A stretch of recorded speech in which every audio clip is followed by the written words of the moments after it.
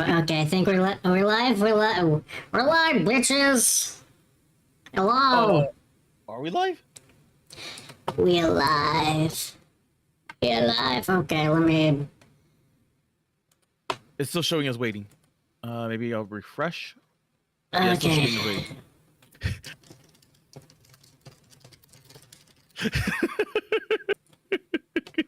What do I have it as? I have low latency, so it should be good. Okay. What do I have it as? Okay. Okay, we're good. We're good. Okay. Okay. Okay, we're 48 minutes late. Sorry about that, everyone. It's BBB Dr. Lollybay, and sometimes time gets a little wonky. Hello, Sizek. Hello, USS Lodi. Hello, JPEZ. Hello, and Sanity Jinx, if you're here. Hello. We're back to ranking PNG characters. I'm with Cara Malone. Say something, Cara Malone. I am here and grateful. We had many tech issues, and I had a sound issue. Yeah. I don't know why every single time it's just cursed. It's every single time. Anyway, so yeah, we're oh god, I had to make this wider, but now I don't have enough room Oh dear God, we're still to show on screen. We're still on the Krita screen. We're still on the Krita screen. I made it wider, but it's still a clusterfuck. I forgot to. I made adjustments, but I forgot to spread it all out, so it's a little wonky. Do you wanna? I don't know. Want to distract him while I adjust this a little bit?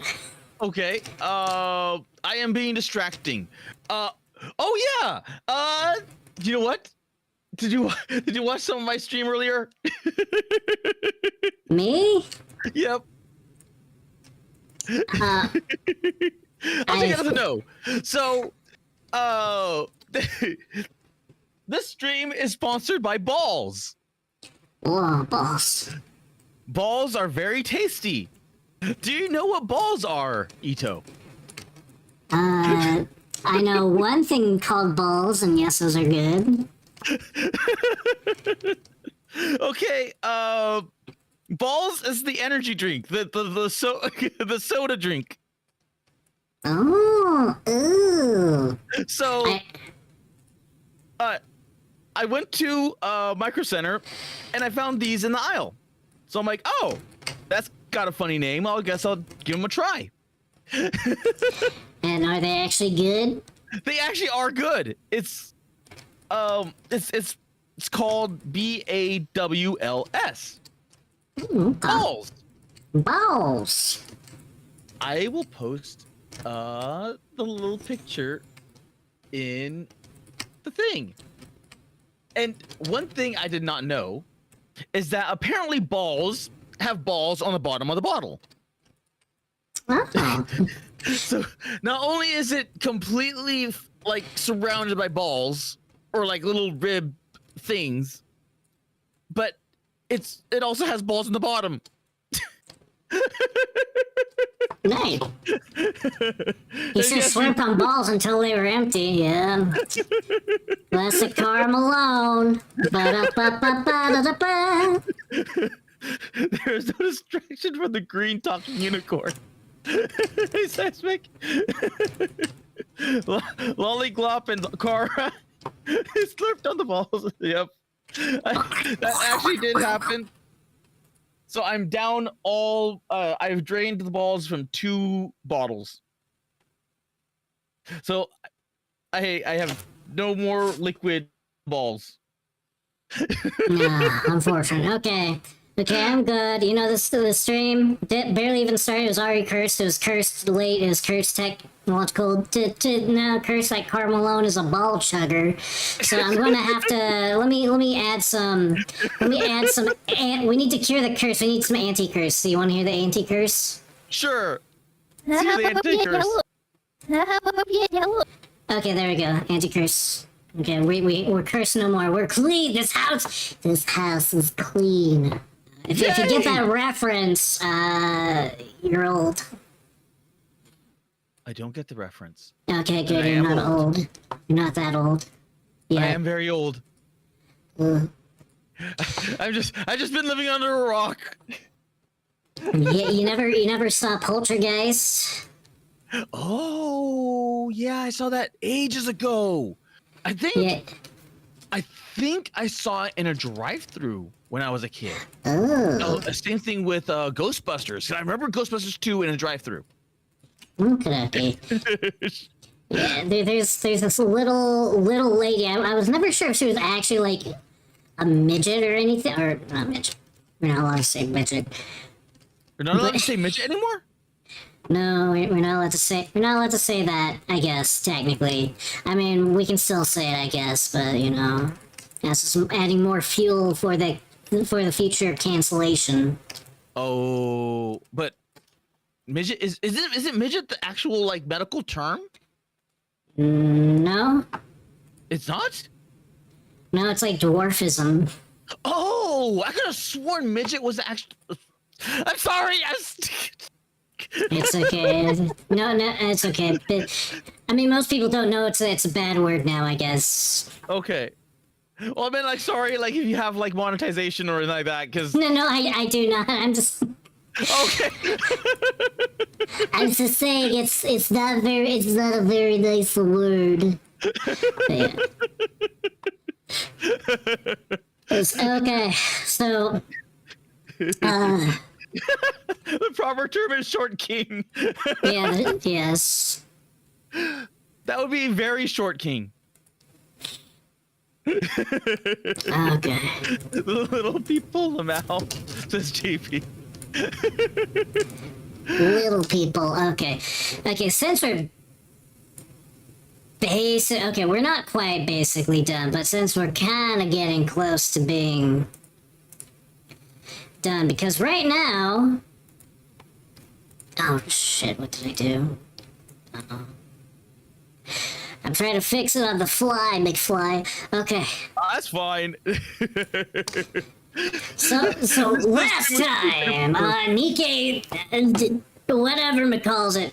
So we're ranking these PNG games from the game Nikkei. You play as the commander, and you have a bunch of like cyborg ladies that have their brains put in robots. You're playing as the commander, where all these Nikkeis want to drain your balls. Yes. Sponsored by balls. Yeah. One of the few gotcha protagonists that canonically gets laid. Yes, very much so. Yeah. Absolutely, entirely, very much so. Yeah, so, where is this? We're good. Okay, we're good. So all the robots are separated into manufacturers, because we're in a dystopian where everything is run by like select corporations, you know, corporatism. Yep. And we got through all of them, but we have the last one we have is Tetra, and Tetra has the most Tetra has a lot. robots by far. Like easily, like a third is just Tetra. For whatever, I don't know why they get so many of the girls, but they do. Probably because that's a good question, actually. That is a very good question because Tetra gets so many. I'm wondering if it's just because they're more geared towards like the favoritism kind of thing. So it's Mustang, and Mustang has a lot more of the love and adoration for his little Nikkeis. Yeah, and I'm wondering. Yes, I know we're in a private Discord now. It's awesome. We were trying to test out why he couldn't hear me, so we were doing it in Raimi real quick to see if that was a problem. But welcome. Welcome, Subsist. After we yelled at you to get the fuck out. But yeah, so okay, and the Tetra robot, they're probably most likely to have their own personality if they don't constantly get factory set. Yeah. And Tetra, most of them, even though all Nikkei are built for like combat. Tetra, a lot of them are in non-combat roles as a kind of like constantly. career, and other ones have like non-combat roles too. But Tetra is very much about like culture and entertain. That's his catchphrase. Entertainment, entertainment. Oh. Oh, I'm good. Oh, Ade. She's Okay, I'm trying to adjust it so it looks right, but I'm having trouble. yeah. You have to do your little stretchy thingies. Yeah, I have to stretch it around. Ugh. Okay, so first we have on art is Ade. I don't think she was out the last time I played. She was But, not. yeah. It was rumored that she was going to be in that event, and then they just kind of did not do anything with her Yeah. during that event. Yeah. So they had 2 other maids during that event, but not her, and Okay, everyone okay. wanted her.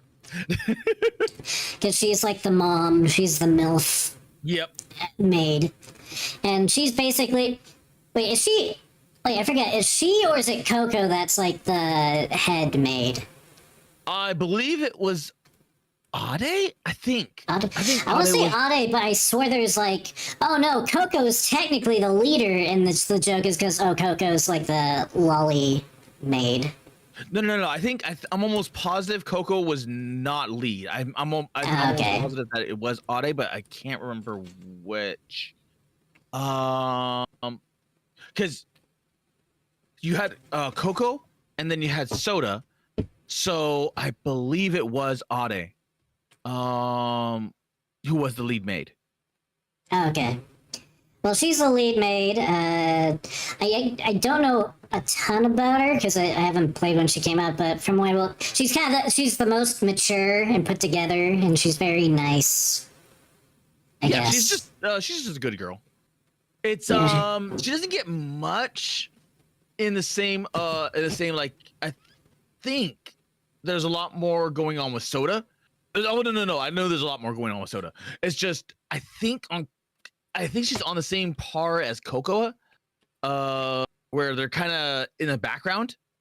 So they do get lore. They do get a lot of lore. It's just it's mostly in events. Mm-hmm. She's made material, yes. And if you get on the bad side of the commit, if you do any funny business, then she'll put you in the Canadia's maid program or something. That's a bad joke. I'm still warming up my brain. I'm coming up. I need to come up with. I need to warm up to get my quips up. But yeah. So she's okay. Yeah, she's pretty lady. She's pretty older lady. But where would I don't know. I like Ade. I kind of wish they did more with her, but I think she's a good solid A. Good solid A. A for Okay. Ade. Yeah, A for Okay. Ade. Okay. Where in Ade? Oh. Because on my side, okay, and just to reiterate how we're ranking this on how much we like them for whatever reason. It could be like they're good for like every reason, like gameplay, story, character design, or maybe if there's like just one thing about me you just absolutely love or hate. But it's basically D tier, absolute garbage for whatever reason. C tier is like below average. They don't do much. They're for whatever reason. B is like average, kind of like good and average. A is like really good, and then S is top tier. It's like yes. I'm trying to- Because on A tier we have like we have a lot have of things here. we have Mast and oh fuck, I forgot her name. Helm and Mast. They're pretty good. We have the 2 orphan twins right here. The sad story. So where would I'd say they're kind of a good place because we both really like these characters. Where would you put them in comparison to them?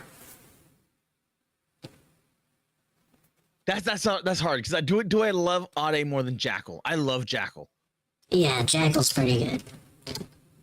Do maybe you like Adult? Do you like her more than Guilty? No, guilty after the summer event got a lot more exposition and story, Okay. especially with Maiden. So Okay. I was like, yeah, but maybe about there. Okay, with that in mind, would you switch around Guilty and Jackal? Or do you think there's... Or do you like Jackal more? They were all in the same event, the summer event. Okay. So, if anything, I'd probably put them side by side. Except Jackal didn't get a swimsuit, only Guilty did. Well, you had Guilty, Viper, a lot of everyone got a swimsuit but Jackal. Let's put it that way. Okay. For that, I'll switch Guilty and Jackal's place just because of that, but... Okay. And...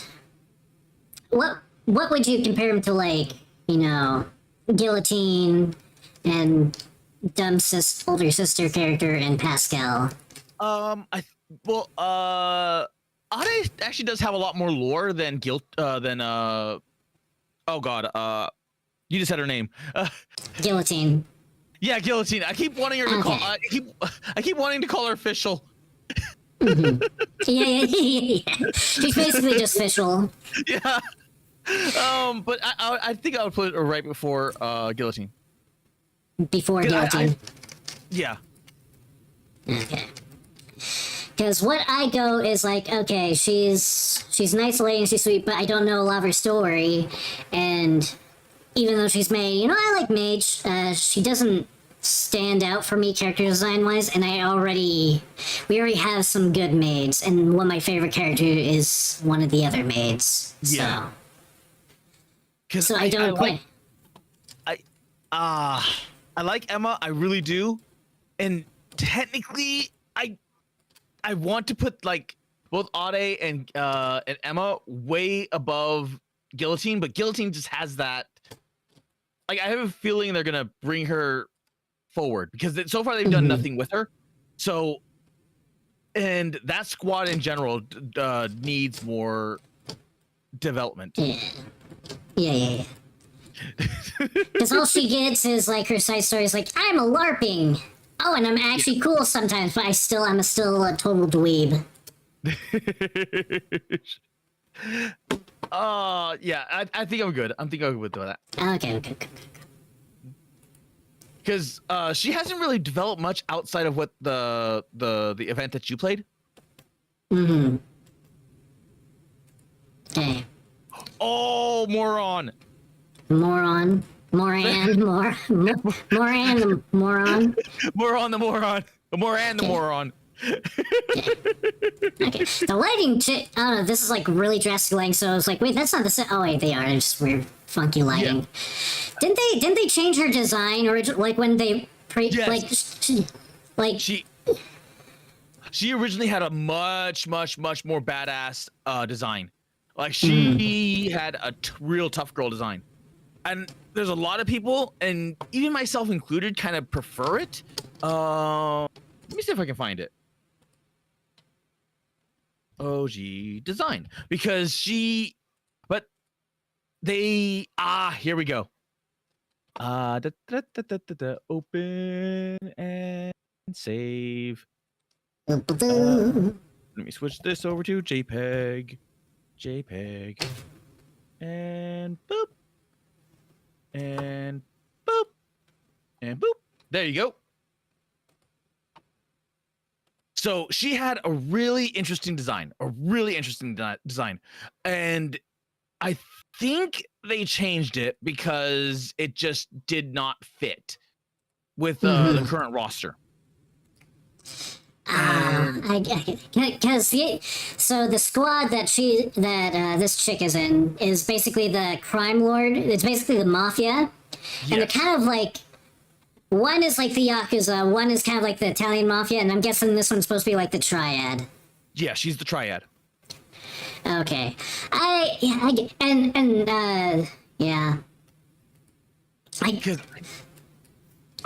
mean, that OG design is just so, because it stands out. It just stands out.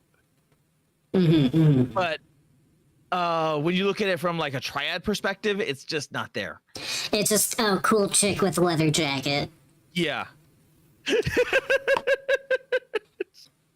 And the other two, their designs kind of more closely go to like kind of traditional like clothing. And we'll see them later, but they're a little bit more traditional what you think of like high class, whatever. And so this one makes sense. This does feel like higher class Chinese triad, whatever. Yeah. Because her character is just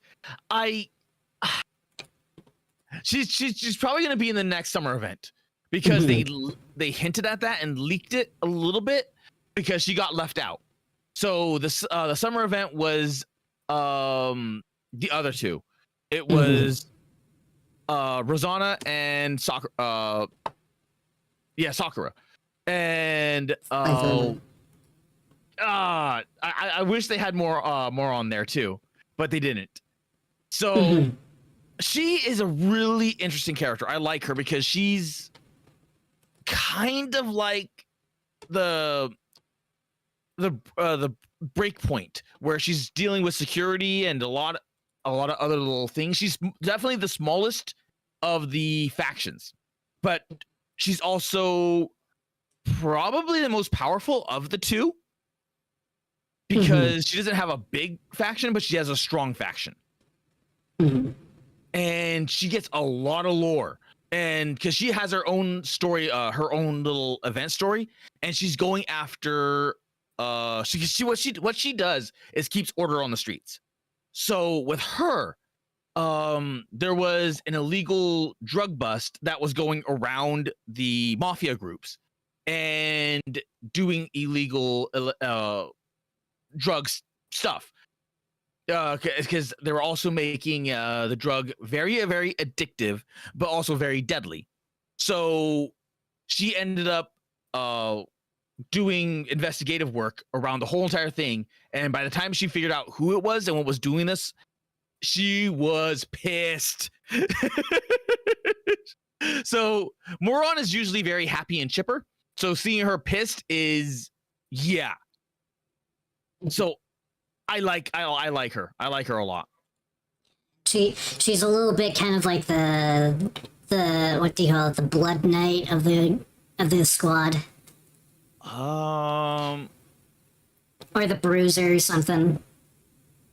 Kinda, because she's very short-sighted and dumb, but at the same time, she's nowhere near as hot-headed as Rosanna. God, because that's oh man, I don't know where to put that. Because I kind of want to put her with the other group. So because this is one of those cases where I think I want to put all three of them together because it just matches, it just fits. What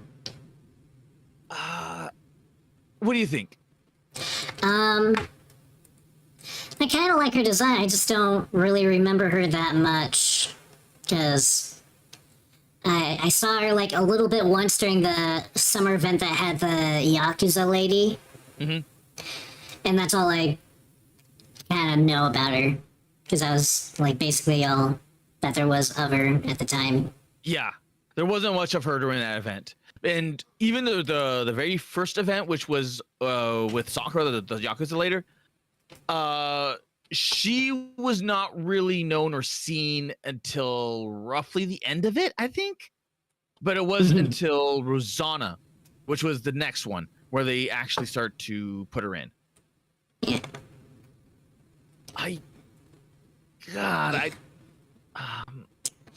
So I will say, oh yeah, it looks fancy, look cool, but for me, it's not like character design wise, it's not my thing.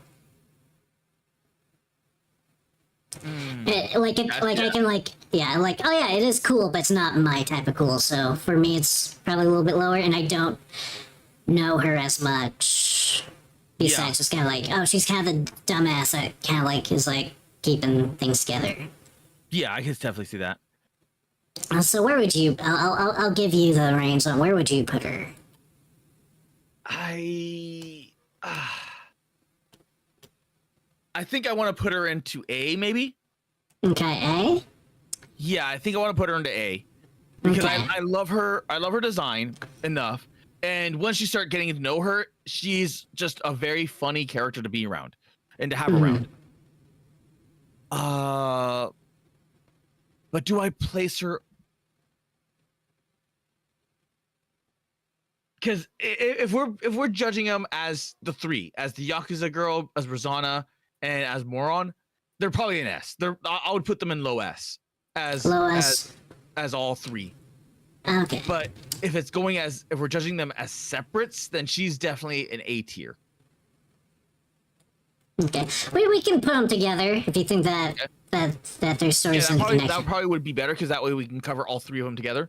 Yeah. Because they tend to fight amongst each other, but not.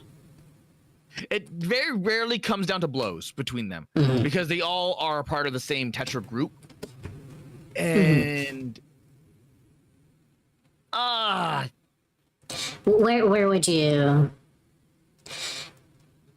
Okay. How about right now we'll put her in bottom S, and then when we get to the other two, we'll reconsider overall. Okay, Just to give... that works. Next up, we have our gamer girl Exia. Exia. Exia, she's part of the security. She's basically a hacker, and she's also a gamer, and she's also a She's the hacker femcel. and the gamer, and the only one to have canonically died. Yeah. Quote. Yeah. It blew all of our minds, let's say. But So she is literally the ghost in the machine at this point. yeah. She's lazy, and she just wants to have friends to be gamers with. And she's kind of lazy. Yeah. She's important to the plot because she's the one that kind of like she does like hacking stuff. Yeah, she tips off the head group, and that's what ends up costing her life. Yeah. Go ahead. Oh no, you go. Oh no, I was gonna say that's what triggered the whole event where they are pissed off at the hit squad because of that. Because they did not play around when it came to her. They knocked down the door and just blew her brains away. They're like, nope, you're hacking, because she was hacking into like some high level government like whatever database. Yep. Like, and so it makes sense why she just gets gatted. But one thing I noticed that she has like a Nintendo Switch in her little satchel. Yeah. Yeah. She also has like chopsticks, which I'm just assuming is like, oh, so she can have like cup of noodles. I'm assuming so. I think with her because she was the very first gamer girl, so I think they just went all in. Yeah, let's just make her just full loser. Yeah. If anything, she has a very Ina design from Hololive. Yeah. And this one's kind of cute. Kind of cute. Yeah, it is cute. Like she has some cute little skins. And I think some of her quotes are just like, "Hot GG noob" and stuff like that. So whether that's a good thing or bad thing, it's up to you. It's up to the user. But I like her. She's a pretty. I like her. She was a pretty. Is that a femcel? Yes, she's a femcel basically. She is a femcel. Yeah, because she just stays in her room, and then the only way that she can like bond with anyone, like, because she's also like one of the types that's like, oh, haha, lol, online and over the phone, mic and stuff and text. But then when you start talking to her in real, she's kind of like, okay, oh. Yeah. Click. And her side story is just like the commander just like playing video games with her, and then she's like, oh, then they playing together, and she's sitting on his lap, and she falls asleep on his lap, and it's like, oh, it's so adorable. She's very one note, but it's a good note. Yeah. So, what do you think?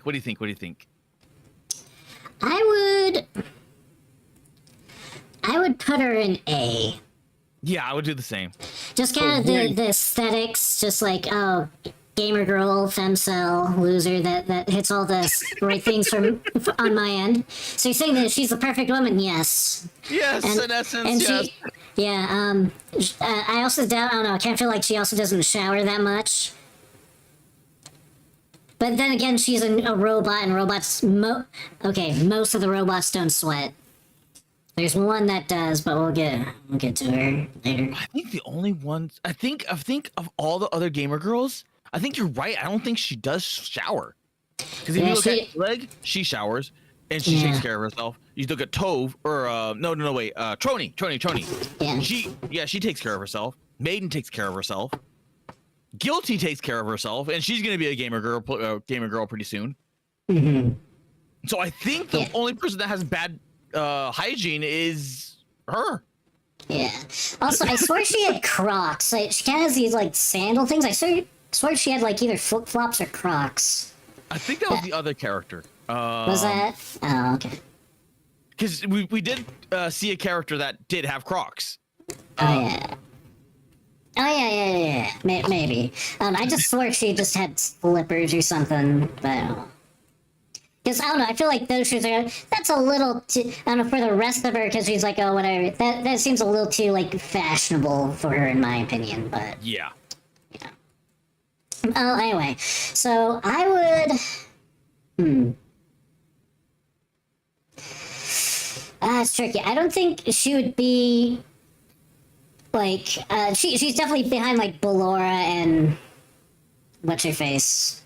The two orphan girls. Ballora and Mika, yeah, thank you. Yeah. And I like her a lot, but I don't know if I feel like she's kind of like in this range, kind of like I where would say so. Polly and Guillotine. Because even though she has a good, solid role in the main story, and she's decently used in side stories and events, she's just like I said, she's just very one note. Yeah, she's one note, and she's also kind of a side character in most of that. She doesn't, and she has like her one character arc in her side story, and it's not like, oh, it's not like it's cute and everything, but it's not nothing amazing. It's just like, oh no, someone stole my high level gear in a video game. Someone stole my gear. I'm going to hack them and dox. she literally just doxes someone because they hacked into her account and like stole her stuff in her MMO game. So I think she's very toxic. She would be. Oh god, what was it called? Was it the Star Citizen or was it? Which is that space game that people were cutting people's power lines for? Is it Not Elite Dangerous. I know what you're talking about. It's not Star Citizen, but it's kind of in the same vein. Yeah, it's just like it's a spreadsheet. I think it's Elite Dangerous. Yeah, it might be Elite Dangerous, but there was like every now and again it gets put on Forbes or whatever. Like this battle was like several $1 billion. Yes, worth Eve. It was Eve. Yes. Yeah, and it's like this company, this one, because you had like guilds that are basically companies. This one company lost like $500,000 because of corporate sabotage. Yeah, she would be she would be buying off both Eve and Trony to like cut the power. Yeah. She would hack you. She would dox you. she would put your full information and your dick size on Kiwi Farms. Oh, okay. Yeah. If you do something like she won't do it like over like really mundane stupid stuff, but if you really piss her off, if you really just fuck with her stuff. Or when in RuneScape there's Venezuelans firing to feed their families. Yeah. Oh my god. Yeah. Oh, that's sad. They just want to. I do feel bad for Venezuelans because they're like, if they're given this opportunity, if it's a really easy way of making money, then I don't blame them for that. But at the same time, like, I also feel bad for like RuneScape players because it's like they're ruining the economy. But then again, RuneScape players already ruined their own economy. But I don't know anything about RuneScape. All I know is the memes to some degree. Yeah. I somehow managed to dodge that bullet. And then I also dodged the League of Legends bullet. So I like Mhm. the character designs. I'm like, I kind of want to get into League, but I'm like, do I really want to do it? Yeah, don't get into MOBAs. They trick you. They try to trick you, but don't get into MOBAs. Okay. So would Exia, would she be ahead or behind Jackal? I like Jackal more. Okay. I love my little sand-eating short stack. Yeah. Like Exia, like yeah, she's fenced up, but Jackal's Jackal though, and she's stupid. Yeah, Jackal's Jackal. She's our favorite. She's our favorite little brainlet. Hello, Cypher. Hello, Trob. Hello, Trop. Hello, Cypher. We're talking about PNG anime women. Why we would I don't know why we'd wife them. I guess. We sex them So, up. yeah, something like that. So, okay, so next up we have our girl, our sweet, also total stupid idiot brainlet. Oh my gosh, she's so Alice. stupid. She's lovably stupid, but she's so stupid. Our Pepto-Bismol rabbit girl. She just. Oh my god! Now I'm not just. Yeah. She's like before Egg, she was probably the most like popular character to like just Plus, is lutify and the- be horny for. not only horny, but she is powerful online. Oh yeah, is she still part of the meta? Yes, because she's. Yes. It still allows you to quick scope like crazy. I mean, Okay. She kind of gets out DPS. Well, no, she does get out DPS'd by Red Hood, but she's still solid because you just go bop, bop, bop, bop, bop, bop, bop, bop, and you can machine gun with her. Yeah. And basically, she does a lot of self-damage buffing, where she can buff her own damage, and then her ultimate's like, I don't need to scope in, I can just pop, instead of having to, because what is it? It auto-charges up her scope, because for snipers, you have to charge it up to increase, like, damage, but her ult just automatically fills that up? Oh, yeah, I think it's her ult that automatically fills that up. Yeah. It's been a while since I've used her because I've switched her out with Red Hood. So she's basically on my secondary team, but I generally never, ever, ever go to my secondary team. Yeah. I'm kind of surprised she only has one other outfit. She has one other outfit, but she did get another outfit, or she did get a secondary character. Oh, okay. That makes sense. Because I was thinking, because she's like really popular, and she was in like I remember one of the popularity polls. She was like in the top 5, I think. Yeah, she's up there. I don't know if she's still up there, but she's still like she would definitely probably still be in the top 10. Yeah. So her lore, her squad, they're up in the wastelands of the cold Antarctic or whatever, and they're basically search and rescue. She has the ability where she can like increase her body heat, and so she's like, emergent, I'm going to keep you warm if you're going frostbitten. And basically, they're just kind of abandoned up there, aren't they? They're just like, okay, just stay up there and just rescue anyone that wanders up there for no reason. They're not really abandoned. They do wander.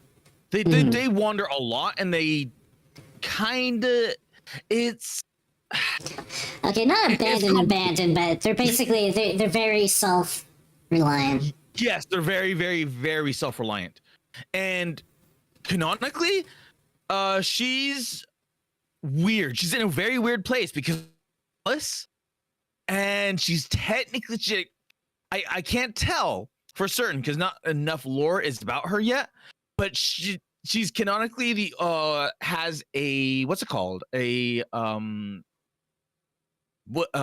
lore, like a myth lore name, but she's not a pilgrim. Yeah. So so her personality is idiot, brainlet. She's also like super delusional because she sees everything in kind of like a fairy tale land. She thinks she's kind of like Alice from Alice in Wonderland. And there's like the magic bunny, the white rabbit, the magic bunny she wants to be friends with, and you know. And And her primary goal is like to protect, whatever Nikkei that wander up into the Antarctic for one reason or another. But she's also like she's trying to hunt down the what is it, the White Queen or what? I believe so. Yeah, I can't remember. It's like the White Queen or Evil Queen, who's like one of the big bad bosses that's constantly hinted at through the story. The irony of that. Irony? Oh, okay. Well, I haven't gotten there yet. I don't think so. No. It's just that once you figure out like who the queen is, the irony of that. Okay. So yeah, she's really good. Good. I think good design. Yeah, I like her design. Yeah. She's cute. Really good gameplay. She doesn't have a ton of like you said. She doesn't have a ton of story. She's part of the main story, but she's only kind of like a little bit a part of it. And it's mostly hinting at something bigger, but it's like possible like, oh, she'll come back and be important. Yeah. So when it comes to her, she gets really interesting story when it comes to events, but most of it is revolving around someone else, like Ludmilla. Which we will be covering soon. But where would you place her? Okay, it's kind of hard because part of me wants to place her kind of like here, kind of like S tier, obviously. Yeah, I'm the same way, S tier, but where? And I'm where, because part of me is like, oh yeah, I'd put her kind of like up here, just because of like her character design and just like her personality and just like oh, she's really good. Even though she doesn't have as much like depth as all these other losers behind us, she's like just I don't know. She's all just a good design overall. But part of me is like I don't wanna. Because at the same time, it's like oh yeah, I probably like her more than like Egg and stuff. But do I like her more than not Liberty? Hatsune Miku right here. Yeah. Not Rabbit. Because Privity has so much. She gets so much lore and so much background, and just Privity's just a good girl. Yeah, and she's involved in everything. Yeah, so, yeah, she is. Maybe behind Privity. Okay. Like right before Maiden. Yeah. Do you like her more than Helm, though? I do. You do? Okay. I like Helm, but I think her story is more or less complete. Because after the first or second summer event, when she finally gets to pilot her vessel, like that basically summed up her whole entire story. But yeah, Alice has so much more room to grow. Okay. Okay. Okay, well, let's get the next few. Oh, we got her. We don't need to talk about her. Okay, next we have Sugar. Sugar! And my Firefox isn't very happy with me right now. Uh-oh, it's slowing down. Okay, let me get rid of some of these. I think I put too much. Okay. How is Firefox? Good. I like it. I like it better than Chrome, so... I use Brave. Use Brave. Okay, so we have Sugar. She's the baddie. She has a motorcycle and she likes going fast. She was one of the key pivotal characters with the shotgun team. And she looks like a tough girl, but she is very well, she is tough, but she's very like she's got that Gap Moe. She's goofy and she loves her sugar. Like she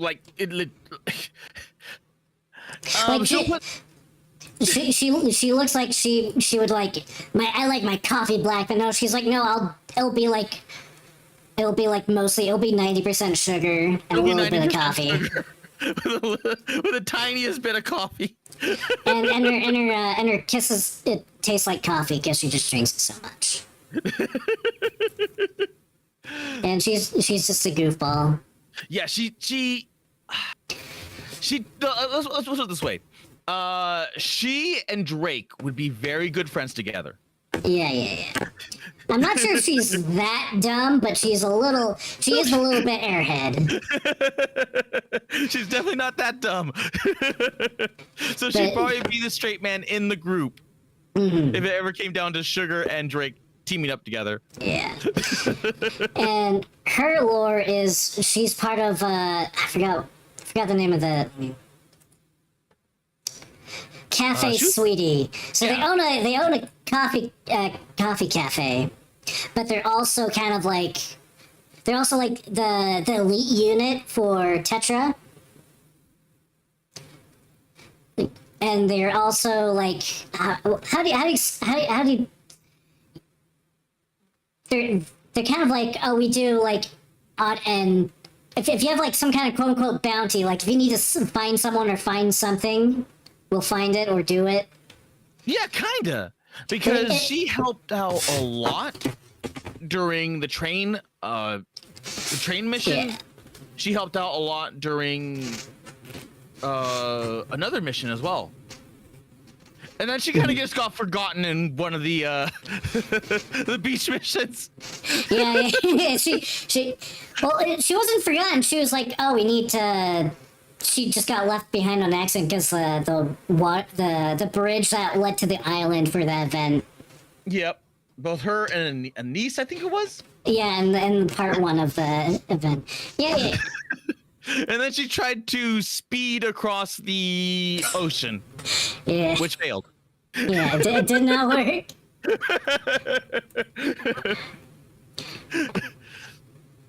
Yeah. I like her. I like her a lot because I think I pulled her pretty early as well, and she helped me out so much. Yeah, she. I remember her being like a really good like. I don't know if she was as good as Drake, but I remember her being like really good in shotgun, like when I had my shotgun groups. And she, yeah. I would say she's a strong A. What do you say? Yeah, I would say A as well. Where would you put her though? Maybe around the same area as Polly. Polly. Okay. Yeah. Because that I feel like that's good. Yeah, I think that's good. Yeah. Because I love Sugar. I love Sugar to death. But do I love any other character? What are your opinions? I think that's a good place. She's a fun character. She's fairly popular. She gets like a lot of she has several skins. Yeah, it's like a really cool model.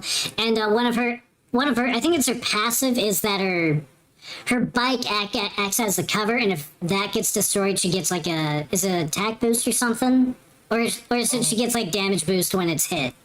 It's either a damage boost or was it an ammo boost? It was something. Oh, she gets. Oh yeah. I knew it. Reload speed, ammunition capacity, and attack speed and hit rate. Yeah. So basically, she can shoot a lot. she shoots a lot. Yeah. Which is actually really good for shotgun teams because the less time you have to reload, the better. Yeah. Okay. That's good. Okay. Next we have our partner in crime. Prima, she's sleepy girl. She's very sleepy. She just wants to nap. That's all you need to know about her. She does get her. She is part of the beach event, and she's like, and she's just like, "Ha, I'm sleepy." But don't let that fool you, because she's a little bit of a badass if you wake her, if she gets a little too cranked, I guess. And she's part of the same group. She's part of the same group, right? She is part of the same group. Yes. Yeah. The Part of the cafe same people. cafe. Yes. And I always felt like she was kind of the leader a little bit. I don't know if that's true, but I felt, I don't know, it's like, oh, she's kind of the one that calls the shots in the end. No, I think she was. I think she was, because that's why she's always sleepy, because she actually does take on a lot of her responsibilities when it comes to her, what's it called? So I think she was the leader, or is the leader. But she's a funny character. I love her. They just, especially in the early days, they just placed her everywhere, because she's just like generally good to have, because she's the joke. She's ended up becoming almost like Flanderized at this point, where it's just like, hey, it's Sleepy Girl. Like, here she is at the beach sleeping. Here she is at the casino sleeping.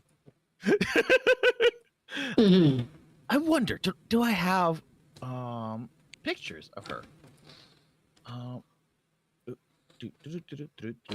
Because I remember her sleeping in one of the screenshots during the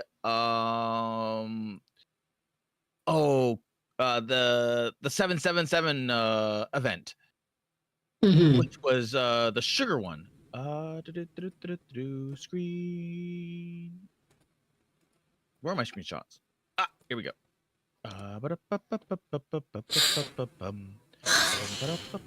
Hello, Squid. I know you're late. Hello, late. I am mid. I'm lollygay. Ooh. Where is my little Freema? Where are you? Where are you? I took way too many pictures. Okay. Oh God, why did I take so many pictures? Here we go.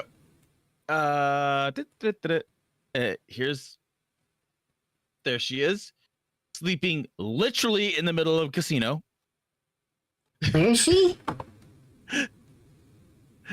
Oh, she's right there. Yeah. She's in a little she's just in her caterpillar sleeping bag. Yeah. And she actually moves. She's like roll. Like she's like all the noise from the casino is slightly waking her up, but then she just kind of tosses and turns and then goes back to sleep again. I think there's a little animation of her somewhere online. So she fits so well in everything, because she's become so Flanderized at this point that even in areas that you don't expect her to be in, she's just there. Yeah. So what do you where think?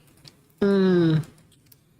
So I do think, like, I do like her a lot because she's really funny. But at the same time, she's kind of one note a bit. I don't remember her character story all that much. Yeah, there isn't really much there. I think at this point she's just so Flanderized that most people just forget who and what she is, and they're just like, oh, the Sleepy Girl. Yeah. Sandy Jinx, I wish I could sleep like that. Yeah. I used to be able to sleep like that. I used to be one of those weirdos that, like, oh, it's just a bench in the middle of nowhere. I'll just sleep on it in the middle of the day. Why? Oh, just because. Oh, there's a table? Okay, it's not on the grass. Okay, that's good enough. Yeah, I don't know. I like her. I don't know. It's kind of weird. So, when I think of Nikkei, she's not one I think of very often. Okay, but when I do remember her, it's like, oh yeah, her. Ha, she's funny. Yeah, it's usually fond memories of her, but when you're thinking of Nikkei as a whole, you're like, she doesn't immediately pop out to you. Yeah. And I think excuse me. I'm getting very in character. I'm very getting from a pill right now. I don't know if I would put her on, like, A, but I think, like, bottom A. Because I do like her, but I don't know, at the same time, I don't know. Yeah, you know what? I'd go with that. I'd definitely go with that. Because I could see that. I could definitely see that. Because she has more going on than these characters for definitely the has. most part. Yeah. But at the same time, she's just kind of she's just the meme, and it's a good meme. Yeah. But she's just kind of. Oh my gosh, there. At this point, she's kind of become the Where's Waldo. So Yeah. you're like, oh, where is she this time? Because she's going to be, or she's going to show up in an event. You just don't know where or when. Okay. Okay, we're skipping over the married the doctor because we put her together with Pepper. Oh yeah. We did. Because that just seems right to put them together. Yeah. Okay. Next we have Ludmilla. Ludmilla, or AKA Ludmilla. Ludmilla. Yeah. So she's in the same squad as Alice. Alice. And she enables her delusions. You're not supposed to do that. If someone's delusional and schizophrenic, you're not supposed to enable it, but she enables it. And she's like the white queen or whatever that's like She is. Yeah. She's she's like the good queen that's like friends with her and she larps with her. But she's also there to kind of like, oh yeah, hey, I'm here to just rescue Nikkei. Yeah. Nikkei Wood. She's very, very hot. She's one of the earlier characters, right? She is one of the early characters, and people loved her. In the early stages, she was up there with like S tier because they didn't know how to play the game. But she is such a well-designed character. Like everything about her is just so well designed. Like you can see the painting lines, you can see just so much. Like so, you look at her. Yeah, there's like a little bit of thigh squish. Yeah, everything moves, everything jiggles. Her little plume, and she's such a well-designed character. So even if like you get her, you're not gonna turn her down because she's just that pretty. Mm-hmm. But this version of her, there's the hot spring version of her, which is easily S tier. Mm-hmm. But Ludmilla, this version is shit. She's just horrible. Yeah. But Ludmilla as a whole, she's a wonderful character. She's an absolutely wonderful character, and I love her for it. It sounds like you like her a lot more than I do. I think she's, I don't know, if it was just like back in like really early days, like, oh yeah, I'd rank her really high because I'm like, oh yeah, she's pretty and she has a nice uniform. But now, I don't know, dude, compared to a lot of other characters, like character design wise, she's like, oh, there's other big, like she's not unique because it's like, oh, Tsar, Russian lady. Yeah. But I feel like there's better character designs now, more interesting story, better gameplay. Yes. And I feel like she kind of became forgotten a little bit. She, this version of her, yes, like you're just not really going to see much of her. But but ever since the Hot Spring event with Winter Ludmilla or Hot Spring Ludmilla, she ends up going to the S tier. But this version of her, I would say maybe A, maybe the top of B. Yeah, I would say B. And I would disagree. Okay, I'll say top. Wait, no, wrong picture. Wrong picture! No! We need the little face. We need the little face one. Just zoom in on her ass. Yeah. So I'll put it up at kind of like top A. I would actually put her below. Like, I would put her above, like, the other. This chick right here. Actually, I don't know. I actually put, like, Ether above her, personally. I mean, I can see that, yeah. Because I just, like... Because Ether's just like, oh, she's just so evil, and I just like her design. Just more. But, you had to, I kind of wish you played the Hot Spring event, because it's just... That event was legitimately wholesome, and that's how you get the two, like that's why I place Belorda and Mika so high, is because of that one hot spring event, and because of that, it's why I love the hot spring Ludmilla. Okay. But this one, yeah, this one is just, she's so basic. I think it's like, yeah, in B. Yeah. Where would you put her in B? Would you put her in front of like Anchor, for example? I like Anchor a lot. I really do like Anchor. Okay. No, I think you're right. I think put her in right behind Ether. Yeah. Because I really like Anchor, and Anchor is the solid anchor of B. Like if I had to choose other people or characters, I'm like in that basic spot, in that pure basic middle of the line, like Anchor is holding it. Hello, YouTube gameplay of games posted on YouTube. Smiley face. What the fuck? How many PNG women are there? I don't know any of these women. There's a few. This is, and I would say this is actually not, compared to like other gacha games, this is actually not a ton. I mean, there is a ton.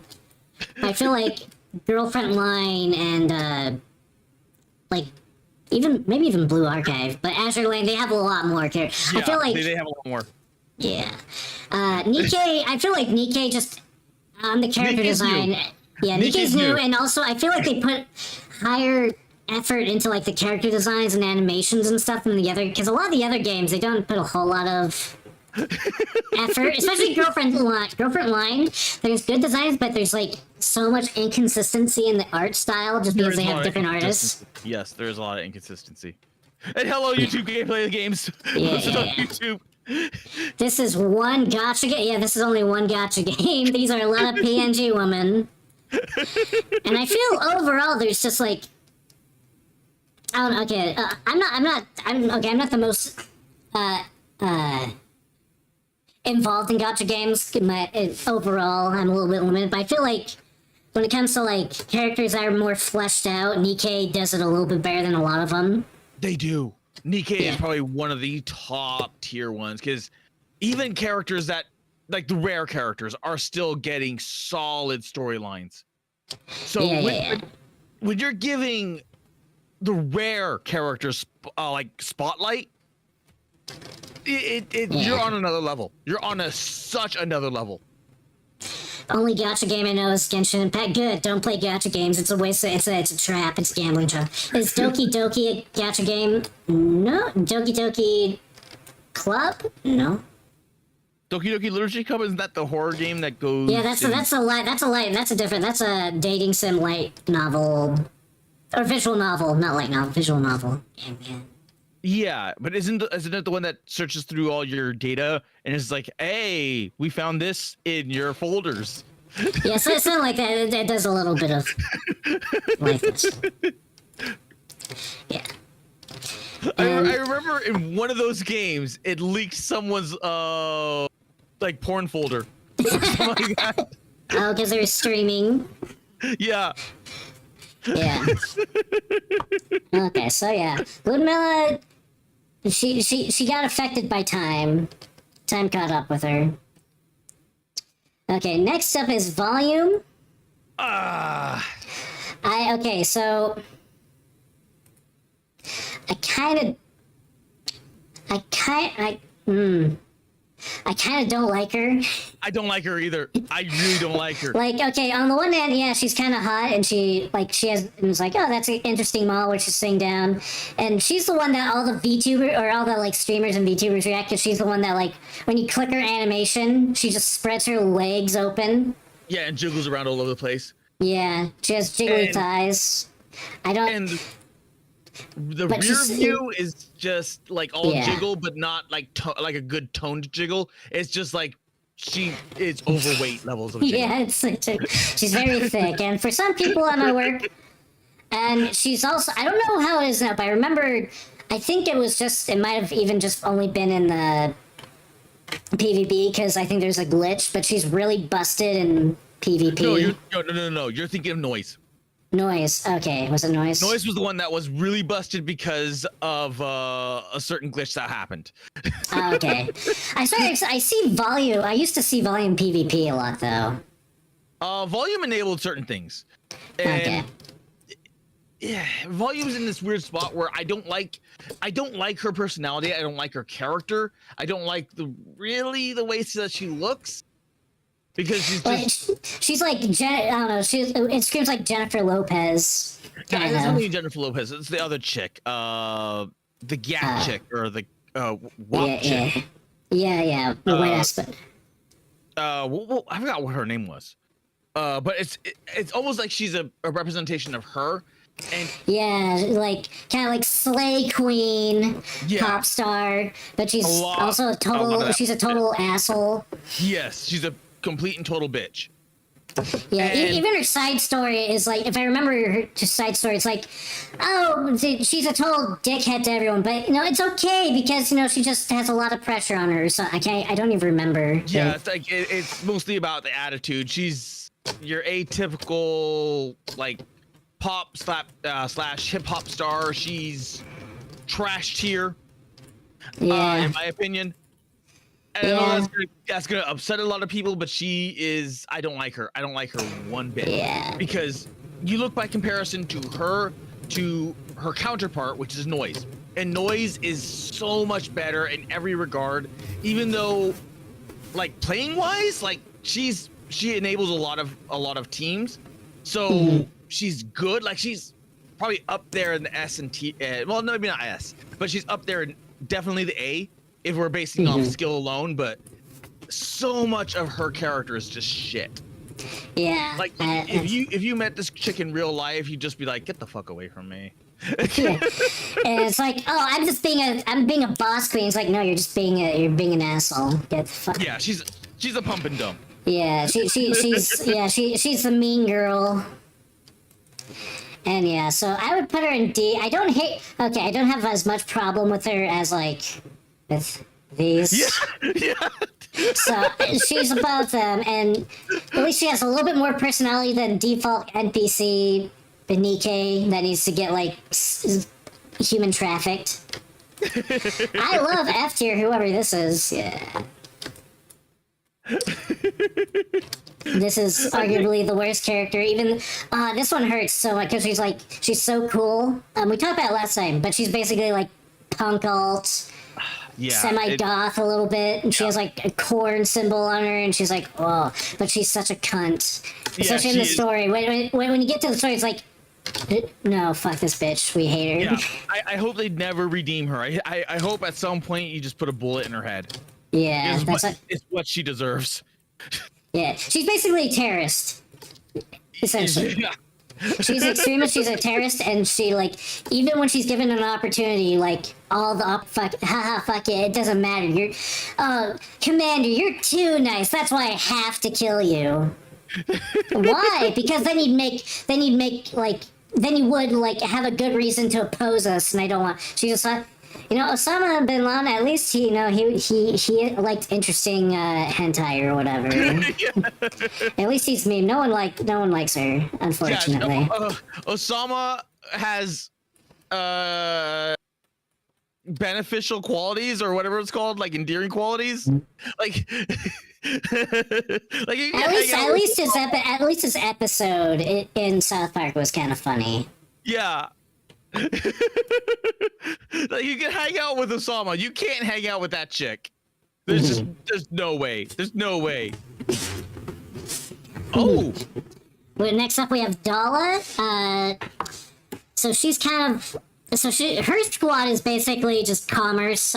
What's it called? She stalks. She stalks and Talatum. Yeah, Talatum. And they're basically the commercial district. They're a lot about like shopping and merchandising, and she's into stocks. Yeah, she's a security agent essentially.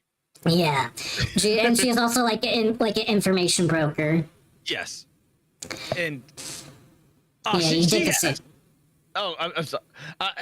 She has such an interesting backstory. It's like she has such interesting hobbies, where it's just like, oh yeah, I found out this and this and this. Like, and it even blew soccer away. She's like, how in the hell do you know this thing? Like, oh, I just like it because it's a hobby. Like, so she has such a, I love her character because she just comes out of nowhere with like weird facts all over the place. because as you say, like she's an information broker, and you just give her time, and she can find anything out. If I ever make a character, I'm just going to make some normal ass dude. Yeah. And so going back to our very first episode, we talked about the Chainsaw Man characters because they had an event that had Chainsaw Men. It was a very bad event, and it had very bad characters and stories. And we're talking about, oh yeah, alone the character designs in that show I think are pretty good, but when you compare it to everyone else in this game, it's like, and I feel like Doll is the example of like how to do like kind of the Knead Up and Tie, but do it the Nikkei version and have it like look good and stand out. Exactly. Because it is like casual, but it's fantasy and it has like a lot of cool stuff in it. So I think it does like the suit better. Yeah, but there lies the problem. Is that if you look at Dola, and then look at God, what was her face? From Chainsaw Man. Himara. Yeah. Himaru, whatever. I know that's gonna piss off a lot of Chainsaw Man fans, but I think I know that Dala is just better. Yeah. Because she looks better, she fits the role better. It's just she has that Hitman vibe. Yeah. She's not a Hitman, by the way. I'm pretty sure. No. Well, she can be. Oh, she can be? Okay. Because she can be. I don't think I ever did her. I think I have her unlocked, but I don't think I ever did her side story, so I don't remember her that much outside of like side events and kind of that little bit with the main story when you're trying to find the whatever material.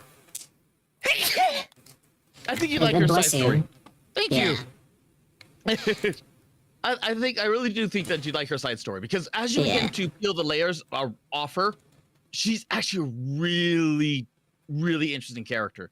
And she, like, you look at this whole professionalism and you find out that she has a snarky, like deadpan snarky side to her.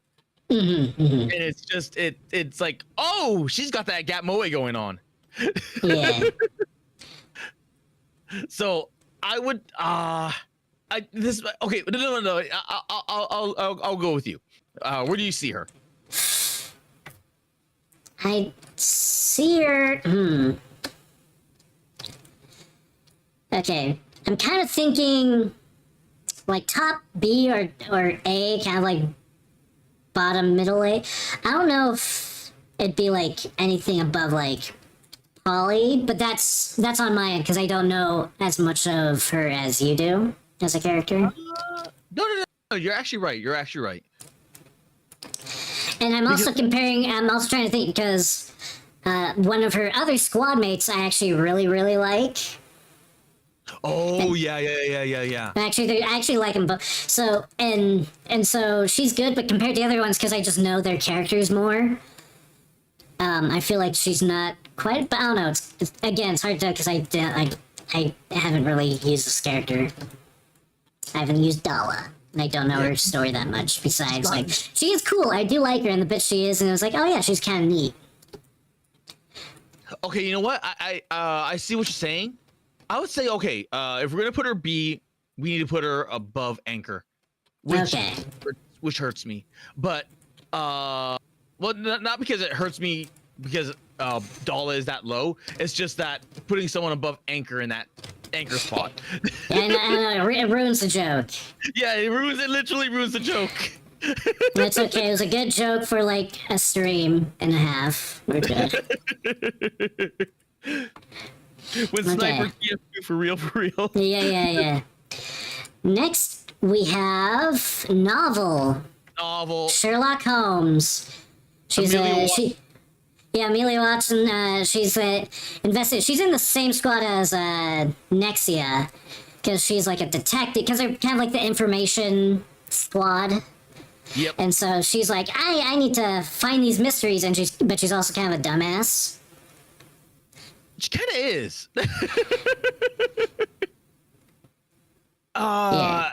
I have her, and this is another thing. It's like, oh, I have her, but I don't think I paid attention to her story. She's cute. It's just, I mean, she's popular because she has 3 outfits. yeah, she's here's the thing is that she doesn't get much story, but she is popular. Because when Hmm. people see her, they're thinking probably Amelia Watson. Yeah, or And something. yeah. So I mean, how could you not like that? How do you not like Pen Mustache?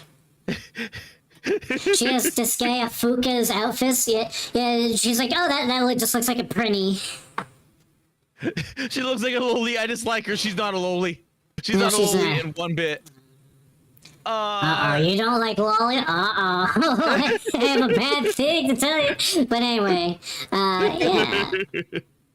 uh, because here's the thing: is that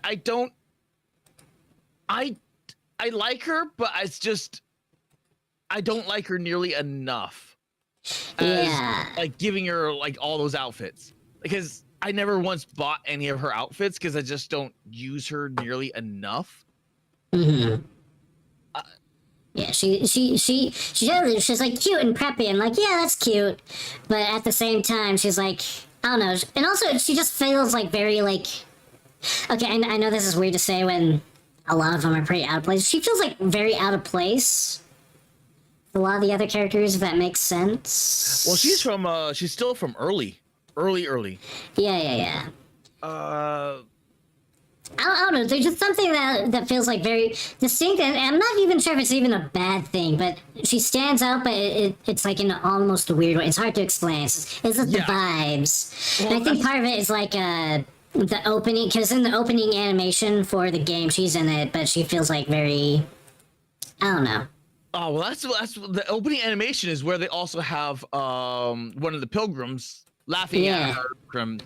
And that's funny, and that's funny. I don't It's know. funny, but it is out of place because even that pilgrim is out of place because they should never be Yeah. interacting with one another. Yeah, okay, that's weird just because it's like mismatched, because they're all from different squads, so they all have a Yeah. little bit different aesthetics. I don't know.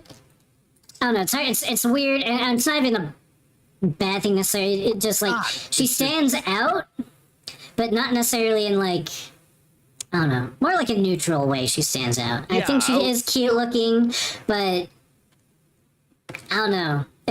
Something about it just doesn't quite click compared to like the other characters. Yeah, because she's very early on and they didn't know where to put her because she's a lighthearted, goofy character. Because theoretically, they could, if she was a much more serious character, she could have been up there with D. And D as in the character D. For those that know, that don't know, but she's so lighthearted that she ends up getting put in with Polly in that group. So it's just she's in this weird limbo where you kind of don't know where to put her, or Nikkei doesn't know what they want to do with her. So I'd probably put her in B. You say B? I was going to say C. Oh, okay. Because again, I don't know her character as much, and she shows up every once in a while, but not nearly as much as like some of the other characters in like sites. So she's like every once in a while, oh yeah, it's her. If we put her in C, it has to be the top of C because she still has story, and she's been featured in events, or not many events, but events. But is she better than Anchor though?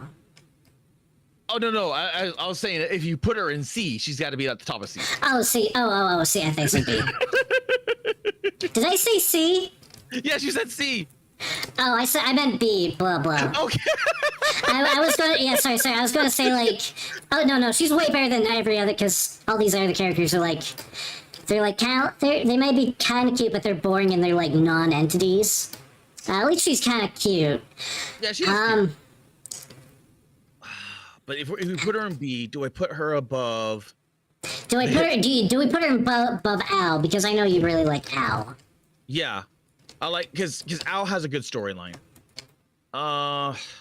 Would you put her behind Al? I'm looking at it from the hit squad as well, the tactical squad.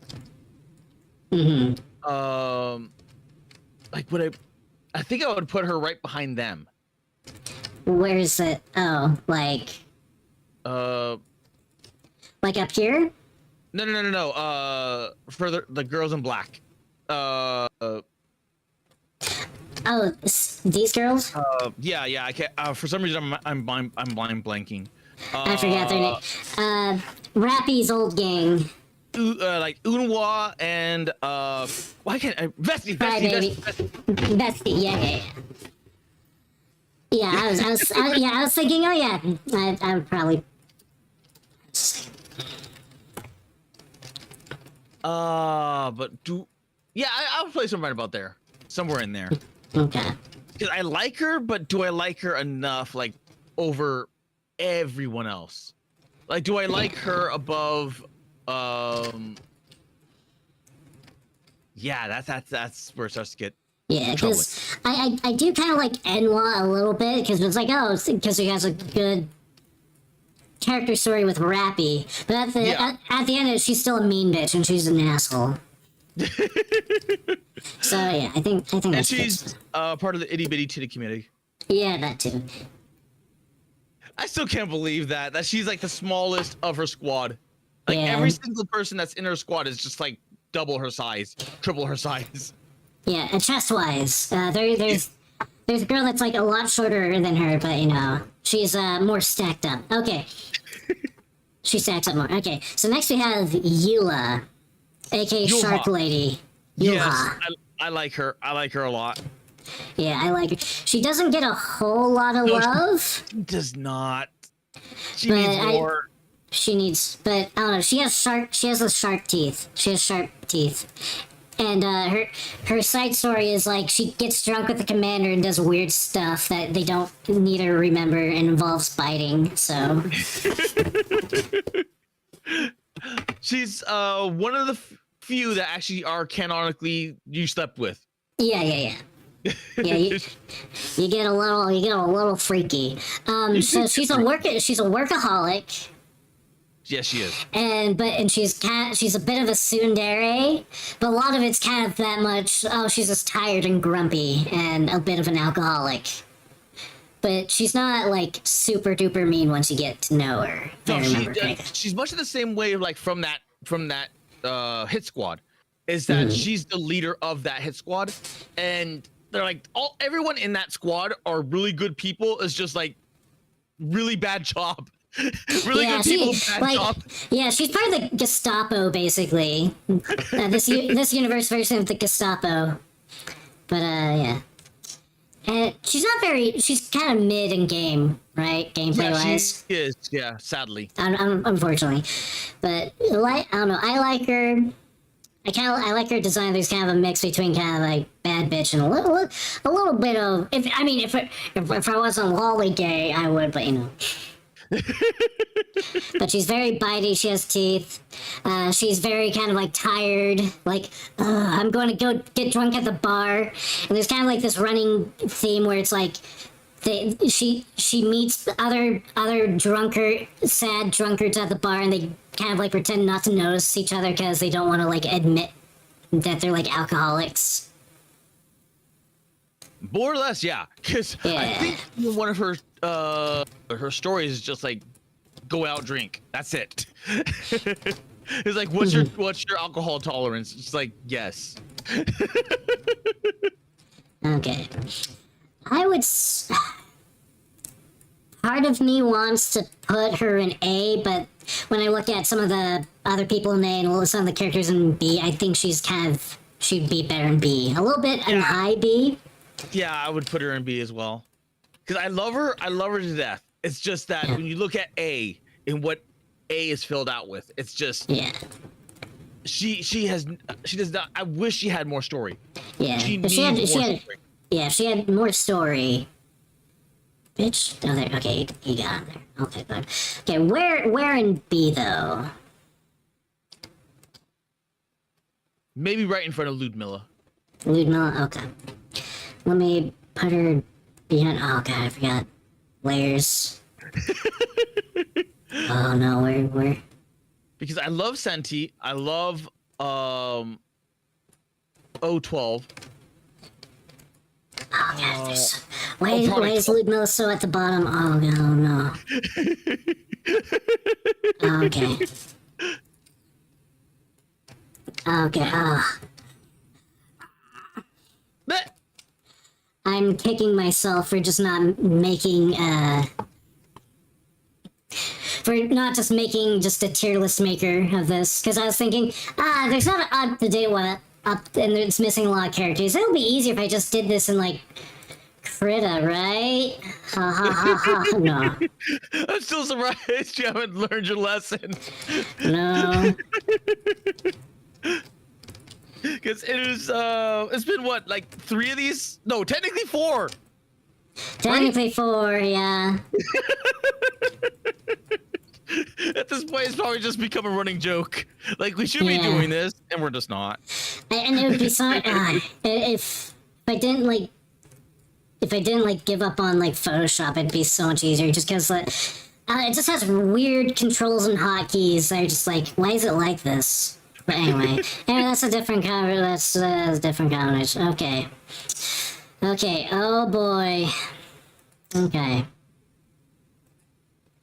We have this girl, Folkwang. Oh, yeah. I don't know about you, but for me, she is D tier. I don't. On the one hand, okay, like, on the one hand, okay, her character art design, not too bad, you know, not too terrible. And she gets, like, oh, looks like she got a cute, like, bunny girl design, and so it looks a lot better. But well, she's a she's a fetish character, and it's a fetish I hate, specifically. Because her whole gimmick, her whole character is... Oh my gosh, I'm so hot all the time, and I'm sweating a lot. And I'm just so sweaty and moist and gross and steamy. It's like, ugh. That's literally her entire character. That's her entire side character story. And she's just there for that fetish, and it disgusts me. Okay, so she's just like a negative fetish for you. Yes, and you know, if you're like if you're into that, okay. I just find that it's not what I'm into, and it's like she's really boring otherwise, and she's not very good game wise. Yeah, she had decent character development in the Bunny Girl event, so that's why she's in the Bunny Girl, and that's where you find out that the little buzzer is a vibrator, because it actually does buzz.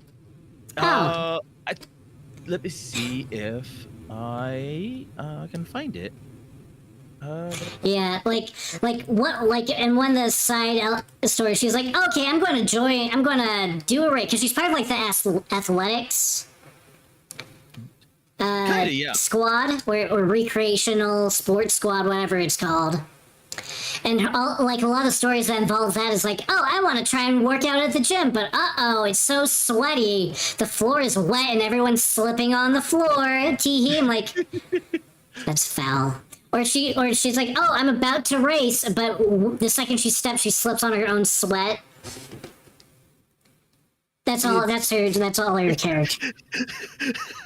That's all it is. It's disgusting. Fucking disgusting. But what about you? We talked about me. What about you? I like her from the event. I like her a lot from the event, but I can definitely see why you're putting her in the negative. But like, I kind of want to split the difference on that, because I think she's a solid B. Solid B. Yeah. Because she's not necessarily bad, but at the same time, I can definitely see why people are not necessarily vibing with her. But I could, because if you want to put her in D, I think maybe we should split the difference into C. Into C? Okay. Yeah. And... Oh, wait, wrong one. Wrong one, Rich. Boop. There you go. You get to see the little vibration. Oh, that one. Yes. Okay. Can I even show? You know what? Fuck it. We'll show it. But they advertise it too. It's not even hidden. It's just advertised. No, it's and, not. oh, she's so greasy, wet, and like ugh. Yeah, like ugh. If you go to the actual Twitter, like the actual Twitter, you have the animation. Oh. You get to see it vibrate. Oh, great. And I'm going to guess the lore. It's like, oh, it's like a monitor of some kind, or body heat regulator or something. Vibrations. Yeah, okay. It's not a heat regulator. It's just a straight up like vibrator. It's straight up vibrator. Okay. I'll put her in. I don't know. I would put her at the top of C. Okay. Because okay. if she's gonna be a negative thing for you, then I'm like, okay, you know what? I can't really argue the point of her putting her higher. Mm-hmm. Because I have to put you into effect as well. Like, yes, it's the only heirloom she has from her mother's side of the family. That's depressing. Like, if I'm just gonna be like, no, like put this person in S. I'm not gonna do that for Folk Wong. Okay, next we have Rupee. Rupee is S. Rupee is S. Rupee is Gyaru. S. Yeah. She just wants to be your boyfriend, and she wants you to go shopping with her, and she's also one of the characters you canonically bang too. Yes, and she is pretty much in every event that revolves around shopping, gifting, holidays. She has so many skins and so many alts that it's just, yeah, there's a reason why she's so popular. She was canonically the first one to have the $60 skin. Yeah, she wants to be the boy. I'm sorry, Squid. I have to tell you, F to M. I'm sorry. But no. Yeah, she's like, she calls you like darling and stuff, and she's ditzy. But it's like, the only thing that would make her better if she had a tan. If she had a tan and went full Gyaru that way. Yeah, but she's not. She's like, no. She's the other form of Gyaru. She's the Shibuya. God, I can't remember which style of Gyaru, but it's the one without the tan. Yeah. I don't know, I think it'd be better with a tan, but you know, that's just me. No, she's not a man. And no, she's not a gold digger. In fact, it's the reverse. She is a influencer who's really rich but bad with her money. Really bad with her money. Okay, Squid. Do you see anything? I know tucking is a thing, but I don't know. I feel like I don't know. She is kind of tucking her thighs in, so maybe that. You know, you might be onto something, Squid. but no. But she's just simply she's just a shopaholic, and normally I kind of not like that kind of character because it's just kind of like. But I don't know. She's just very sweet. She is like. You wouldn't expect her, or you wouldn't expect that from her. And she's very, like, she helps out so many other people with anything. Like, she has fun with collabs and doing everything. Like, she is so pivotal in so many different little side events, especially during the Christmas event with your favorite, one of your favorite girls. Yeah. And that was with the ice fairy one. So she honestly, despite her being a complete and total bimbo ditz, she drives stories forward because she just is that bundle of energy. Hey, she's a dumb bimbo ditz, but with a heart of gold. Yes. And she has gold everything. Yeah. Ironically enough. When she clicks her phone, gold comes out. She has gold, unironically, a gold weapon. I don't know if it doesn't show up that well in this. And her we love whores. Yes, we do. And her ultimate is just like isn't it just raining coins? It rains coins. It rains coins, and she's like, "Party time, woo!" So yeah, I would. Did we say S tier? I would say S tier, yeah. Where would you put her S tier wise? I would put on I would honestly put her in front of the Mattis squad. So which one? Mattis. The Mattis? Yeah, the hero squad. I don't know. I don't know if I would put her up at that. Okay, so you would put her. Because that would mean she'd be above Privity and above this helm, and I don't think. I personally don't think they. Oh, and also like leader, it'd be like also above leader. And I see what you're saying. Because now you have to put it between leader and yeah. Maybe right behind Privity. right behind. Okay, fair. Because I would say A for me myself. Heart. Yeah. And it'd be kind of, I don't know. It might be a little controversial to put her in front of Alice, but I think I do kind of like her a little bit more than Alice. Well, she has a lot more story than Alice. She has more story, yeah. Alice is just kind of like funny there and kind of Coomer bait. Yeah. But Rupee has more. Yeah. Like, 'cause if you were to put her into a story and Alice in the same story, Rupee is going to push the story more than Alice does. Even though Alice is just a heavy hitter. And this and then we have Winter, Shopper, Doubt, Rupee. I mean, if I squint, she looks like a Wii remote. Yeah. Okay, there's Okay, so this is this is like one of the big early events that involves one of Annie, our good girl Annie, right here. I didn't play that event, and I still need to go see it. It's a good event. I heard it was good things. But as it is, I actually don't like this outfit nearly as much as her base one. Yeah, the base out one, especially the bunny outfit, is so much better.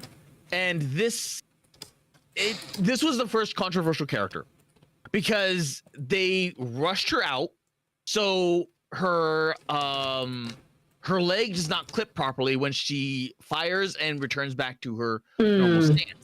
Because this was still during the age where they were censoring everything, so she got censored like 2 or 3 times, got decensored once, and as a direct result, there are issues with her model. Even to this day, people are just on the fence on whether or not you should pull for her. Yeah, and she just going by like character design wise, she just feels like a completely different character. And I get that it's like very, but compared to like everyone else's like alternate, because there's like other characters that have like alternate outfit that's like their own character, but they still look like that character. She almost doesn't even look like the same character. Well, she is once you see her moving around and seeing her as a bundle of joy. Oh, okay. But I'm not necessarily saying that's a bad thing. I'm just saying it's like. Yeah, okay, I know what you're saying. Because I'm not like familiar with it, so if you're just looking for me from my perspective, when so like. Okay, the same character, but then you look at their character design. It doesn't. It just there's a little disassociation. I don't see the same character in this design. I don't know how to explain this, but it's the first character, like the first alt, that is actually worse than the original, and usually that's not the case.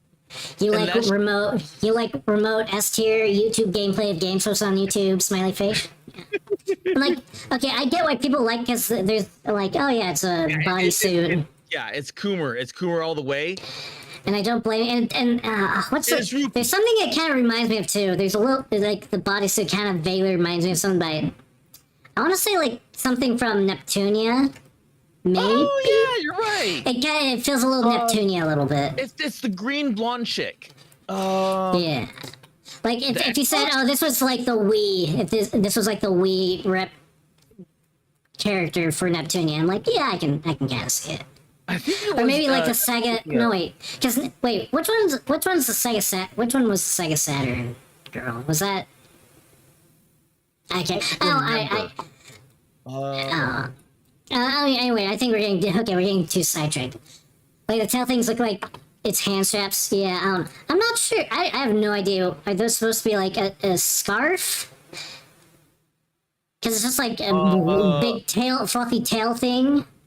I think it was a scarf, or it was. That's a weird skin. Yeah, it's Okay, a weird. Sega's Neptune. Yeah.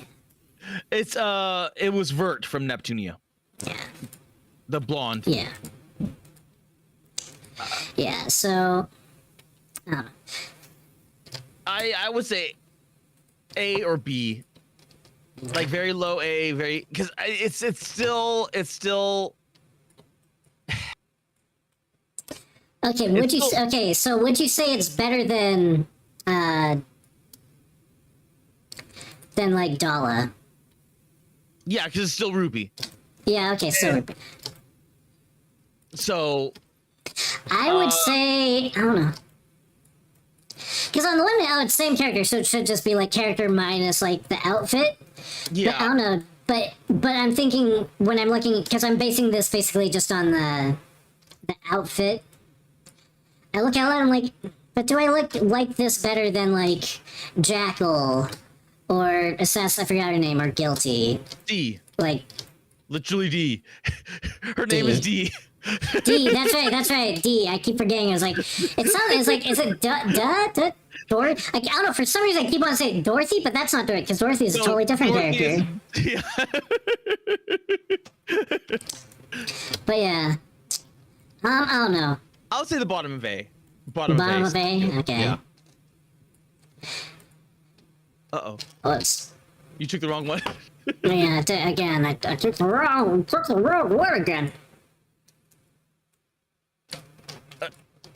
I love her. I love her because she's Rupee, but at the same time, this was such a because even story-wise, she's so solid. She's like up there, but Yeah. that one particular one is just like it's just not enough. It's not good enough. And I heard it's not very good gameplay wise either. She's probably one of the Where's worst the yeah. Unfortunate. Oh. Okay, next up we have Milk. Milk. She's part of the same group as Sugar and Sleepy. Yep. She's the coffee people. Yeah, she's coffee. She likes milk in her coffee. And she's a tough girl. She's a super tomboy, tough guy. I'm gonna beat you up. Yeah. And she honestly likes to fight you. Yeah, she likes to fight. Okay, so I like her design, and I think she's a fine enough character, like character-wise. Like, oh yeah, but out of like the three, I feel like she's the weakest. Yeah, she is the weakest. Sadly, because Yeah, I like her, especially tomboy energy and fighter energy, and the waistline and right there. Yeah. It's just Yeah, this is her ultimate animation for her ultimate, where it's just like ding ding ding. But she's not very good. I don't know. No, And she's not. she's not very good in game. And I don't like her side story that much, because her side story is like, I'm really, because like, oh, she's a tough girl, and then all of a sudden, oh, I'm not tough? Why am I not tough? That's weird. Why am I not strong? And then it kind of makes it out like she's a lot weaker than you think she is. And weirdly, even though she's technically strong, she's like it's all over the place. It's weird. Like, she's like physically one of the strongest ones, ironically, given that she's a sniper. Yeah, it's weird. And yeah, it's weird. She's in a very weird spot, and she doesn't get much outside of like maybe the occasional event. She doesn't get much story time because, well, obvious. Yeah, she's definitely kind of the forgotten one. Yeah, I I would put her in like B, and maybe. Yes, I was thinking the same exact thing. but I just don't know where. I wouldn't put her like in upper B with these. No. It's somewhere mid B, but I mean, maybe right behind. Oh, Okay. man. Okay, I would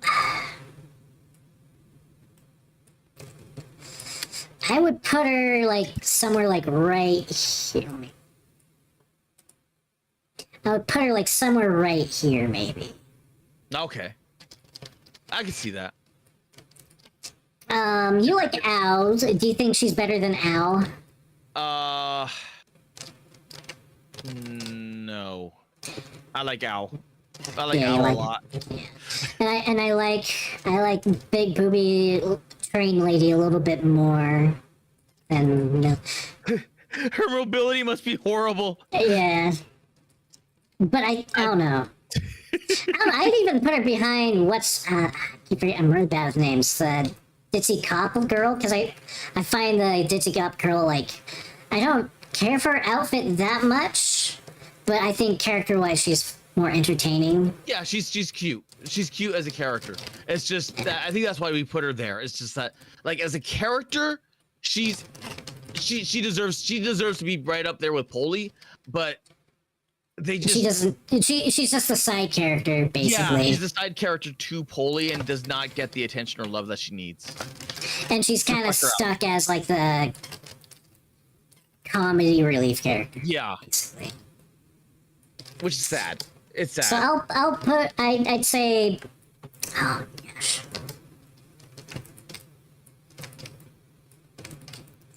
Okay, I'll put her just kind of like right here. That works. I'm fine with that. Okay. I love milk. I don't love milk that much.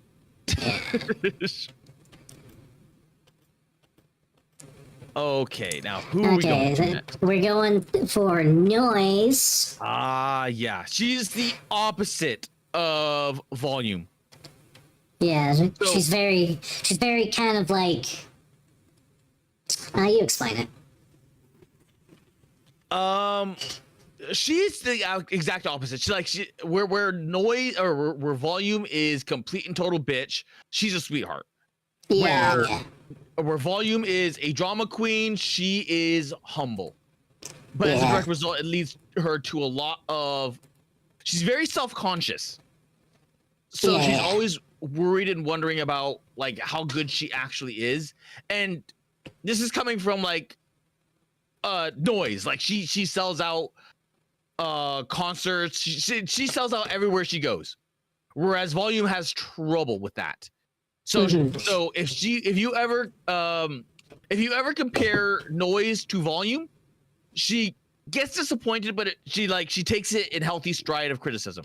But if you do the opposite and you compare volume to noise, oh, noise is just better. Volume will be pissed. Yeah. Isn't her story that she basically like her side is she got really famous because she had like a really hit single, but then she's like, I don't know what to do. I don't know how to like beat that, and everyone. Yeah, she's always trying to one up herself and better herself, but the problem is that by doing that, she's trying to improve on what's already been done before. So as a direct result, she ends up having these peaks and valleys. So she's good one day and then she's pit, and then she's good another day and then pit. And she's just trying to like figure out what do I need to do to get better. And obviously the commander, being a very smart protagonist, his genius idea was, I'm going to watch a lot of idol anime, and then he thinks, oh, I need to be an idol manager, and then he basically turns her into an idol, and it just does not work. I don't remember the ending to that story, but I remember, oh yeah. She is a sweetheart though. Because everything that is wrong with volume is made better with noise. So the only people that have problem with noise are the people that are like, bitch, you are perfect. Bitch, you can sing. Stop being a dumb bitch. Yeah. So it's along that line. It's like she has like one of those Manhera moments where she's like, I can't do it. I'm not good enough. Like, smack. Mhm. Yeah, and for me, she was also, I think, one of my first healers that I rolled. She's really good. Yeah, she's a really good. She has a really good her ultimate. She's like a kind of a support tank. Is that it? Yeah. Support, and she has a really good heal ultimate burst. Window icon. Oh yeah, she has a window icon on her head. Yeah. Yep, she does. And she's not the tannish, the most tan, but she has a little bit of tan. Yeah, she's definitely the tan character, whereas the volume is definitely. Oh no, the volume is tanner than noise. Yeah, she's much tanner. Yeah. But I genuinely like noise. Yeah, noise. I don't see her in A. I don't think. Do you know? But oh man, do I put her? Because I don't know. Because I would put her. I don't know. I might even put her above like the guillotine, maybe. Yeah. Okay, now that I'm seeing the A tier, yeah. Yeah. So what would you put her in? Put her. Okay. Yeah, I would put her in front of guillotine. Yeah. Yeah. Because I kind like. I like him like. Oops. I like guillotine and noise for different reasons, but about the same. But noise is just better game. She's actually good gameplay. Well, she's good gameplay wise. She has well, guillotine is just kind of mid. She's not very good. Yeah. But because it's just I love her so much better than volume, and a lot of people ended up forgetting about her until she became the broken character. And then once she became the broken character, that's when they're like, everyone paid attention to her. Like, oh, she's actually really good. Because in PvP there's a glitch, right? Yeah, that was a glitch with her. She just would not die because the way that her stacking health and regenerating health works is you paired her with Emma, and in essence, Noise and Emma could just not die. So you put them on either flank, and they could not touch the inner group in PvP. Yeah. So pretty good. Next up, another very I'd say divisive character, Viper. Viper, yes. I'm very mixed with Viper. Because I do think she's really cute, and I really like how she calls you, like, is it honey or darling? She calls you darling, right? Darling. Yeah. But at the same time, it's in her name, she's a backstabbing bitch. She will use, she's a femme fatale, and she will use that against you. Yes. But for the most part, she does it for good. I don't know. Okay. So sometimes it's for a good reason. Like her side story is actually trying to like shut down like a Nikkei sex trafficking ring in the ghettos. And so she's kind of like, oh, I have to sell myself. And it's an interesting story. But the entire time she's like, but I can't trust you, Commander, and I might have to betray you. Or so, there's always kind of this sort of like. That was during that event. She's gotten better. She's gotten so much better. But she's very like a snake in the grass. Yeah. But did you complete the recent summer event? No, I haven't been able to play it yet. Okay. She got so much character development during that, and which made her like, because before I did not like her that much because she was like I didn't view her in the same regard as Crow, but I'm like if I put Crow in trash tier, she would definitely be in C tier. But since that event, I'm like, okay, do I like her more than Jackal? No, but I like her a lot more now because she got into it with Rosanna, and she had such a like tell her off like bitch style thing because they're both sides of the same coin because Rosanna got to be in command of the mafia, whereas her like she's what Rosanna would have been if she was not. So if Rosanna had a bomb device around her throat, she would probably be in the same situation Viper is, which is sad. And you find out so much about her, and the only real thing that she has to her name is that phone in her hand right there. And in the event, she ends up damaging her phone, and it just breaks her because everyone is like questioning her motives because it's Viper. So of course you are, but she legitimately went to that summer event to just build happy memories because she's never had that. So she's just sitting there like click, click, click, click, click, like taking pictures of everything. And everyone's sitting there like, okay, why are you doing this? Are you going to sell the pictures? What are you doing? What's your purpose? So it's because of that I place her higher now. Well, okay, so where would you? Because I was gonna say like yeah, like C or maybe B. Yeah, I would say. Where would you place her now? I like her story. I like what they're doing with her. I would put her in B. Okay, that's fair. And I don't have that, but I do. I'm mixed because I like. Oh, she's really cute, and I do like her, but. None of the she pissed me off the most out of all. Even Crow, like Crow. Okay, yeah, but even maybe Viper a little bit more, just because she gets very like sweet with you and very like, hi, darling. Oh, sweetie, I want to go on a date with you before like backstabbing you, and it's like it just feels really bad. She makes you feel like used. Let's say. You're putting her in A? Oh, did I say A? Where were we putting her? I thought we were putting her in B. Oh, we are? Oh, okay, we're in B. Oh, did you want to put her in A? No, I don't care. You said B, right? We're in B. I said B.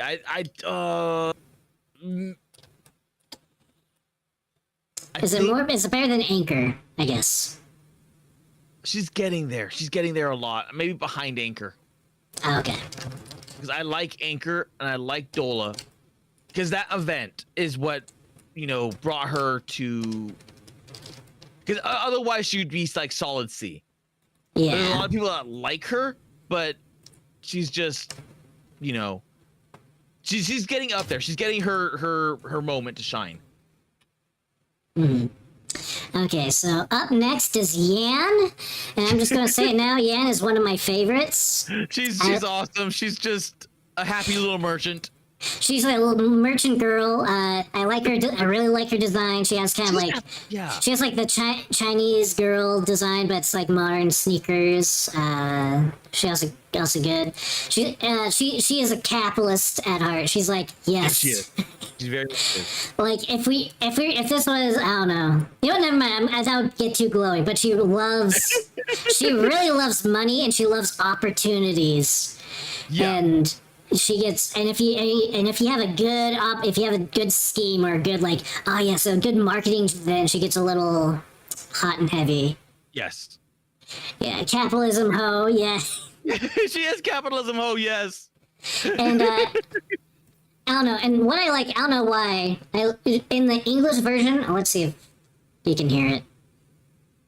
Listen, rookie. 2 for the price of 1 is as good as you're gonna get. For some reason, they gave her a country accent, and I love fake country accents. I don't know what her accent is supposed to be in, like, the Japanese version, but it's like, oh, you are the perfect candidate to be my secretary. It's definitely not the country accent. Definitely not. Is she supposed to be, like, Okinawan or whatever? In the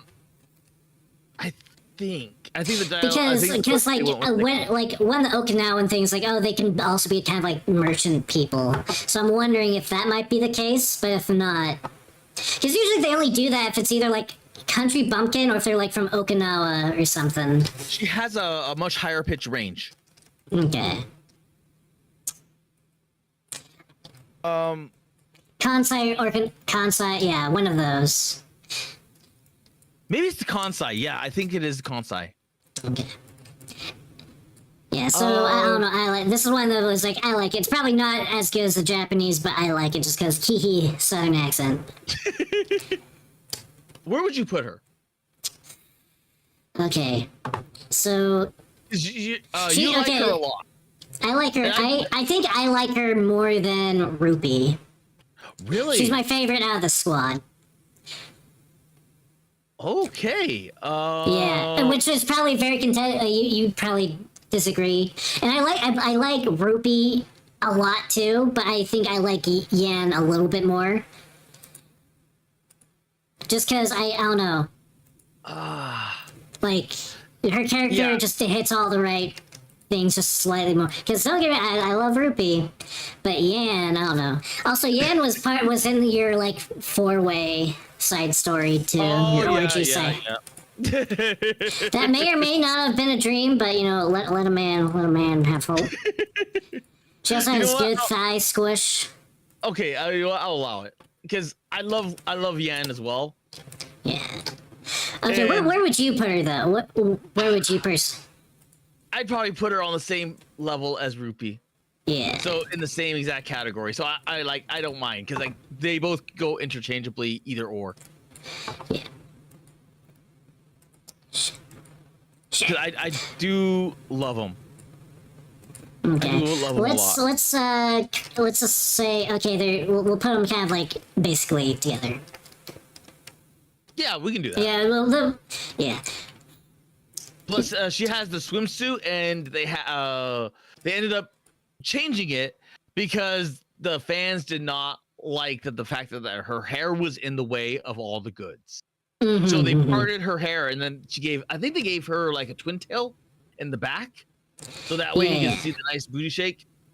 And she has a nice butt, despite not sitting on it Yeah. all the time. And plus having her during the beach event where she was selling all the stuff, all the what's it called, the anise, was just funny as all hell. And she's also like in a lot of side stuff too, and just a lot of side stories involve her, and Yes. especially like in other like character specific side stories where you level them up. She's in a lot of them.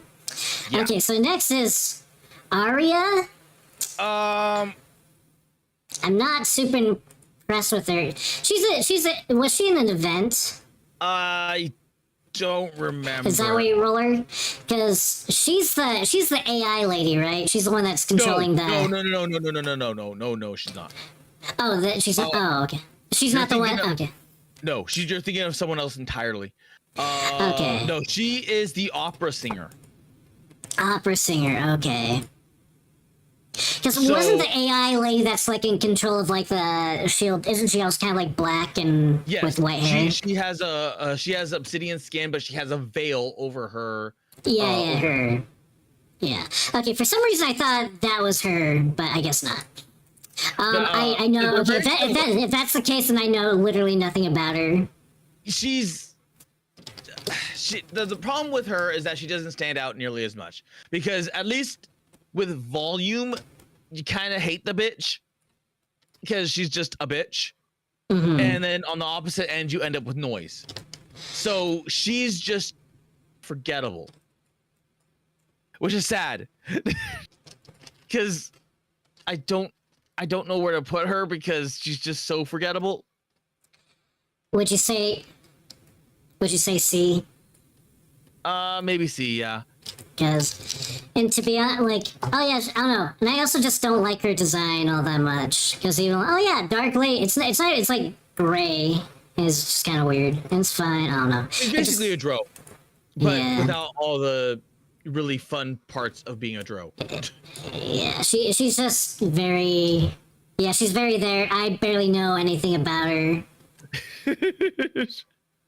Okay, so we're going to put her in C. Where would you put her in C? Maybe behind Jimeno, Behind who? the chainsaw chick. Oh, yeah. Yeah, fair. When you're more boring and have less occur than the worst event, crossover event. Yeah, that's it. It's because the thing is that she doesn't. There's nothing to her that stands out, and I don't think anyone particularly remembers her at all, which is sad. Okay, up next is my girl Coco. Okay, this one, I'm gonna hand the reins to you. Okay, so this is Coco. She's one of the maid girls in the maid. She is peak autism. She likes making amu rice, and she likes making cute things with the ketchup. And she's totally the boss, guys. She's totally the boss of the crew. And she just wants to what's the one character she reminds me of, who also has a lot of the kind of, she has the same like kind of face. Yeah, I know exactly who you're talking about. I just can't place her. I forgot the character's name, but she's like, And she has her little umbrella which is her friend, I guess. Gunbrella. 'Cause she's Gunbrella, yeah. But she's also a badass, because in her she's a ditz, but in her story she helps I forgot, it was like, was it human trafficking? It was like one of those stories where they go to like the ghetto part of the setting. And she's basically like, I'm just going to be a super spy, and she just has her gadgets. She like she makes a paper plane and then throws it at people, but it's like super sharp or something, and she's just kicking ass. Like, she looks dumb, but if you ever threaten her, she will kick your ass. She looks dumb because she is dumb. She is dumb. She's the elite maid. She will be the #1 maid. And she's very gentle lady. But I'm honestly, surprised that she hasn't gotten more events. Because you'd think that they would, because she's very popular. It's just, I guess of all the maids, they're like, okay, well, we have this little girl that is very fun. We have Ade, which is very and we have Soda, which is yeah. I'm just gonna give it to you. That's my pitch. She's autistic. And that's why she's probably my favorite character, or at least one of my favorite characters. But I'm going to try and be a little. I wouldn't put her in S tier. As much as I'd want to, but being realistically, I wouldn't put her, or at least not in top S tier, at least. Definitely not. Like, how can you be this sweet lady here? And I would put her in S just because, I like her. But when I compare to other, she doesn't bring a whole lot. Knife, paper, plane, yeah. She doesn't bring a whole lot to the story, and she's not super involved. Okay. So it's kind of weird. Where? Because S is... S is very strong. Yeah. But and I know we said, based on what we like, so if I just want to go off volts, I'd put her there. But no, I'm fine with putting her in S, but where would you put her in S? Exactly, that's the point. Because when I start comparing to others, like, because you have to. I think honestly, I would put her in front of Alice, because I like Alice, but they're kind of similar situation where they're just not involved in a lot. And where the fuck did everyone go? Everyone got all jumbled up.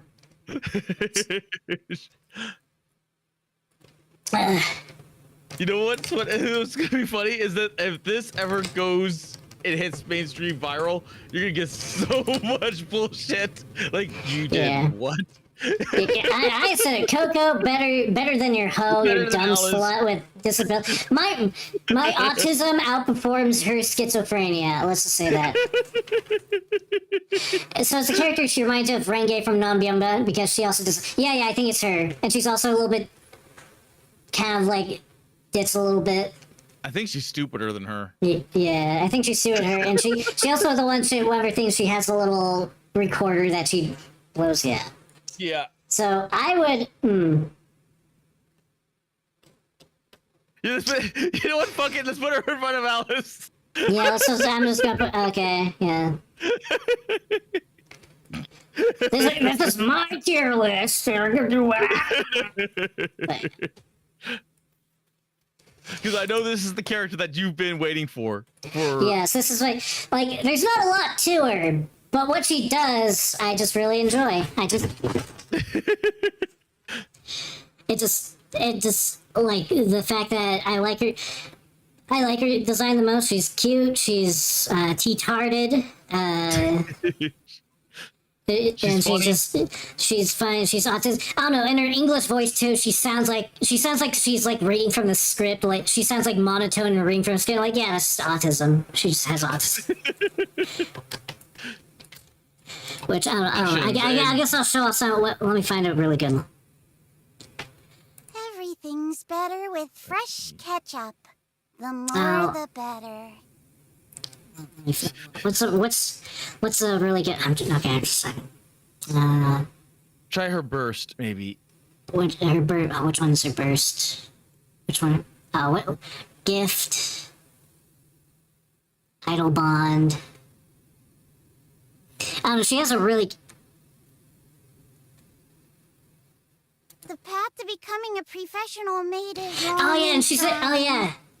So. The path to becoming a professional maid is long and trying. She says professional instead of professional.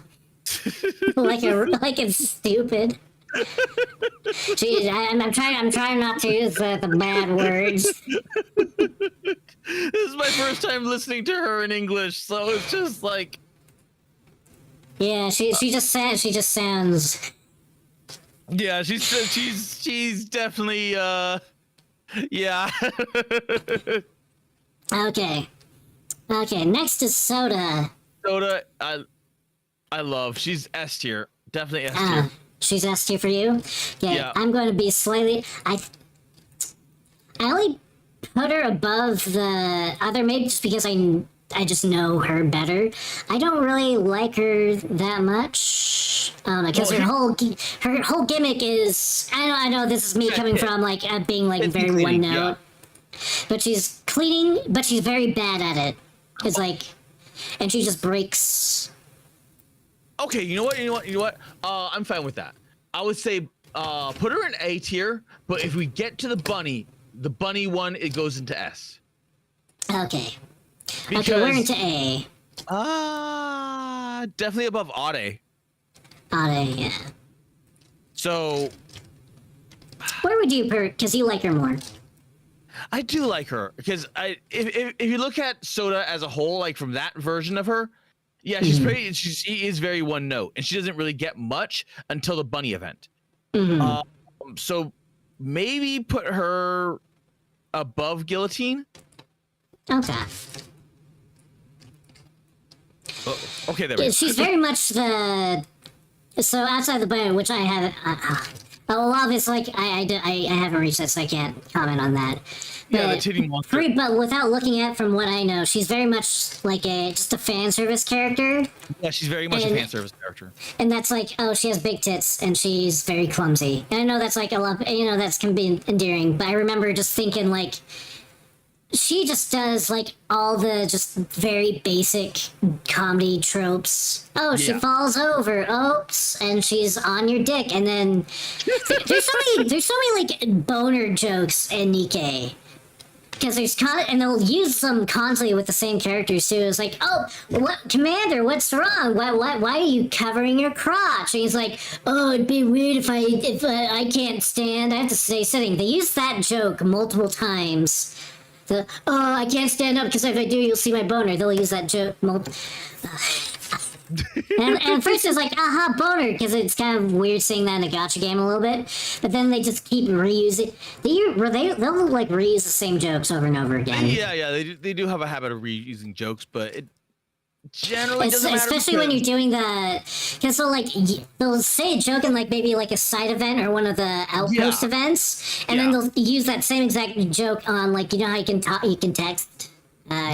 Girls, they'll use the same joke, but it's like slightly weird because it's slightly different. And okay, this is a weird tangent.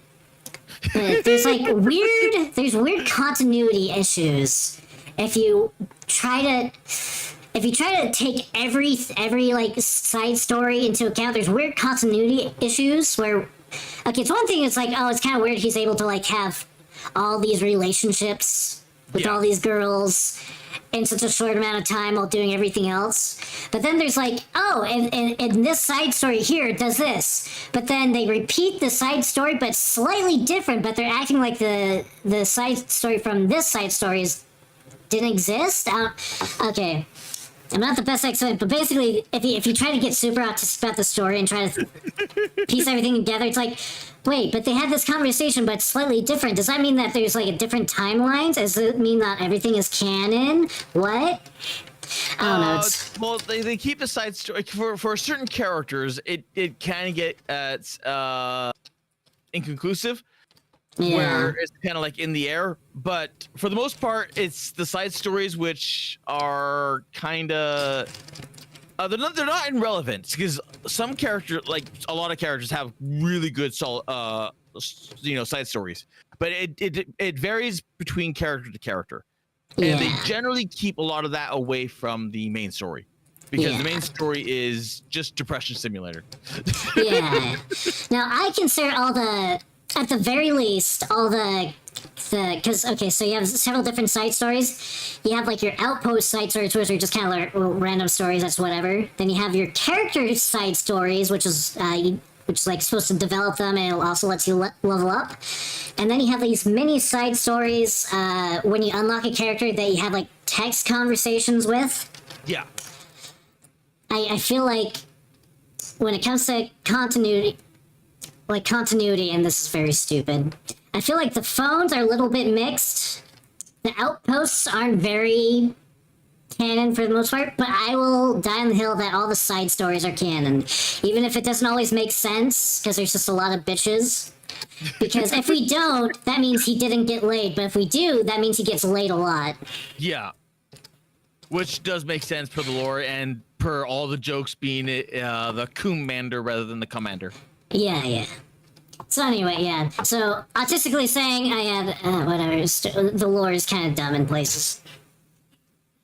Okay, up next we got our little puppy girl Biscuit.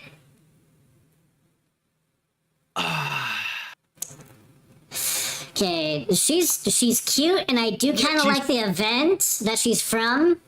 Plot-wise, it's all theater, none of it real, and everyone's just acting. It's all a simulation. It's all a simulation, bro. But okay, Biscuit. She's cute. I like her event that she was introduced. I love because they have the dogs, and a lot of the dogs have stupid faces. Let me see if I can find. This event is actually pretty good. The very first event, but then it gets bad. This event doesn't get bad, but it hits because it has crossover with a character in an event that I really don't like. Mm-hmm. So it's just I like the character. I just randomly pulled her yesterday. She seemed okay, but yeah, she's just kind of okay. She's she's okay. She's just very mid. Yeah. Same thing with the Lion Girl. She's basically mid as well, even though I like her a lot. Yeah. But she's cute. Oh, I like doggies, and I'm in a cute store with doggies. But she's kind of boring. Yeah, she's kind of basic. Because I find all the funny dog stuff, like the funny stupid faces that the dogs make, I find that more entertaining than herself. Yes. because her little dogs, especially the lion. If you saw the lion girl, she basically just commits animal abuse by on that poor little lion. Yeah.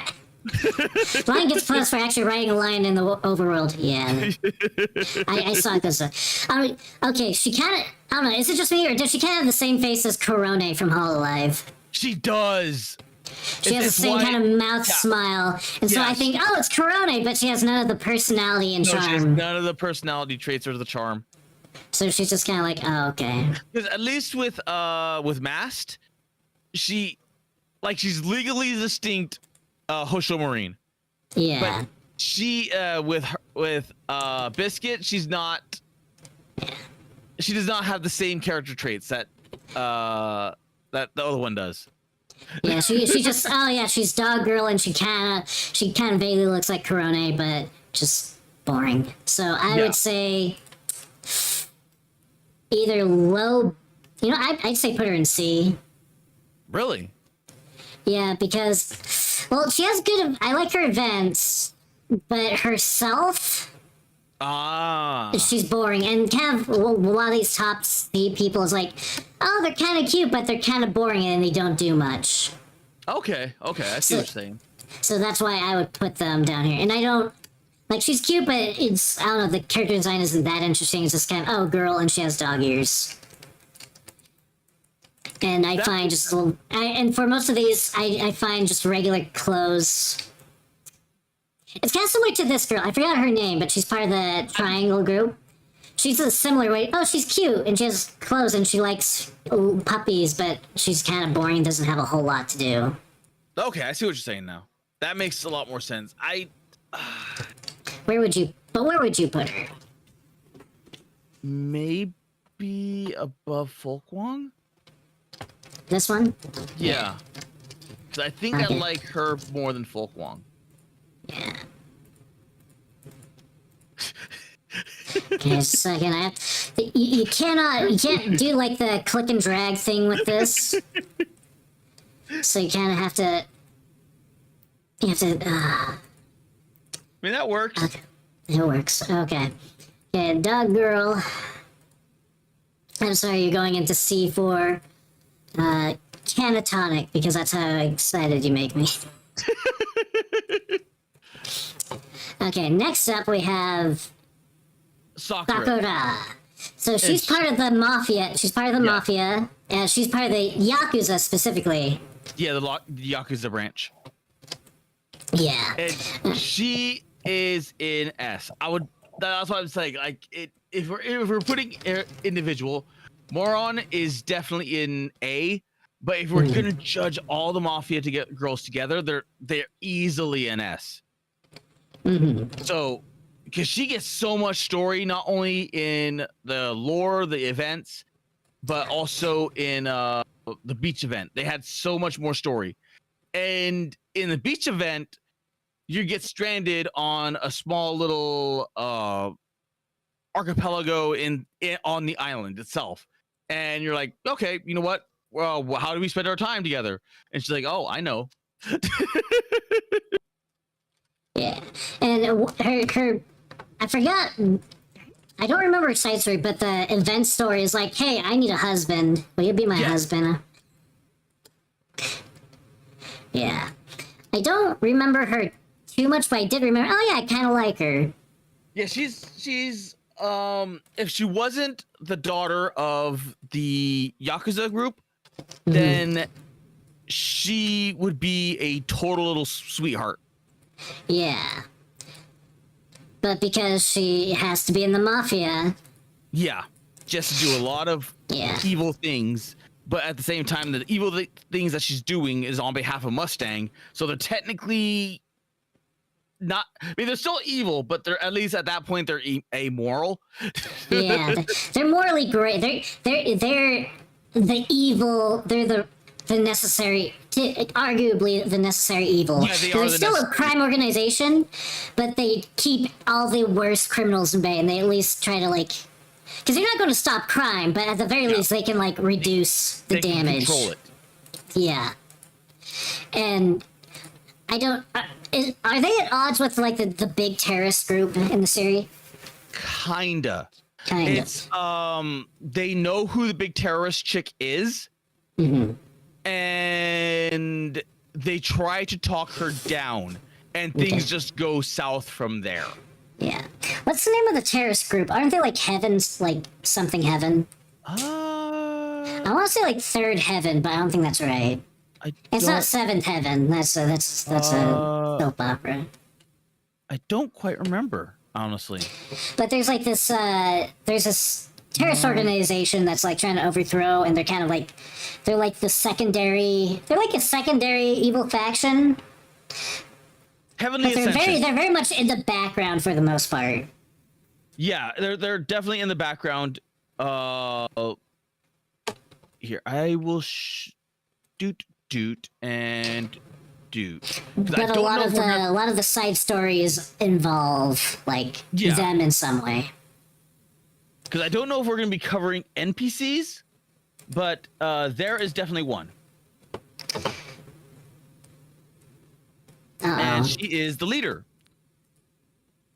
And she's the leader of the. yes, Oh, okay. she is really awesome and really badass. I wish they would do an event on her because I want to know more about her. I like her. I like her little red glow from the collar. Yeah, she has really good design. What she reminds me of some. Not Metal Gear Vengeance, but it reminds me of something. I can't put my. It reminds me of something though, but she's really cool. But she's only Yeah. an NPC right now. Yeah, she's an NPC, sadly. Okay, I mean, in the future, is she human though? Oh, she's a Nikkei. She's naked. Okay, she will be playable eventually. I don't know. I don't know. Because the path that she's walking, they might just kill her off. I mean, you would think that with Crow, but they make Crow playable anyway too. Well, that's because Crow was very, very early on. Yeah, maybe. I don't know if they do just kill her off, like, and then it's like, I don't know. I feel like they would have something, or she would be like, it should be just like some of the crossovers where it's like it's just non-canon. You can play her, but it's not canon or something. Because here's the thing: is that she's in a very tough spot where she was someone. She was someone big. Like she was probably a hero at one point because it's very alluding to that point, and then she takes a tumble and a fall from grace, and she has to be talked down from committing terrorist acts by the criminal organization. So even they know like who she is, and the thing is that if central government does not kill her, it's probably going to be Crow, because fuck it, Crow is just that trash tier. So I don't see where she can go that is not a bad end. She'll just be. They'll pull. I hate it. I hate it, but I feel like it's very easy for them. It's like, oh, she just redeemed or something, or like, oh, she ends up being like, oh, they're going to redeem her or like make her kind of, maybe not even redeem her per se, but just like, I don't know. I feel like it'll be something similar to like Crow or some of the Pilgrims when we get to them, Yeah. where she'll just like, Maybe she'd go Pilgrim. yeah. Because I want. It's I hard want, to say. Yeah, I want her to be, because she's just a really cool design. I love her. Yeah. Okay. And I know she's technically not playable, but we still have like NPC Chan. They can't play either. She's technically a Nikkei. We'll put her in honorary. S. Honorary S, yeah. Just because how cool. It's not officially S, but it's honorary S. Honorary S. Okay. And also, I'm fine with that. technically, you don't play as Penne either. kind of do, kind of don't. Kind of do, because you're playing as the rare version of her. Yes, but when you're actually playing it, it's not like, oh, it's for whatever reason she has voice. It has the same voice line as like the regular slop version of her right here. Yeah.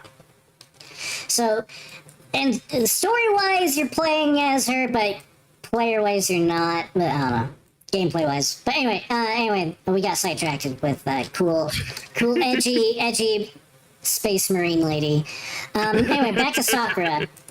One of the things I like about Sakura is it kind of goes into the backstory of like so the Yakuza is very family oriented. It's very like hereditary.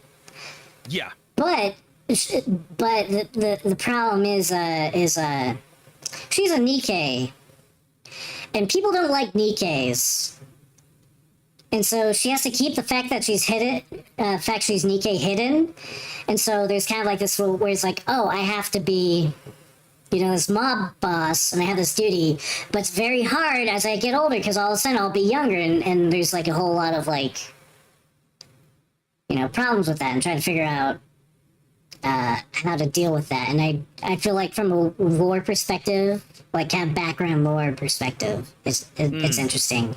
Yeah. Of like how would that work? And part of her event story is like, oh, I need a husband so I can have a wedding, so to keep up appearances. And so technically the commander is married to her. Now it is done for show, but I think technically legally she's married. I think technically legally she is married. Yeah. So technically she's your wife. But I remember her saying, "Oh, but it's okay. You can be with other chicks, but you have to give me special time sometimes too." Yeah. Which I'm thinking, on the one hand, it's like, "Oh, very sweet." On the other hand, oh, you're cuck. You're cuck queen. I know people don't view that with women, especially like if you think of harem. A lot of harems are basically NTR if you think about it. They but we don't label that because we don't have that same expectation mostly with women, because it's like, well, oh yeah, multiple women, oh, okay, kind of like, oh, it's harem, but when it's a guy. Anyway, that's neither here nor there. So S, right? I think I want to put her with Moron and then put her with Rosanna, so all three of them together. Okay. Because I view them much the same way like I view the bunnies. Oh no, they got all put in the same group. No! Fuck. Okay. Is it truly NTR if they actually do you two? Yeah. I mean, technically for them, yes, it is NTR. Yeah. I mean, okay, if your partner just went around sleeping with everyone else, I'd feel okay. I know that's like that's poly. That's not, technically NTR. I don't know. I just for me, I'm old school. I'm old school monogamous. NTR would actually revolve cheating, and she's okay with it. So technically, you're in an open marriage. Involves. Okay, it's getting complicated. Okay, so let's cheat. Now, cheating is it overlap. Cheating and NTR overlap, but NTR is specifically like jealousy and betrayal, the emotional. Because you can have like, stories where it's like, oh, it's technically cheating, but then it doesn't mention the husband at all, and there's no like emotional jealousy or betrayal or whatever. Okay. But you can have like NTR stories where it's they're not like together, they're not like a couple, but it's like, oh, it's unrequited love, and like, oh, the dude like, oh, I love you, I'm going to wait until I prove myself before I like, confess my love, but then the chick ends up like banging some blonde Giga Chad scumbag. And that's still NTR because it's like emotionally, that fucking hurts emotionally. Even though they're not in a relationship, it still hurts. Yeah. So it's just like if the dude is like too much of a pussy and then he just does not make his move. Yeah, that's a common one with a lot of those dojins and stuff. And I almost say, you know what? That's actually a good, like, okay, it's NTR. It's like, ugh. But on the same time, it's also a good, like, moral of the story thing, because it's like, don't wait. Don't try to, like, wait, because she's not going to wait. She's not going to wait forever for you. She has her own life. And if you're going to bumblefuck around, don't be surprised when someone else comes along. Because, you know. So more of the story. Yeah, so there are more. So I'm just saying, if you think about it, there's morally more. I don't know. Okay, it's weird. Okay, you know what? Whatever. I'm going to dig myself in a weird hole here. I know nothing about the NTR genre. I just know that I know too much, unfortunately.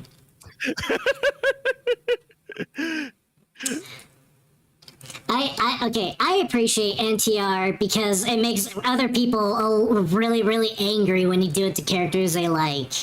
And I find that very... I know that's very trollish and mean, but it's like, you know that Comey can't... Comey can't communicate? Yes. You know, the girl, she's very sweet.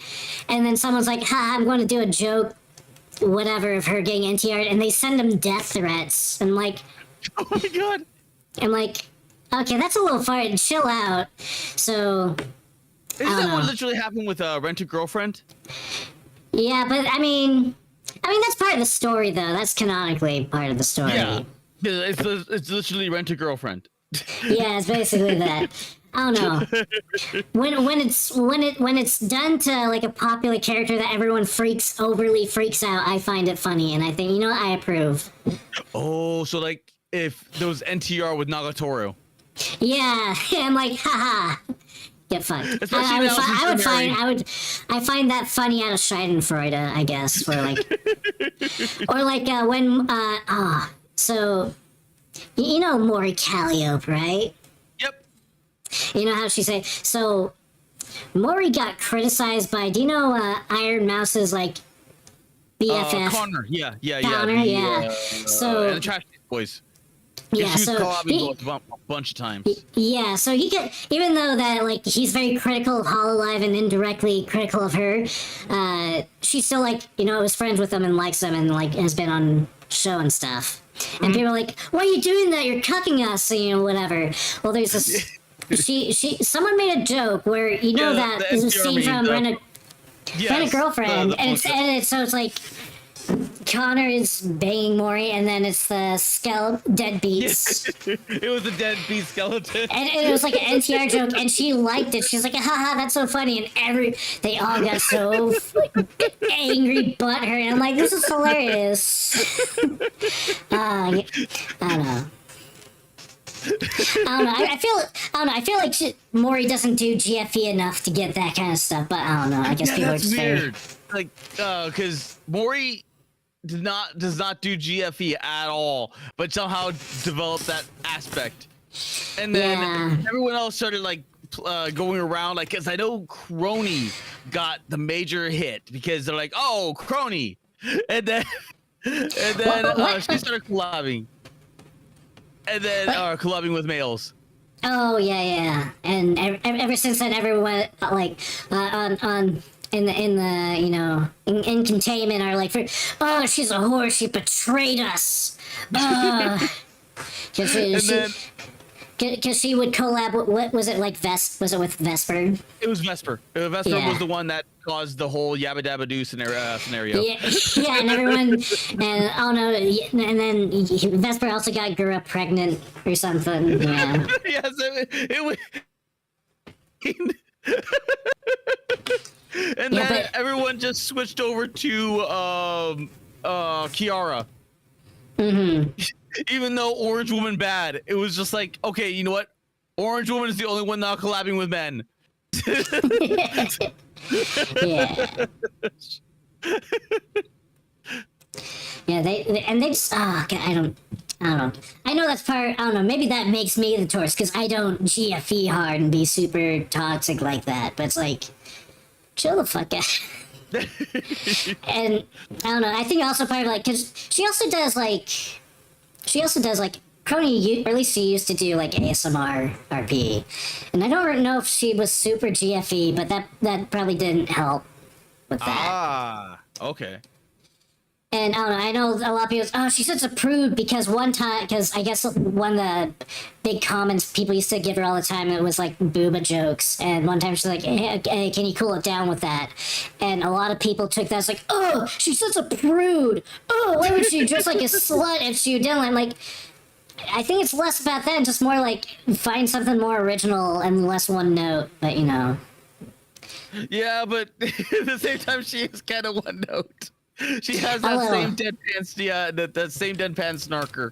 I guess so, and also she I don't know, she's also a bit tsundere with I forgot the fan name, but with them from what I've seen anyway. Cronies Like with cronies. the cronies with the cronies, yeah. They are a very interesting group. Yeah. Anyway, next we have Rosanna. Rosanna, I would say S tier because she's just she has. She's mafioso girl. Yeah, she's mafioso. She has the Tommy gun, and I absolutely love the Tommy gun IRL. It's I could go into like firearms and everything else because it's just the Tommy gun was ripped. It was so ripped because of fucking government bullshit, bureaucratic bullshit.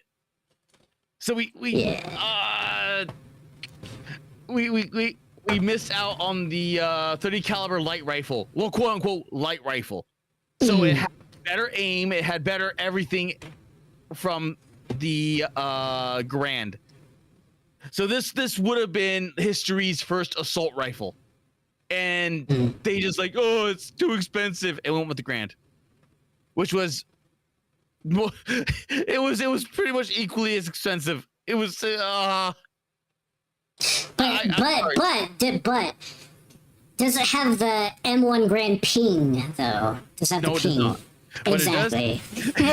That's enough reason. And you wouldn't have the Grand Thumb either. But yeah, if we, I don't know, that imagine how different if like the standard rifle was just the Thompson. Now, like it was just everyone has basically an S. Is it an SMG? Is it considered an SMG? Technically, if chambered in 45 caliber is an SMG. Okay. If they went with the light rifle version, this would have been a assault rifle. Okay. Because it had such good purposes. It just but technically yes, it is an SMG. Okay, but imagine like if in World War II we were just like, no, instead of rifle we just have like machine. We have Thompsons. But on the other hand, does it have what about the accuracy though? Accuracy is pretty good as long as you do short controlled bursts. Because Yeah. what they ended up doing is that when this SMG first hit, they actually had a very higher cycle rate, so it was able to shoot much faster. And the military was like, no, our soldiers are way too stupid. They're gonna burn through ammo like crazy. Let's take that down a notch. So they made it the cycle rate much slower than what the original shipment was for. Yeah, that's kind of a weird. That's kind of an interesting mindset. Because I remember, I think even before World War II, I can't remember which. I want to say like maybe late World War I or whatever. Maybe like between there, people were talking. Oh, what if we make like automatic weapons like the standard. And a lot of the military thought was like, no, because he can't trust the soldiers. So we purposely give them like slower rate of fire and slower, like, just so they don't waste ammo, because they thought it'd be like too expensive. But now look at us now, is where it's like, at the very least, semi-automatic is like the standard now. Well, now they're starting to realize, and then they're like, okay, you know what? We trust our soldiers a bit more, so that way, like you have the full auto just in case you need suppression. Yeah. But other than that, you just go short control bursts, or you just go in select fire mode and burst. Yeah. And that's all you needed. That's all you needed. And just oh dear God, stupidity. Just stupid. And also, and I know, it's probably the Freedom Boo thing to like jerk off the M1 Grand. Even the M1 Grand, even though it's not the time, it was still like a good rifle because it's like, because it's semi-automatic. And there's a lot of, and I hear a lot of stories where it's like, oh yeah, just having that, just, there's like a lot of stories like, oh yeah, this one soldier in the Pacific was, he got surrounded by like a squad, but the fact that he was able to like, you know, like just be able to pow faster than they can shoot, he was able to like hold out long enough, or that's considered there's a bunch of stories like that. Like instead of having to like hand, what do you call when you have to do it by hand? I forgot.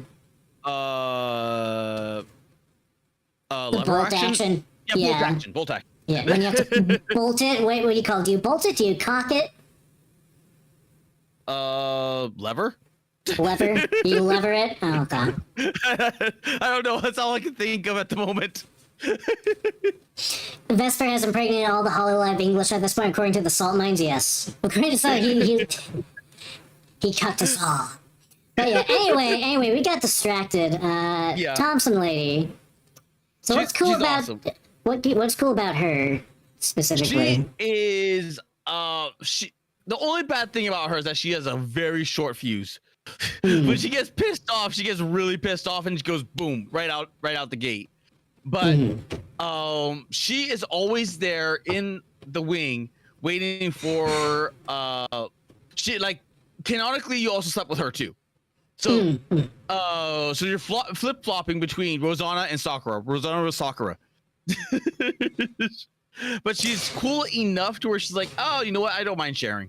Like Sakura will get her time with the commander, and then I'll just, you know, get my own time. But she is a really interesting character because she is the opposite, like the polar opposite of Viper. Like where Viper does everything behind the scenes, Rosanna just goes charging bullheaded forward.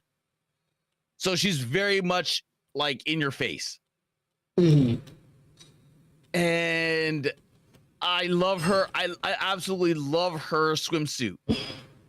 So yeah, I would just put her into S tier.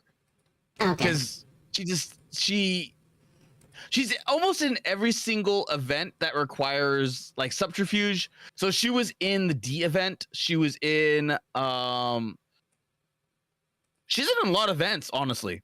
Like from this Rosanna is kind of shit.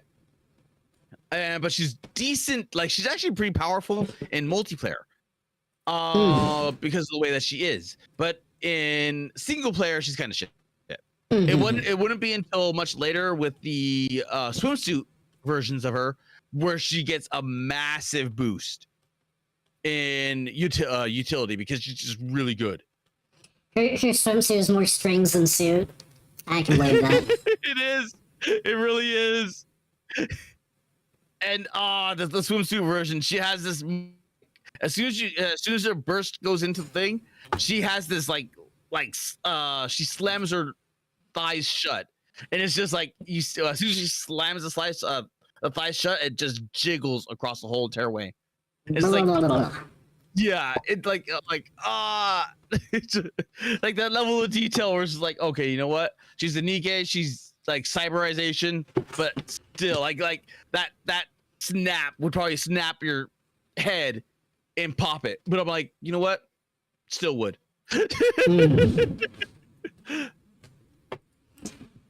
Yeah. Okay.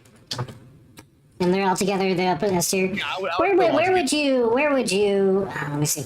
Do I have them all in groups? Do I have them? Where are you, ho? Get down there. Okay, I'll put them in a group to make it easier.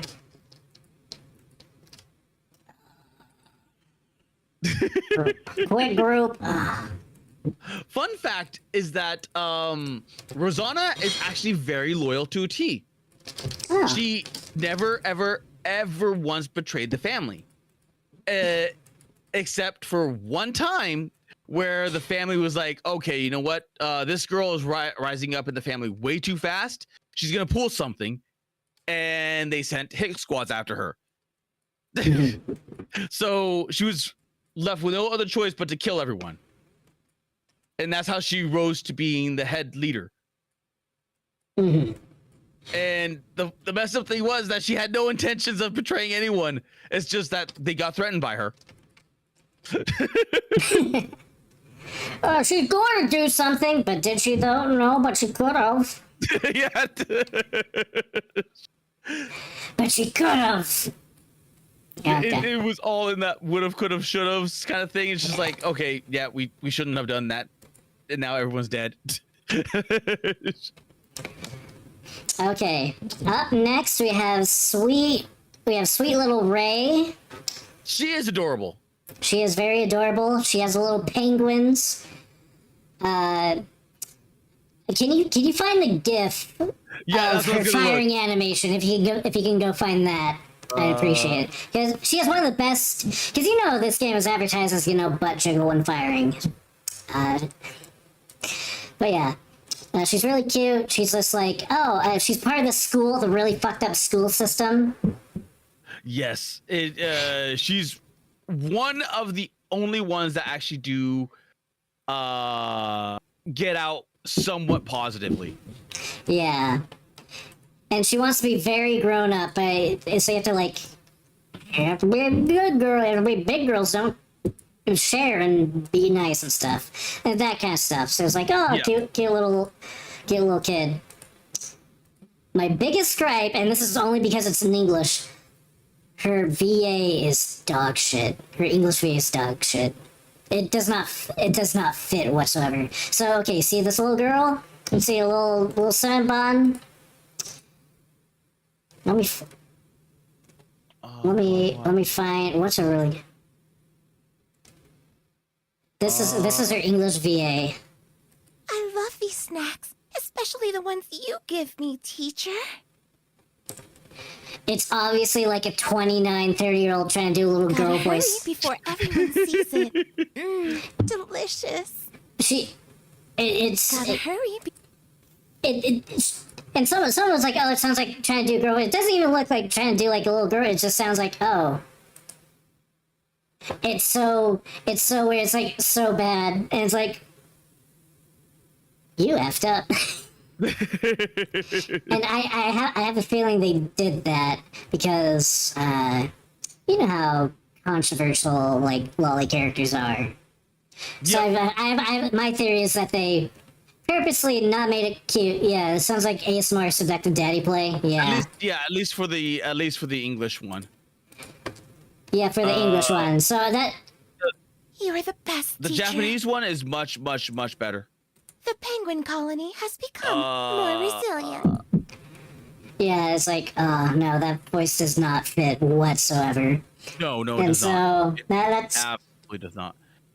I found a YouTube video. I'm trying to find one that does a very good zoom on very one specific spot, and I cannot seem to find that video. oh, anymore. even her Japanese voice sounds way too old.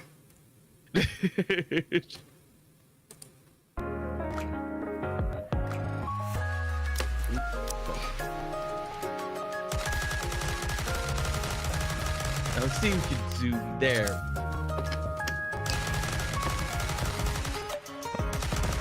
It doesn't want to zoom very well. Okay.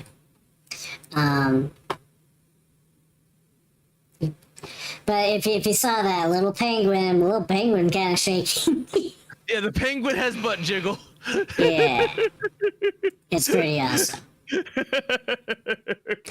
His penguin's doing shit. Yeah, he's freaking out. Like, kill him. Like maybe you pass on Ray, but maybe the penguin. I mean, there's people out there that want to bang the Korsh, which is cute. Yeah. She's a little weird thing, little fuzzy Tenga. So if there's people out there that want to do that, there's people that will absolutely go apeshit over that penguin. But yeah, even the Japanese ones just sounds a little too old. And I wonder if it's supposed to be like, oh, is she supposed to sound mature for her age kind of thing because she's trying to act mature, but I don't know. It just doesn't.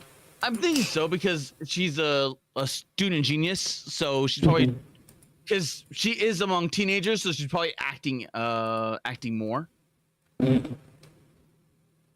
Also, really fucked to have, like, basically, like, I don't know how old she would be, having a little kid being a Nikkei, because you're basically like that forever.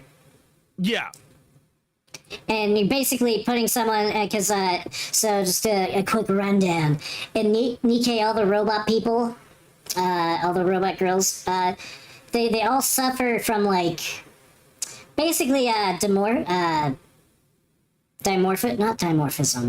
dysphoria. If you put a person in a robot body and they realize, oh, this isn't a real body, why am I not in my human body? What the fuck is going on? Ah, help! You go into like basically cyberpsychosis, and they go crazy. And so there's that. Plus, she'll never age. She might mature, maybe. It can't. I don't know. It. Possibly Well, she'll she kind of like mentally she'll age up, but maybe Yeah, not. mentally she'll age. She'll be Possibly. in the same regard of probably leader eventually. Yeah, it's probably like that. But she's like, oh, she's just going to be like this for the rest of her life, and she'll never like mature. And you know, there's a lot of like weird things like, well, what if she goes through puberty? I don't know. There's a lot of weird, biological weird questions that go into it. Plus, Nikkei in general is just like more like, is like, oh, how did you get this girl to accept to put her brain in a robot and basically become a third class citizen and basically a child soldier? Did she consent? I don't know, because a lot of times they don't ask. They just kind of take and like, yeah, we're just gonna put you in the we think you might have want to be a robot person instead of death. Because being a Nikkei, okay, it's kind of cool because you're basically anime protagonist strong. And like, oh, you are like strong, and you're also like, you know, you're your ideal self. You'll be beautiful and perfect and whatnot. But like psychologically, it's messed up. And more, it's like, oh, you're just a tool and a soldier. You're emotionally manipulated and abused. Actually, I've got a question. Yeah. If we became Nikkeis and we became what we see right now, would you be happy with yourself as little Ito? As this little glep? No, maybe not that little creature, but the little loli, the little Lollygay? Yeah. I don't know, that might be cool. I don't know. Because you'd be like that forever as a little Nikkei. Yeah. I mean, I like it. Lollygay is a good design, but I don't know. I don't know. It's like it's like your ideal self, and a lot of times it is what you look like, but just like more. I don't know. It's kind of hard to tell sometimes because it's this anime verse, so everyone kind of looks beautiful. So sometimes it's hard to between like the not beautiful people and the beautiful. Because Nikkei are supposed to be like goddess, like they're goddesses. They're just beautiful Nikkeis beyond compare. Exclusively pretty, yeah. Yeah, but a lot of the human NPCs are also anime, so they look just as beautiful as. Well, sometimes they do. Depends on who you're looking at. Yeah. Okay, some of them are pretty obvious. Yes. Because they also have a tendency of dressing like sluts, but I don't know, it gets into weird stuff where it's like, this character is obviously a Nikkei, but no one seems to notice that okay, whatever. But anyway, I don't know, weird existential, like, because it's like, I don't know, if you're like a young adult, I think that'd be kind of okay. Like, oh yeah, I'm just a young adult, 20s and 30s. That'd be, I don't know, I feel like that'd be a good place to like, okay, forever, yeah, that's a kind of a good time to be immortal. But what if you're like a little kid or something, and it's like, would you want to be like a little kid forever or a teenager forever, or have the body at least? Yeah, that's what I love about, because I can't remember which novel it was, but it actually did explore that, and it was a Western novel, because that's where the Japanese got the idea for the vampire loli, because they're like, hey, this is a vampire that was transformed as a kid, and since then a whole bunch of other genres, like I think it was the Skyrim, where it delved into that, and she's like, yeah, I don't like being in this form, because all I end up finding for lovers, or even like potential like long-term relationships, are weirdos. Yeah, and there's and there's that saying, Jinx, I'm pretty sure Mustang is a Nikkei. Look at him. True. You know what? Fair. You know what? Maybe it's not so crazy. Maybe he dresses up like that just so people don't feel it's too weird when you have weird, hyper beautiful supermodel people in weird clothing walk around. No. Maybe Jinx is onto something, because Mustang is dressing completely flamboyant. Yeah. So maybe in that regard, he's able to throw off some of the heat. He's like, oh, Mustang is human and he's dressing flamboyant. So what do his Nikkeis look like? Flamboyant women. Not even like that much flamboyant. Most of them aren't even like that flamboyant. A lot of them just, they're just kind of fashionable. Yeah, because if you're looking at like at least the Tetra line, if you're looking at that perspective, like, then yeah, that Mustang is more flamboyant than his Nikkeis. Also, Mustang is maybe like over 90 years old. He might even be like hundreds of like 100 years old. Yeah. Possibly, and maybe he's a Nikkei. You like, who know? I don't know. Mustang is a very interesting entity. But yeah, existential quandaries aside, and existential horror. What about? So where do we put Ray? I legitimately like Ray, especially because I think for Ray, she has a very special place for me, because she came at a good time where I was missing out on one key character to get over that 160 hump. So for me, that is special. Because because they basically give that for free, right? Yeah, they gave it for free. Because other than that, you have to go through all of this and desperately hope that you get a limit break character from all of this. Yeah, and she basically guaranteed you could get a limit break character. Yeah. So with me, I'm kind of biased towards that as well. Yeah. I kind of say she was one of the ones that I also used to break that. So yeah. Yeah.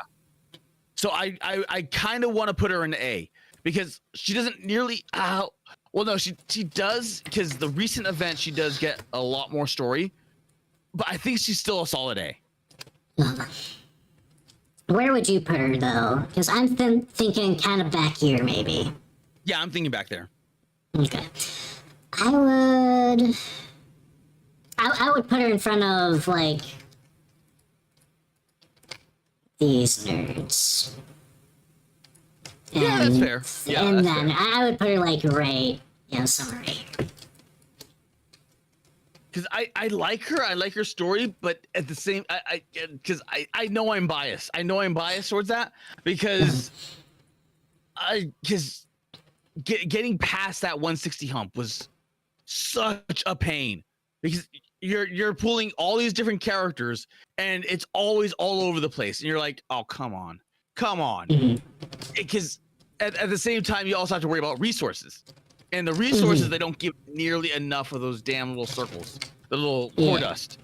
Yeah. So you can't level everything up. You just literally can't. So you have to be very mindful. So all of a sudden it's like, okay, I got soda to level 2, but all of a sudden now I'm like, okay, surely I'm gonna get like soda core level 3, right? Like max level break soda, and then it's like, no, here is a jackal for the fuck of it. Yeah, and that's kind of the thing I hate about Nikkei, because there's no like grinding. Like there's no farming and no grinding. So on the one hand, I don't have to like spend hours and hours and hours doing bullshit just to get resources. Because that's what I hate about like Girls Front Line is just like just the amount of farming you need to do after a while. Yeah. But on the other hand, even though like, oh, I don't have to do that much, you're not given a whole lot too, so you can't be generous. Yo, you can't be generous. It's just You like, have to be very picky on who you're using. Yeah. Which ends up becoming a pain, especially when you start getting those crystals to level up the equipment. It's just like you have to be choosy. You have to be absolutely choosy about what you do. Yeah. And it's like, because I'm one of those people that are like, I kind of want to have everyone I want everyone to level up and have a chance. I want to be able to play with anyone I feel like it, teehee. But, I don't know. After a while, once you get to a certain point of the story, it's like, no, you can't really do that. You have to, you basically, unless you pay big. If you're free to play, I'm free to play. Unless you're pay big, you're basically stuck with, like, one squad for the most part. Or two, like a couple. But and okay, you can have several squads, but there's going to be like your main squad for most of it, and then you have other squads that are more situational. Yeah, and those main squads are the secondary squads and whatnot are usually for raids. Yeah. So you're generally only using one squad, which is good until you start fighting the raids, in which case now you have to build multiple squads. Yeah. And then there's some bosses in some fights where it's like, yeah, I just want a lot of shotguns. Yeah. And I don't see much. There's a couple of like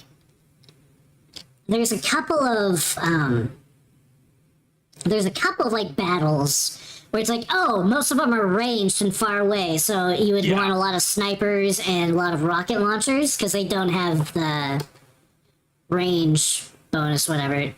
Or machine guns. But you don't get. But those show up only like once in a blue moon, so it's like, oh, there's no real point to building a dedicated sniper team or a dedicated like rocket launcher. Well, I don't know. You can kind of get away with rocket launcher team a little bit. You can, but you're probably gonna. But not having an assault rifle. Yeah. Will hurt a lot. Well, actually, no, because if you build the rocket launcher team, you're still gonna be good in versus. So it's probably just true. You're probably good to build a. And that's PvP. That's different. Yeah. But if you're going like single player or co-op or whatever the non-PvP, it's hard to justify having like an all sniper team or all like rocket team. Yeah. And sometimes you can justify having like a dedicated like basically a shotgun team, but that's more situational. And that's it's mainly for like a specific boss. It's one specific boss, but you can still get away with it with other bosses. Yeah. Some more than others, because if you try to take a shotgun team to a Modernia fight, you're gonna have a hard time. Yeah, you're gonna have a hard time. I feel. Can you get away with it for the chatterbox fight? Because. Yeah. You're just not like you have to wait till he's close, but you know. Yeah. Yeah, I feel like you can kind of get. It's not optimal. I mean, if you still had like several shotguns on him, it'd be good. But you want someone that has a little bit of range for some of the. Else you're kind of. I feel like you'd be waiting a lot more than you would otherwise. But yeah. Anyway, there's been a lot more bosses recently. Yeah. Okay.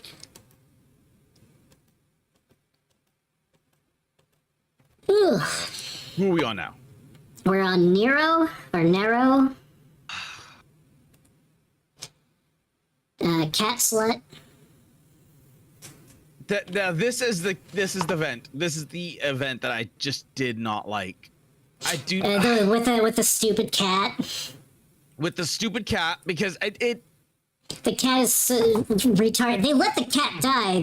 they let the cat die, and then to make the matters like it's not. I hate this event. I hated this event because they do this massive depressing thing where it's like, oh, the cat is being misused by or being abused by the people. It was abandoned by its owners, and it's living in basically the gutter ghettos, and you try to save it and try to help it, but then she's like, no, because he has to learn how to defend himself, because, you know, he was grown up as a sheltered cat, and he needs to learn how to defend for himself. And then he gets sick, and then he dies. And it's like, you could have stopped that, you dumb bitch. You could have, like... Well, technically yes, technically no, because realistically, what they should have done is donated it to the to Biscuits group. Thing. So that's what they should have done. But there was also hints that maybe, just maybe, that it might have gotten because of the way that the cat was. But no, because the cat was still adorable, and it was still it just had issues like trust issues. Yeah, it had trust issues, and it didn't know how to defend for itself because it was a house cat, domestic cat.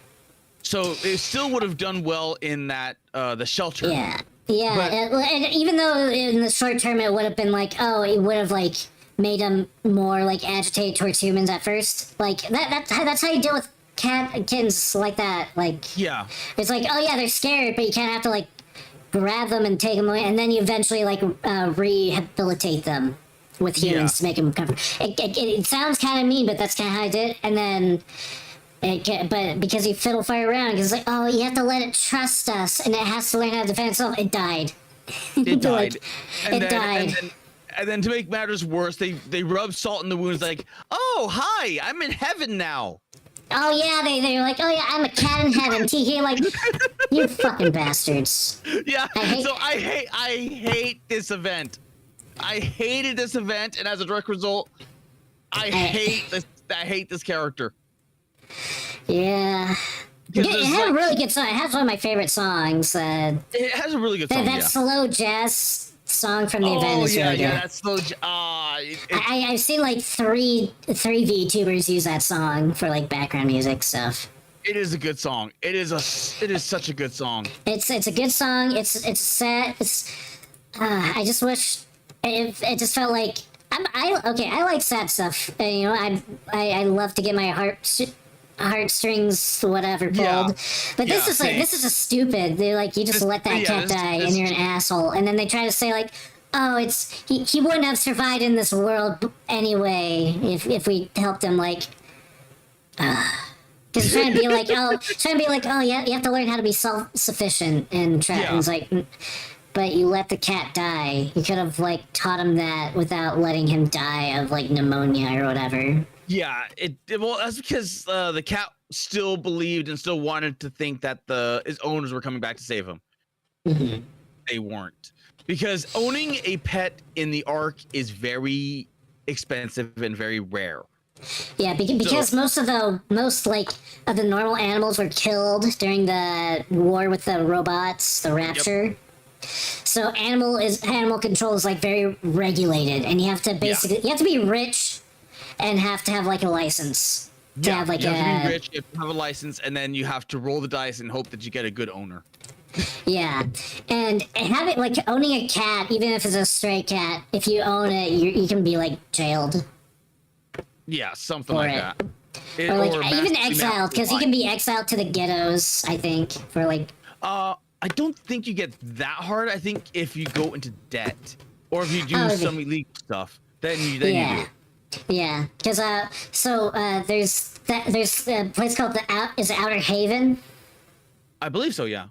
It's Outer Haven, and originally it was where like all the poor people lived, but if you want to be in like the rest of the Ark and rest of the society, you have to have a chip. But you only get that chip when you're born, so if you don't have it when you're born, if you have it removed, then you're out of luck, and then you're forced to live in the ghettos. And stuff like that. Good. And not good. So if you're exiled, especially if you're like, we're like middle upper class, and then all of a sudden, you're exiled, then you're kind of screwed. Yes. But it's because of this. I really do not like this event. I really do not like this character because she's just an alley cat that got the cat killed. Yeah. And she should have known better. So, hey, Pop, some bros, how's the stream? It's going all right. We're chilling. We're talking about PNG woman. Yep. She's basically she's Nekopara. She's just Chocolata or whatever her face is. It's literally just that. But okay, so from a character design, I think it's all. I like the black and I think black and pink looks very good. The black, pink, and white is really good color. I love that color scheme.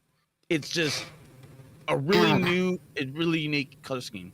Yeah, and I think the design is okay, but I don't know. It doesn't hit anything special. It's just like, oh, it's cat girl and kind of slutty cat girl. And it's like, oh, okay. Cat girl, and she looks more like a streetwalker than she does a character. Yeah. I know some of them are. I know this is a gotcha, and there's gonna be, but she just doesn't feel like because she's supposed to be part of the squad that like takes care of animals, but she doesn't look like it. But several of them are kind of like that. But whatever. Yeah, it's just that she does not blend well. If it was Biscuit in place of this, I have a feeling that none of that event would have happened because a lot of that would have been prevented. But because it was her in specific, and then, here's another pet peeve I have for her, is that she calls you a pet name, and that pet name, do you remember what it was? Or what? I don't. What was it? Scoops. Poops? Scoop. Scoop? Yep, as in you're scooping up the litter. Yeah. Oh yeah, I remember now. Like, okay, she's that character. I forgot what it's called, but it's like the type of dairy where they're like not very like emotive. They're very kind of like Ray Ayanami, or very kind of like they don't express themselves. Oh yeah. I remember that. I can like that, but she's kind of. But usually there's like kind of like complexity to it. There's. And part of the appeal is like, oh, they're kind of like neutral, but then you kind of learn, oh, there's a lot more under the hood. She doesn't have a whole lot under the hood. No. She's just kind of like boring. Yeah. What does that imply about your relationship? About being called Scoops? I don't know. I'd be saying, hey, you better come up with a better name, or you're gonna have a new facial mark. It's gonna be Scoop. Do you like Scoop? Yeah. I don't know. Scoop, I don't know. I think Scoop is kind of an okay name if it wasn't specifically a pooper scooper. I don't know. It's kind of like Scooter or Chip. They're like, oh yeah, Scoops. Yeah, but when it comes from that, like, if okay, let's put it this way. If this was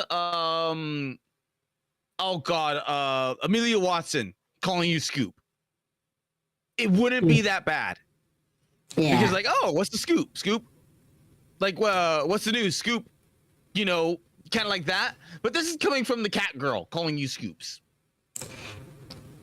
Yeah. So it's like, okay, she takes a dump right in the street and goes, okay, clean it up, Scoop.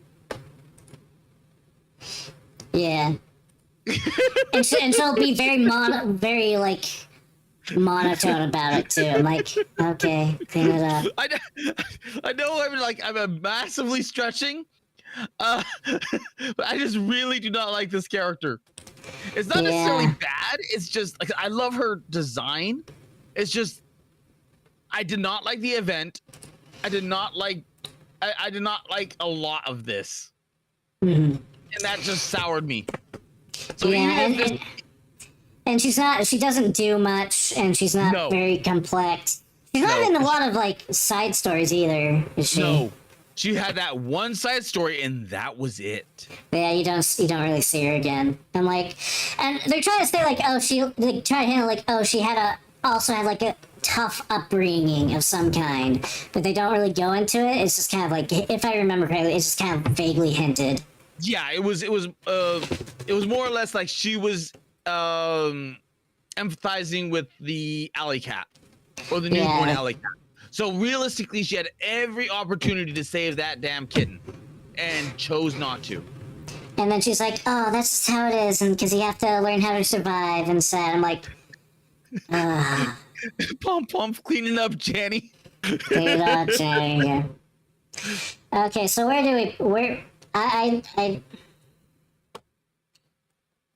mean, don't know. Do we hate her enough we'd put her in D just because? No, I don't hate her that much. I more than I do her. Because I think in reality she could have been saved, or like the character itself could have been saved if they just played it straight. If they just played it straight, like, okay, you know what, shit is bad. We can't really do much about this cat because the laws prevent it now that it's been abandoned. They could have gone a different route, and if the slap in the face was the kitty cat heaven. So, yeah, it's like, ugh. So That's why I hate about whatchamacallit, Made in Abyss, because spoilers, there's a similar thing that they do, kind of. I mean, they do it a lot better, but then they do the whole like, oh, they're in heaven and they say thank you. He did that instead of leaving it ambiguous and sad. It's like, ugh. I have not watched Made in Abyss. Okay, I might have spoiled a little, but I don't mind being spoiled, because I've seen enough to where people are gushing about Made in Abyss, like, oh, it's this doctor guy that's experimenting on children. Oh, it's this chick that is giving birth to dead children. It's like, isn't this shit fucked up? And I'm like, not really. It's okay. So it is okay. So so it starts out as very happy-go-lucky, but then it turns like very like, oh, this is too real, too fast. And because it's with because it's with kids, and they're very innocent kids, it feels like, oh god, no, what the fuck? And if you're not used to, and it's not realistic with its like per se with its it's kind of because they deal with like sicknesses and wounds and like almost dying and losing bladder control, kind of gross stuff like that. Huh. Okay. So like if you're a nurse, it's probably like, oh yeah, that's kind of bad, but it doesn't feel bad. If you're like a normal, like, and it does get really dark, and there are kind of parts where it's like, this is kind of uncomfortable, but yeah, it's not like, just going by description, because you've probably heard like, oh, someone gets poisoned arm and they almost had to like, whatever, or something medical. Oh, there's things that are more because it's like gory, quote unquote, or it's like more messed up, it's more extreme, more grim, dark, whatever. But because it feels more grounded, and when it's with kids and very innocent kids, it hits harder. Oh, okay. Because there's like 80s and 90s OVAs, it's like super fucked up, blood and gory, but it's like, oh, that's rad, that's gnarly, that's cool. But then when it's like Made in the Abyss, it's like, oh, that's kind of, oh no, oh no. Okay, I'll take your word for it. Yeah, let's just say, oh man, yeah. I would recommend it. It is good. I do understand where it's like, oh, people overhype it, so it's like so overhyped you kind of like, eh. But I think if you go in just kind of like, oh yeah, just go in expecting, oh yeah, it's fantasy adventure show. Okay. Then I think you'd like it. Ah, okay. But Pom Pom says, I remember seeing an interview with the writer of Made Abyss, and in the writer bio, it had like likes children, dislikes children. That's very, very true. And there's a couple stuff that like kind of comes off as fetishy a little bit. And if you yeah, because I'm pretty sure the dude made like lolly shota dojins. Okay. Before. So there's a couple things like, oh, that does feel a little fetishy, but I feel like most of it, if it's just like, okay, this is just like people trying to survive, and you actually have to deal with like people's like biology and like bodily, you know, BS when they're like getting injured and stuff. Like, okay, that makes sense why that is. Okay. And I don't know. A lot of things I feel like, oh, that's weird. I think like, oh, but you actually have to worry about that in this situation. So yeah, there might be like kind of like weird like fetishy context undertones, maybe if you know about like the writer. But a lot of it's like, for me, it's like, oh, it's uncomfortable because it's like, oh yeah, it's gross shit you'd actually have to deal with. But wouldn't that make sense in the Medium Abyss? Because it's like a crap sack world where you're just kind of surviving. So it's just like, Yeah. like, Yeah. It Yeah, delves into and that. it's not just like poorly disguised fetish. It's like flat out right there. Yeah, I don't know. I'm kind of like, on the one hand, yeah, but on the other hand, it's like, I don't know.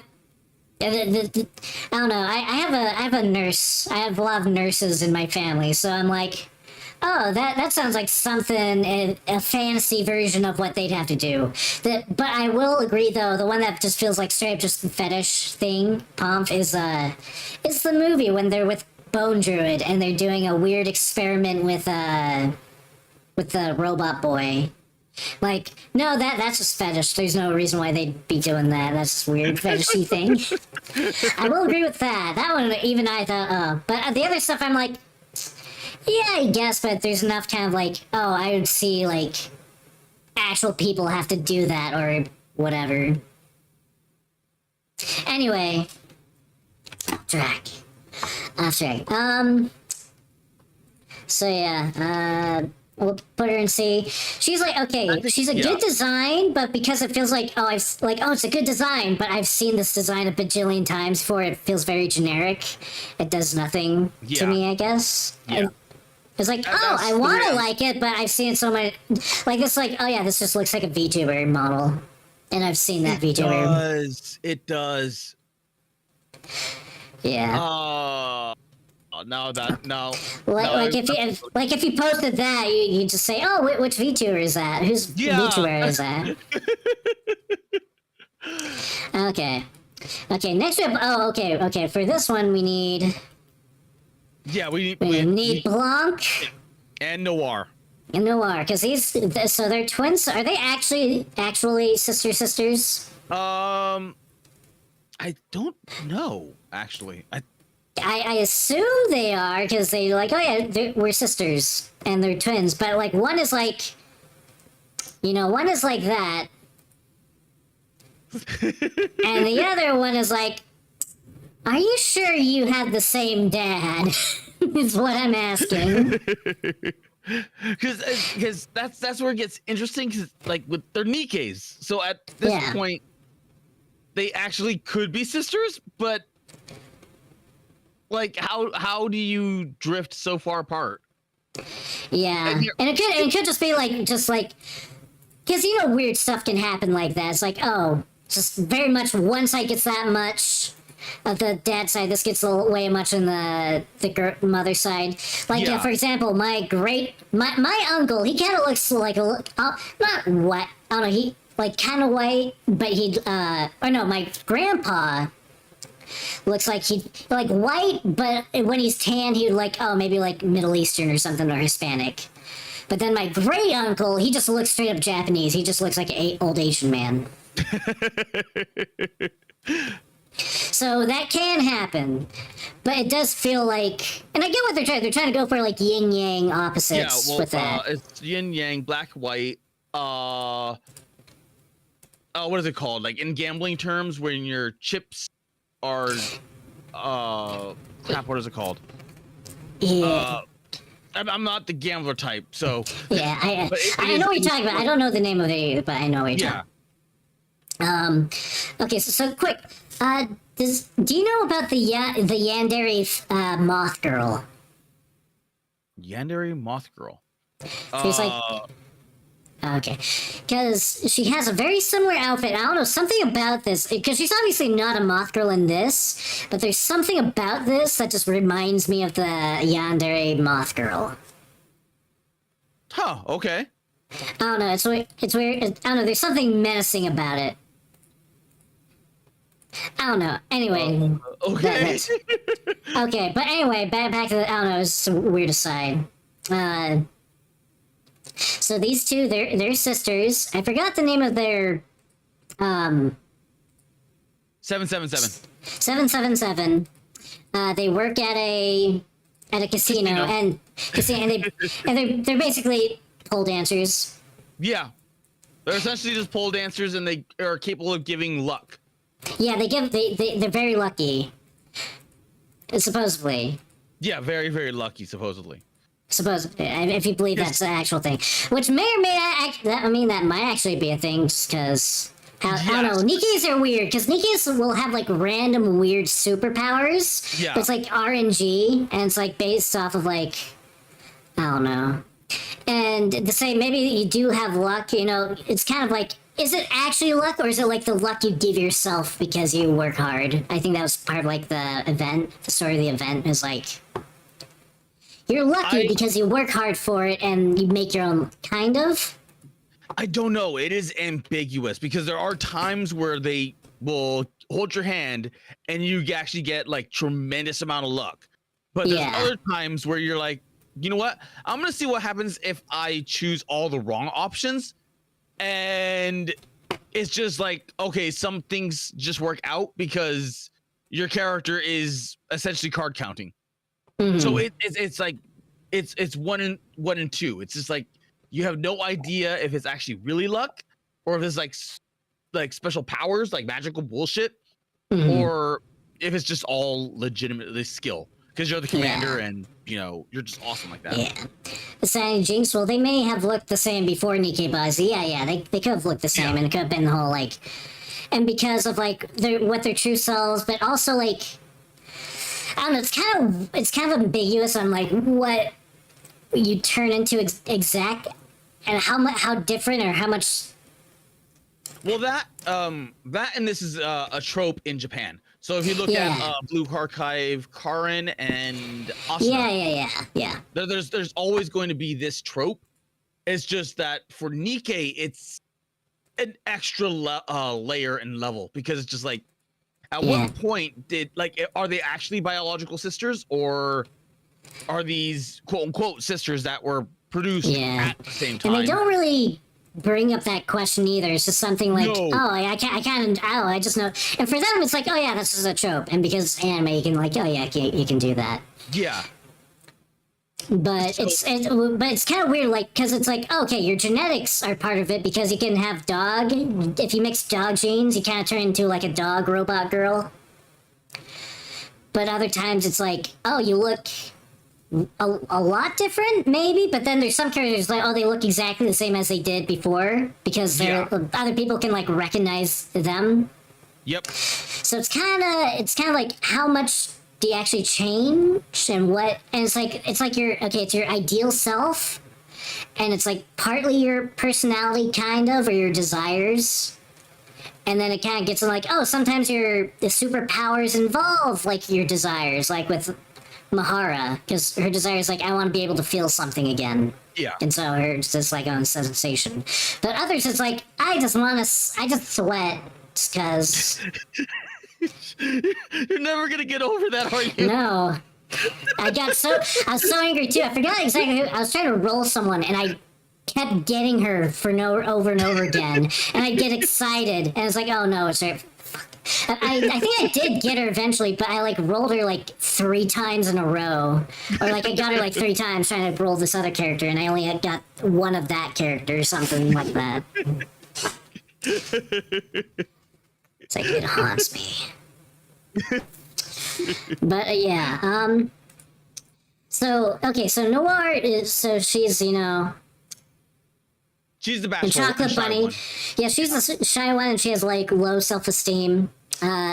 She teaches you how to pole dance, and you get freaky in the side story.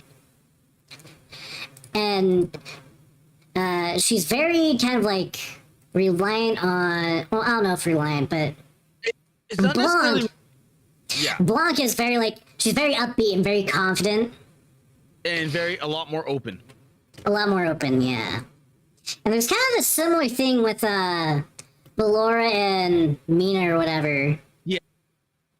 Except they're strippers instead of orphans. Yeah, child friends. And there's also similarities between them and Naga and Tia. Yeah. Except that's where this whole thing breaks, because you're like, oh, another Blanca Noir, sweet, and you're like, no, you have to choose one. You can't choose both. You have to choose one. Yeah. Yeah, you have to choose one. You don't get both, like Blanca Noir. That was a one-off case. Yeah. So out of the two, I actually like Noir a lot more. Blanca's fine. I don't know. I think I like the kind of shy characters a little bit more, among other things. But yeah, I liked her story more, and I don't really remember Blanc's story nearly as much. Blanc's story is basically just her pushing the story forward. She's very in your face and upfront. Mm-hmm. So that does lead her into issues and problems, because she has no problem staring down the mafia when they came in saying like, yo, no, we're taking all of your shit. Like this is our casino now. You're gonna be paying us a good chunk of your share. And Noir was like, no, please. But at the same time, because Noir being Noir, she was like gonna be a doormat. But Blanc was like, no, go fuck yourself. So in reality, what ended up happening is that they were looking at it from a like the mafia. They knew that what is it called? A heist was going to happen on their whole event. So they were going there to protect it based off of Mustang's orders. But because, mafioso types are like, well, protection racket, we might as well, get paid out as well. So this was a case of like Tetra trying to rip off Tetra. Just all sorts of stupid. Yeah, it was all sorts of stupid. And that's where Moron was like, oh, you know what? I'll help out for free. Because it's what I do. I keep the peace. And then that threw a monkey wrench into everything. Because they're like, what? No, you can't do this. I'm like, yeah, I'm going to do it. But yeah. I jive with Blanc. I like Blanc because of her over assertiveness, even though it does get her it puts her head on the chopping block more often than not. Yeah. But that's the good thing about Blanc and Noir, is that it doesn't matter who you like and who you dislike. You're getting both. Yeah, you're just getting both. They're coming together. Even in gameplay, don't their like abilities synergize with each other? They purposely synergize. Yeah. Yes, they synergize so well. Blanc is the only one that actually can be removed from the group and used individually into other groups, but generally speaking, you're bringing them both together. Yeah, if you want them both. Yeah. Yeah. And Noir, her story is, a little bit more kind of like, oh, she wants to build up confidence and stuff. And, there's a lot of other characters that do it, but I really like it. Yeah. And also you bang in the end. This was this is the reason why they're so beloved and why they have an alternate skin. Yeah. The only people that got they got power crept was Naga and Tia. Because both for different reasons, but they got power crept by them. Unfortunately. But she's still and like I do like Blanc too, but Noir it just I don't know, number 3 brown lady. What can I say? Yeah, what can I say? And I just enjoyed her story more, and just because I kind of like that kind of story more in general. I don't blame you. I legitimately don't blame you. But that's why I'm like I started looking at it like, do we go individually, or do we judge these as a team? Because we have to judge these as a team. yeah, exactly. That's why I was like, okay, there's some characters here that are just gonna be always a team. So like, because this was my main thing, because this defines it all. So as a direct result, because Maharu or Mahara, I forgot her name, but a masochist girl would have been much higher if it wasn't for her dead weight. Yeah, if it wasn't for Uni or whatever, Yeah, psycho, pink woman, pink VTuber woman, problem child, abusive. Very abusive. Yeah, she looks like an Iron Mouse clone. Some VTuber that got into drama because they like, I don't know, they pulled a Rushi and like bashed their cat in the door or something messed up like that. But yeah, I would say the bunnies are S tier. Yeah, pretty good. Hello, Lulu. How you doing? Hello, Lulu. TMC Nero intensifies. Yeah. Hello, Lulu. Oh, did you see number 3, brown lady? Yep. So yeah, we're talking about Nikkei. We're playing funny PNG woman tier list. Yeah. Okay. Let me grab their funny little caricatures. Brown woman best. Yes, I know. I know. I know. And I agree. You're only saying that because of the massive tits. You know, it's also a person now. Don't go. Hello, I'm doing alright. Starving. Forgot to defrost meatballs. Oh, that's nice. Meatballs. Put them on defrost the microwaves because those totally work on microwaves, right? I've always had them. The defrost on the microwave settings work perfectly. They don't. They actually do something. Don't know because I never defrosted stuff in a microwave. It sometimes they don't. So a lot of those preset options don't work very well. I mean, maybe just because I had a shitty microwave.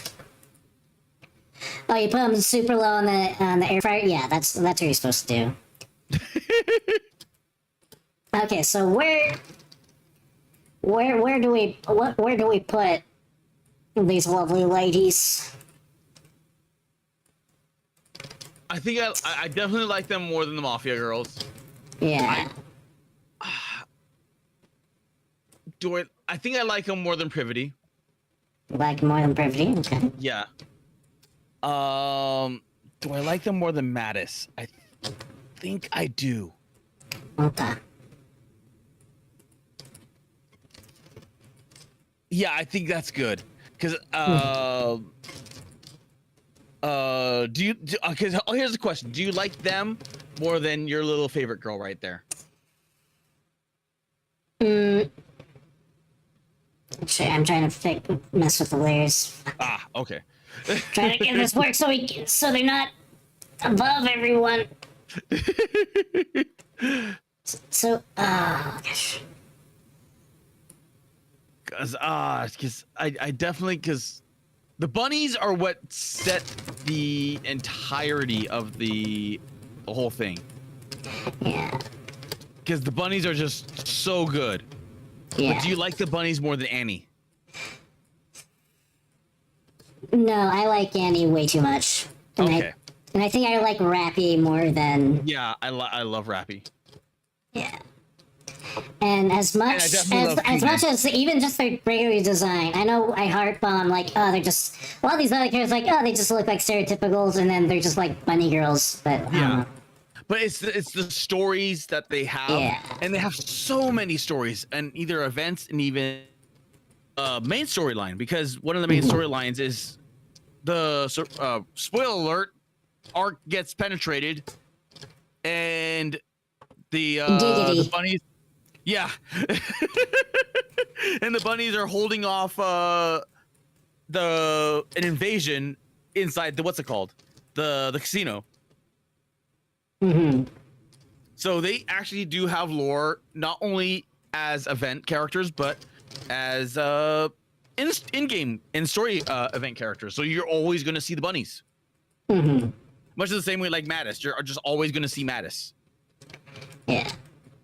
And I would say that, like, I do like other characters, and the reasons why I like these characters, like, theoretically should overwhelm why I like these two, but I have to listen to my neurons and they activate. Neurons activated. So I'm just gonna put on, you know what? Yeah. Okay. Because I would still say Coco is still my favorite overall, Yeah. but I don't know. It's kind of weird. I don't know. It's a weird tier list. Because I'm also like, kind of like, I don't know. It is a very weird tier list. Okay, because it's like, she's my favorite, but I don't think she's the best, if that makes sense. Yeah. And 'Cause being my I'm in the- favorite doesn't quite outdo being the best. If Yeah, that because makes I'm in the same way with Kilo. Because I love Kilo, but I'm like, okay, I have to put myself down a little bit. Yeah. Okay, I think that settles the sisters. Yeah. Okay, so Beach Mary. Beach Mary. Beach Mary Mary. fuck kill. Yeah, It's Beach Mary, but better. Yeah, it's Mary, but better. So much better. Yeah, And so- she has a really awesome ability of buffing all water characters. So Oh she's yeah, by the way, there's elements in this game. yes.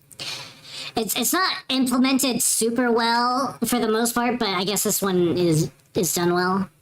This one is done well because she not Yeah. only is she a healer, but she's a buffer as well. So Yeah. it's just really good. The only downside is that there isn't that many water-based characters that are good. Good. Yeah. So I think there was Dorothy, but she matches well with Eleg. So she like Mary does not fit well in that team.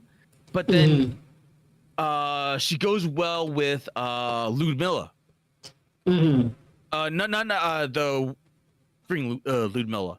So if you put her in that team, that's actually really good team. Yeah. Because I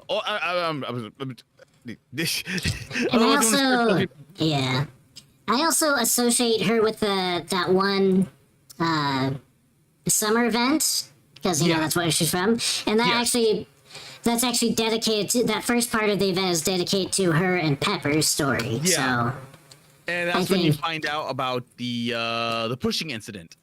yeah, I mean we already you could already piece it together before then, Yeah. but this basically like 100% confirms it. Yeah, that 100% confirms it, and it's just right there.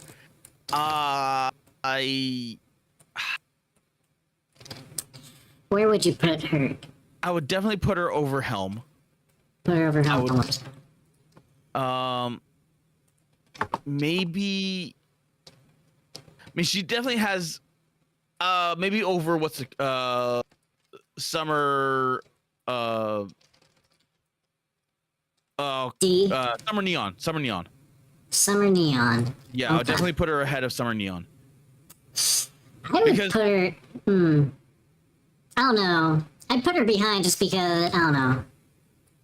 Oh, the neurons activate with Neon. Yeah. It's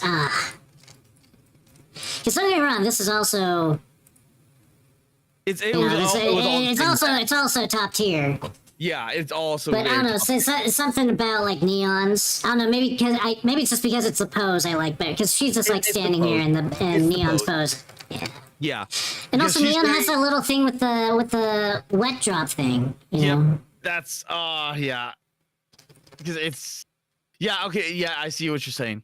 Because I love Mary, but at the same time, like if you're comparing summer outfits, Neon is definitely better. Yeah. So put her just right behind Neon. Yeah, I'm fine with that. Okay. Because she's still just solid. She's just so solid. Okay, and here is probably my favorite summer. Yes. Anise. Summer Anise. However thick, yes, I agree, Sandy Cheeks. And while Neon isn't as thick, she has just a little bit of thick. But then you get to Anise, I'm like, oh. Yeah, she's just so good. It's just good. Like, she has this stupid glitch ability, which if you combine with reload speed and magazine decapacity, she instantly reloads. So she goes pop, pop, pop, pop, and she essentially turns into a machine gun, almost. That's awesome. It is so stupid. She's a shotgun in it. She's a shotgun that turns. So she turns it almost into an A12. It is so stupid because she does not reload. She does not have to reload if you do that. Yeah. So she's considered top tier because of that. It is just so stupid, so funny, but so awesome at the same time. And you get really, really nice eye candy to look at. Yeah. So you're just not. And I just really love Anise. Anise is just fun. Anise is just like. Anise is top tier. And she find because in the first part of the event, because the event kind of came in 2 parts, she gets cut because she gets because they go to an island to like quote unquote look for resources, quote unquote. Well, it's at a beach resort. Yep. But she gets cut, and she's like, "Oh, I just wanted to show off my swimsuit to the commander, Ulu." And then she does, and it's like, yeah, that's pretty good. Because during that time, I think only because Rappy got the swimsuit, and then that was during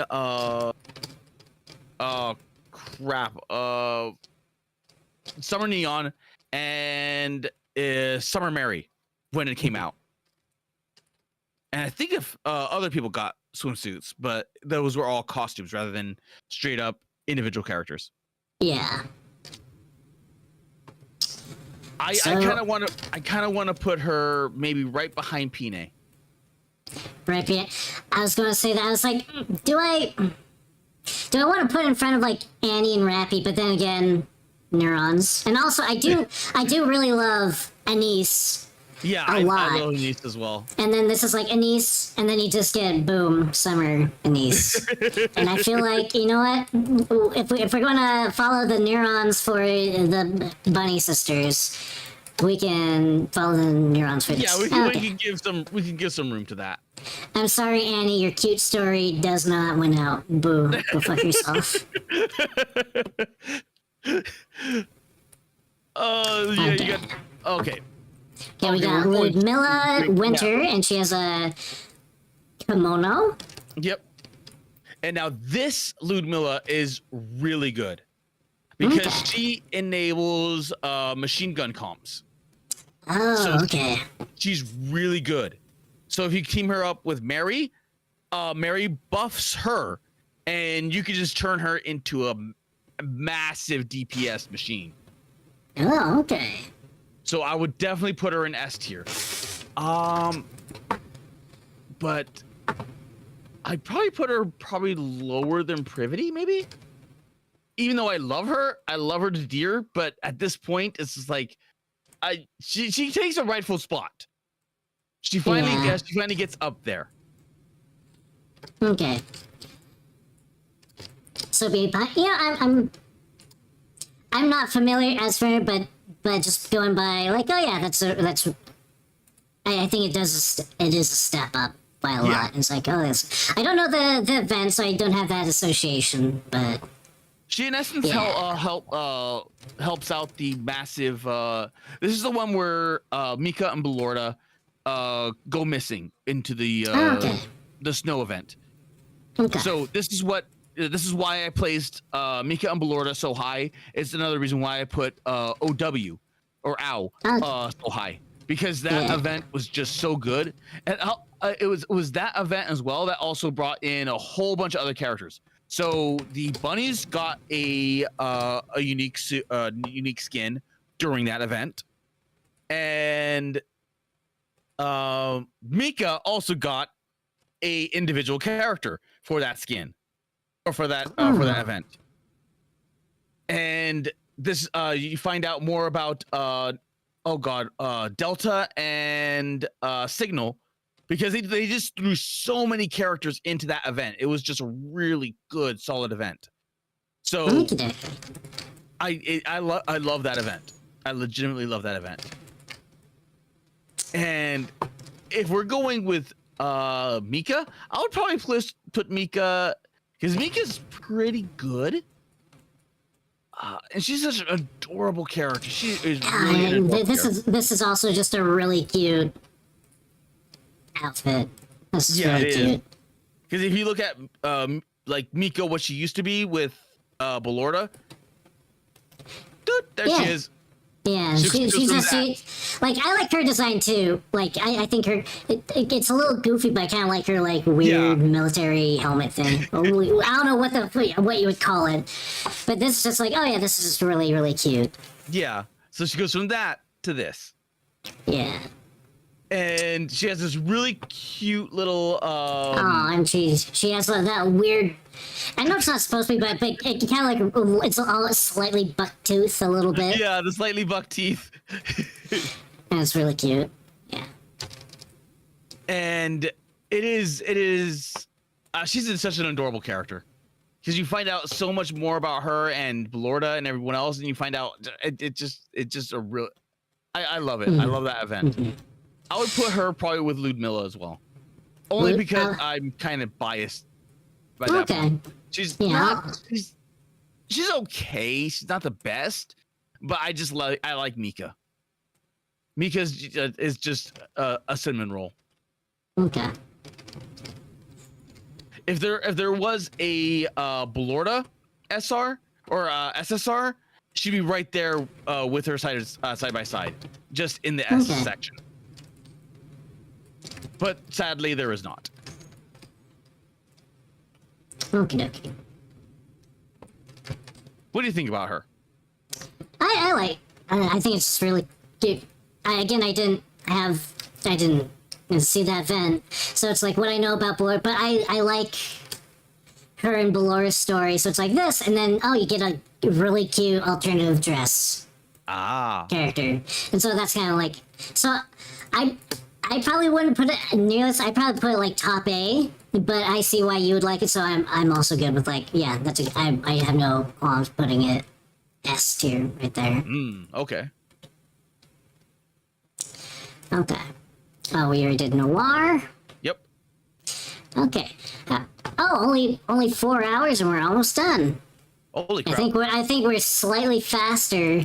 I think we are slightly getting better at this. We're getting better at this. We're not going in lore tangents all the time. Okay, so here's Leona's. Yes. She's the one that commits abuse. It looks like it. She would have worked for Ringley Brothers when they were still around. She would, and she definitely would not have been killed by the lion. Yeah. But like the Siegfried. Wait, were the Siegfried brothers, were they killed by a lion or was it a tiger? I don't remember. It was a big cat. It was a big cat. I think it was a tiger. Anyway. So I don't know a whole lot about her, so I'm just going off of her design. That's all right. It's cute, but it doesn't really do anything for me. Yeah. It's like, oh, cute, big, funny lion going, ah! That's cool. She does something there. I don't know what that is. The whole event was her getting the animals ready to be set loose in a sanctuary. And she does that, but the ones that are loyal to her, like the lion, I think it was a bird of some kind. There was a few core animals that was like, no, we're staying with you. And they just massively stampede towards her. She rides a lion into battle. Yeah, I saw that. That is cool. I think that's pretty cool. Hi, K-Tan. Hello, Kaitan. So I I kind of because I did like the event because it was just such a goofy like what the hell it was basically the biscuit event but dialed up to 11. And it's where they started to know what they were doing from a story perspective, like story writing perspective. So Okay. had she been earlier and Biscuit had been later, Biscuit's event would have been, you know, bouncing off the walls like this event. So I kind of want to put her just one rank above Biscuit. Just one rank above Biscuit. So I think Biscuit we put into C. Yeah, so put her into B. Yeah, I would say put it into B. Because nothing like all my love from her comes from the event itself and just the randomness that was, especially her choking that damn lion. Yeah, but what is she like? What's her personality like as character? It's very loving. Like you don't expect it, but she's actually very, very loving and caring towards the animals. It's just that her form of loving is also abuse. Okay. No, he truly loves me. He just doesn't understand. You know, he hits me, but he still loves me. He just does it. Oh, it's that.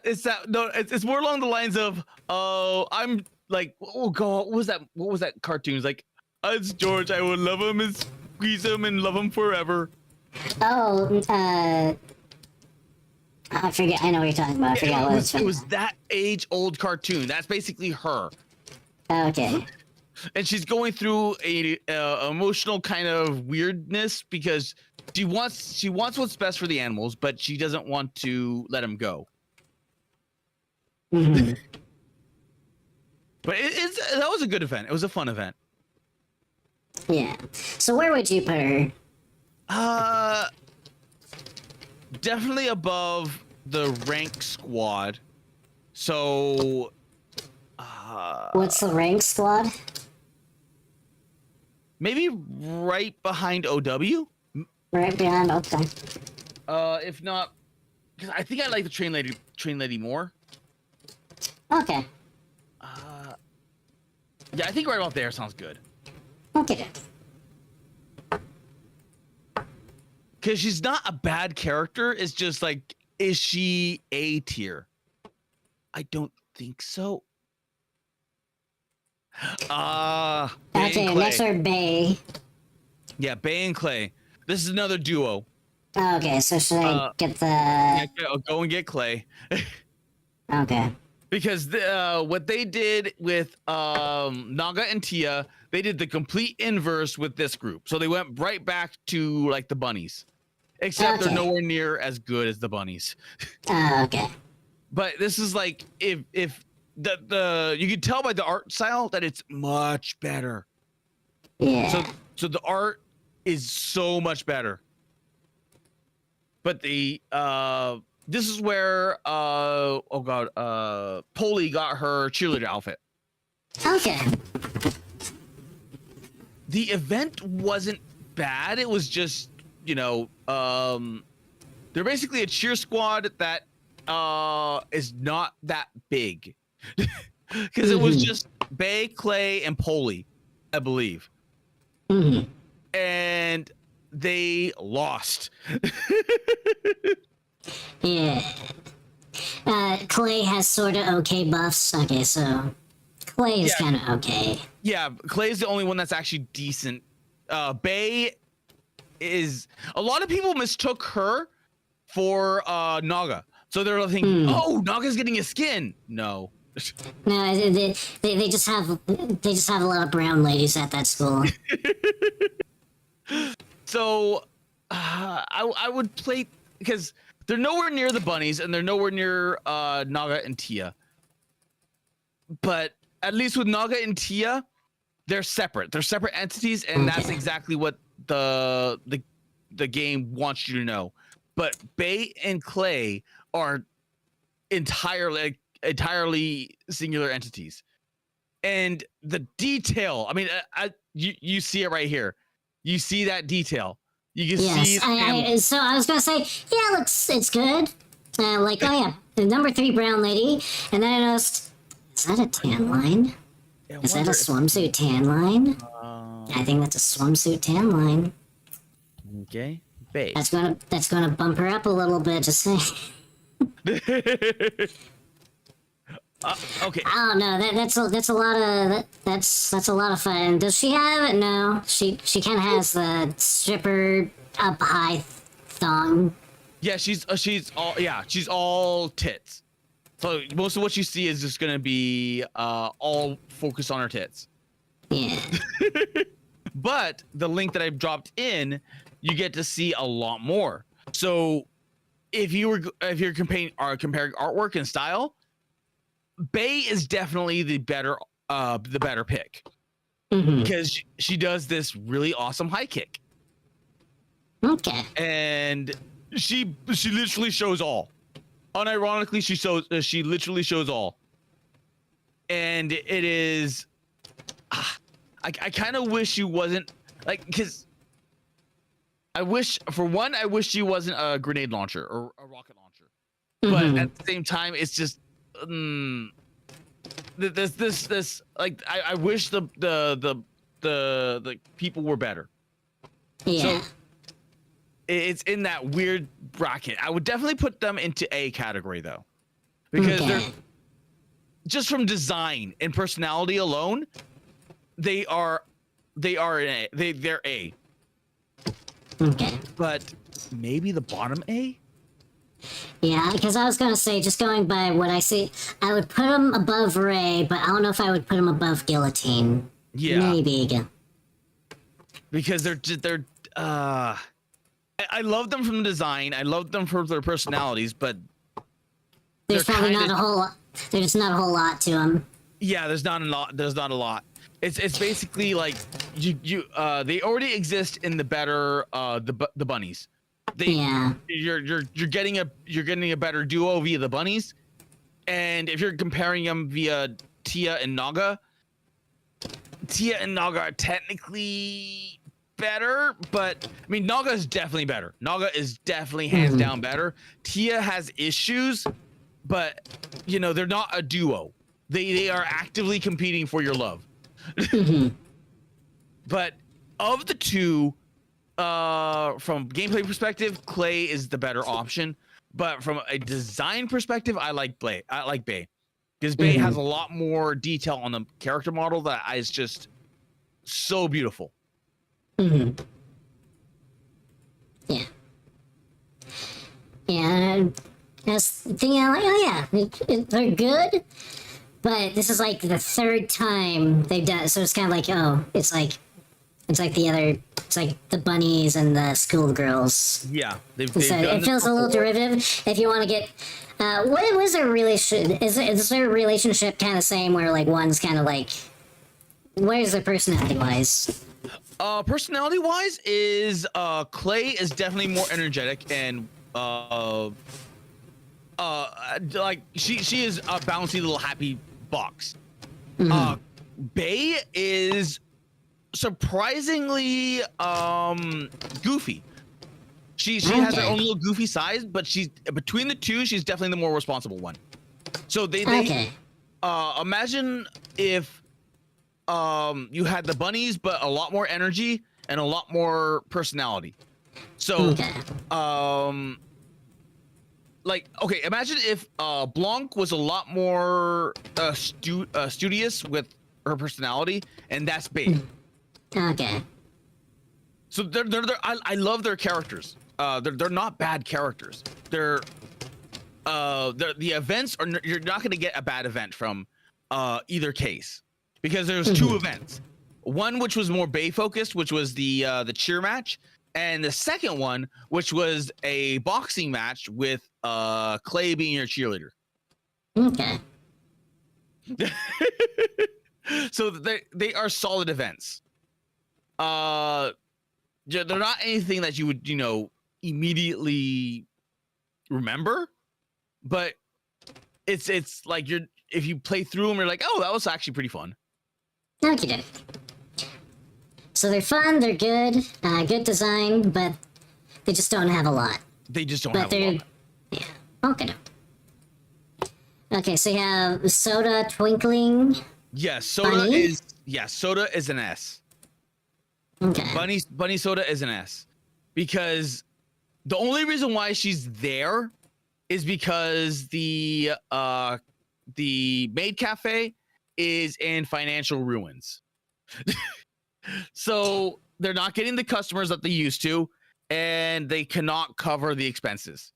So the casino is doing this massive tournament where they have hit the bunny, like it's basically just like, oh god, what was it called, where you hit the alligators with a mallet, and then they Whack-a-mole?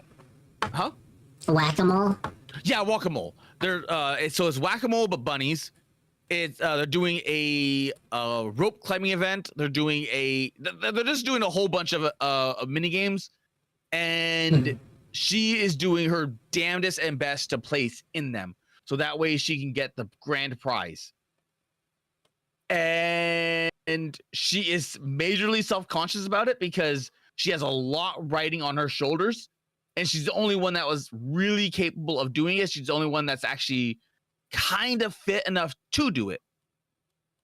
The problem is that at the end of the event she loses, and she is so distraught because not even like woohoo, you lost. It's like, no, you flat out lost. there is no happy end until after the final secret ending, after you beat all the what is it called, the EX hards. And only then do you find out,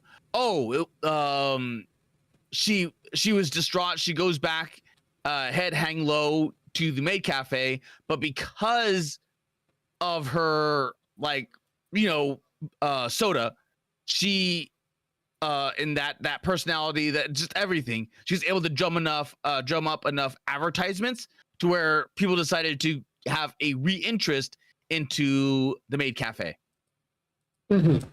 So yeah, they didn't win the grand prize. However, they got enough interest in the maid cafe to where they could survive. Okay. So it watching her going back and forth like that, just panicking, because going through like emotional distress was actually very entertaining to watch. Plus, it was a part of that main 777 event.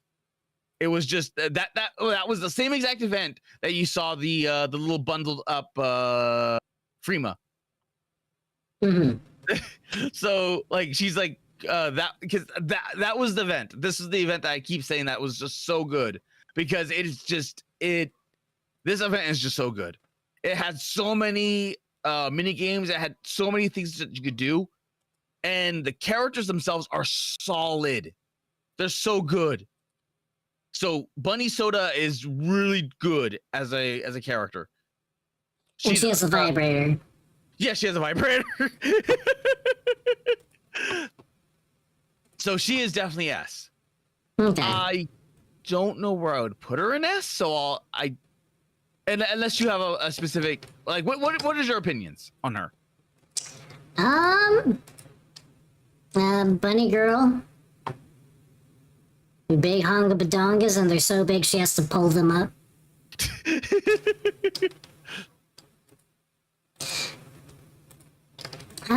Yeah, that's all I got to say for that. Okay. So where would you place her? I don't know. I don't know. Where would you place her? I think I would place her low S. If not Low S. Like I'd compromise with a very high A, but I like Bunny Soda. So for me, if it was, I don't know. I know, like with them, it's like neurons activated, but with this, after a while, because there's just been so many like bunny girl costumes. After a while, it's like, oh, okay. Yeah, And there's plus, not much you can do after a certain amount of bunny. Yeah, and I don't really care about the character that much. So outside of that, it's like, oh yeah, And Yeah. Bunny Girl, but then it's like, so for me, I don't mind putting her up there because it is good. It's just like, If it wasn't for the bunny event as a whole, and she just got this as a skin, I probably wouldn't have placed her that high. mhm. It'd probably just still be maybe one tier above, but that's about it. But it was because of the event as a whole that I do have fond memories of bunny soda. Okay. Okay, next is Bunny Alice. Okay, here's the thing, is that Bunny Alice is basically just Alice. She doesn't do much because it's Alice. She's not going to be like a driving force behind anything. So that's why I compared her to like Rupee. Rupee is going to actually drive the plot forward, but Alice is not. She's just lost in her own delusions. Yeah, So she's just schizo. Yeah, she's just schizo. But now that show that being like Bunny, but Bunny Girl. Okay. Alice, but Bunny Girl. So I think right there is perfect because it's just Yeah. like she's not. Because her default one is also just really good by itself. Yeah. So it's kind of like, oh yeah, it's Bunny Girl, but her other one's also like it technically covers up, but you know, it's that whole thing. It's like sometimes less. I don't know what the saying is, but yeah. So I think it's good. It's a good side grade. It feels like. Yeah. It is a decent side grade. I mean, technically, if you're comparing her from like a DPS like gameplay perspective, yeah, Alice is just gonna beat the crap out of Bunny Alice, and it's just no competition. And this one right here, Damn. Yeah. That is just literally just strings. Yeah, it is just strings. But it is. She is so good in game. Is that okay? It's kind of hard to. I think it's just a lag, but I thought I saw an areola or something for a second. Is that? Technically, No, yeah. it's a sweat. It's just okay, guys. It's okay. It's a shadow there, but if you look close enough, you can actually. Yeah, for YouTube's sake, you know, For YouTube's sake, we'll not do that. Also, I think. I know they're robots, but I think her tits are fake because they look like they're a little bit pointing outwards. It might just because of the nature of the swimsuit. But Yeah, they look it's like they're kind of far out to the sides. I don't know. I saw that one game theory episode forever ago, and now it's like if they're kind of pointing. So I know like if they're kind of pointing in opposite directions, that's kind of like a sign. But anyway.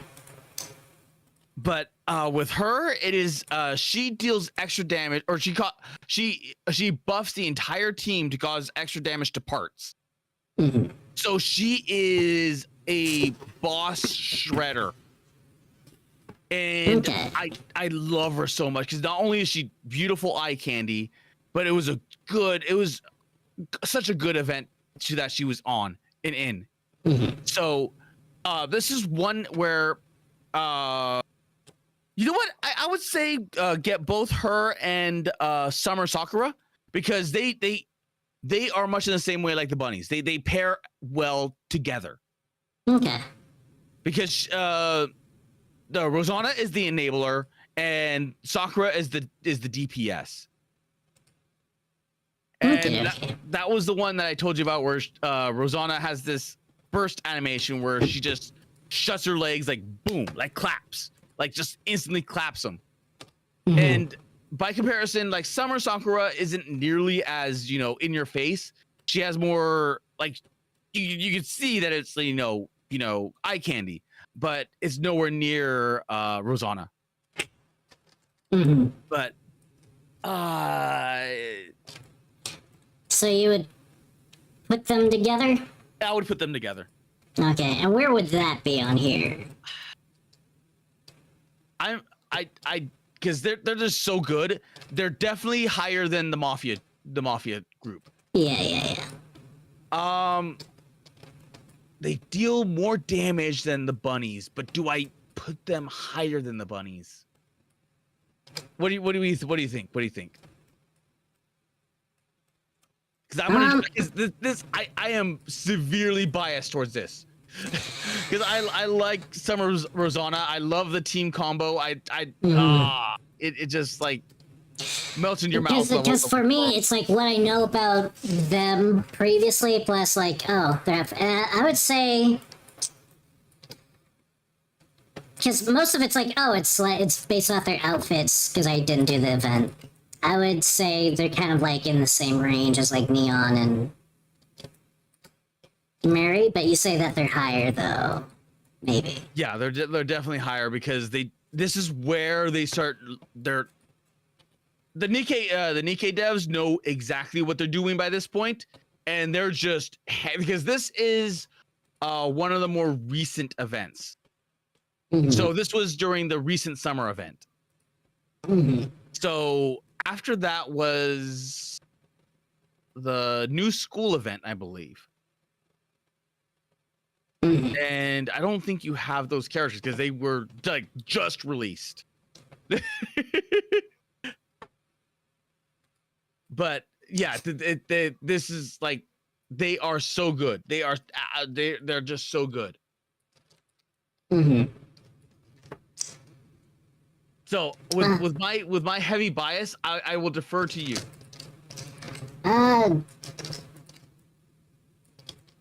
Are they better than Foot and Egg? I really like Eleg, and because she enables Dorothy, and Dorothy just hits like a truck. But I would say yes, because from a story perspective, Eleg and Trony are together because they're just not separating them, but they are better than Eleg and Trony.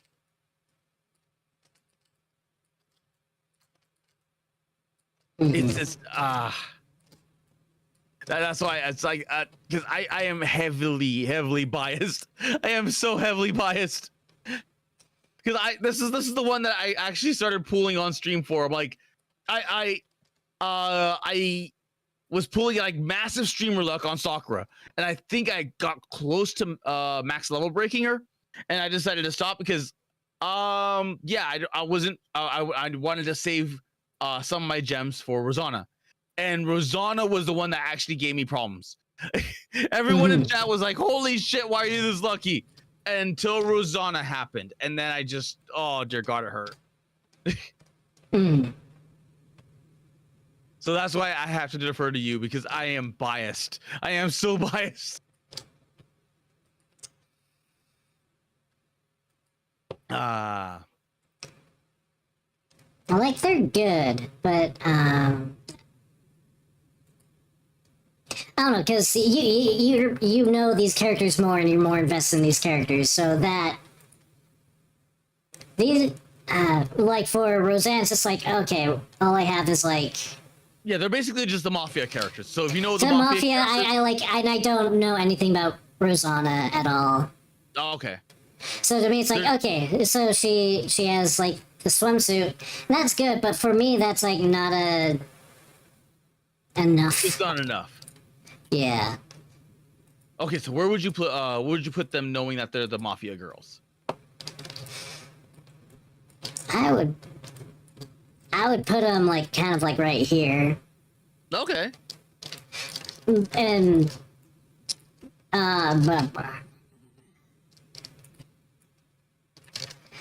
was where I would put them, but No, because I mean we're here together, so that's why I said like I'm biased when it comes to this group. So I am fine with deferring to you on this matter.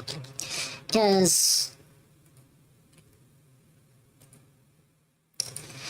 I like both Neon and Mary, and I have more experience with them, and I know their characters more, and so so I see their swimsuits kind of comparable. Like this one's like, oh yeah, it's very sexy, slutty. It's very in your face. Yeah. And I get why that, but for me, it doesn't hit hard enough that I would like overpower like the other ones, I guess. Ah, okay. Because I'm a bit of like, oh yeah, like I like yeah. Neon like, and the nip slip. So yeah. like, is that there? No, it none of them have that level. No. Yeah. So okay, I would, yeah, I would put him there personally. okay, I definitely see that. Okay, because that's why it's just like because I'm already heavy biased, so I'm like I need a grounder. I need a grounder. You're my grounder. But then I start thinking, is this better than B2 though? Because B2 is B2, and that's just it's not quite as like Coomer horny, but it's like it's still a really good design. And so does B2 design. I don't know. You know what? I'm thinking too hard into it.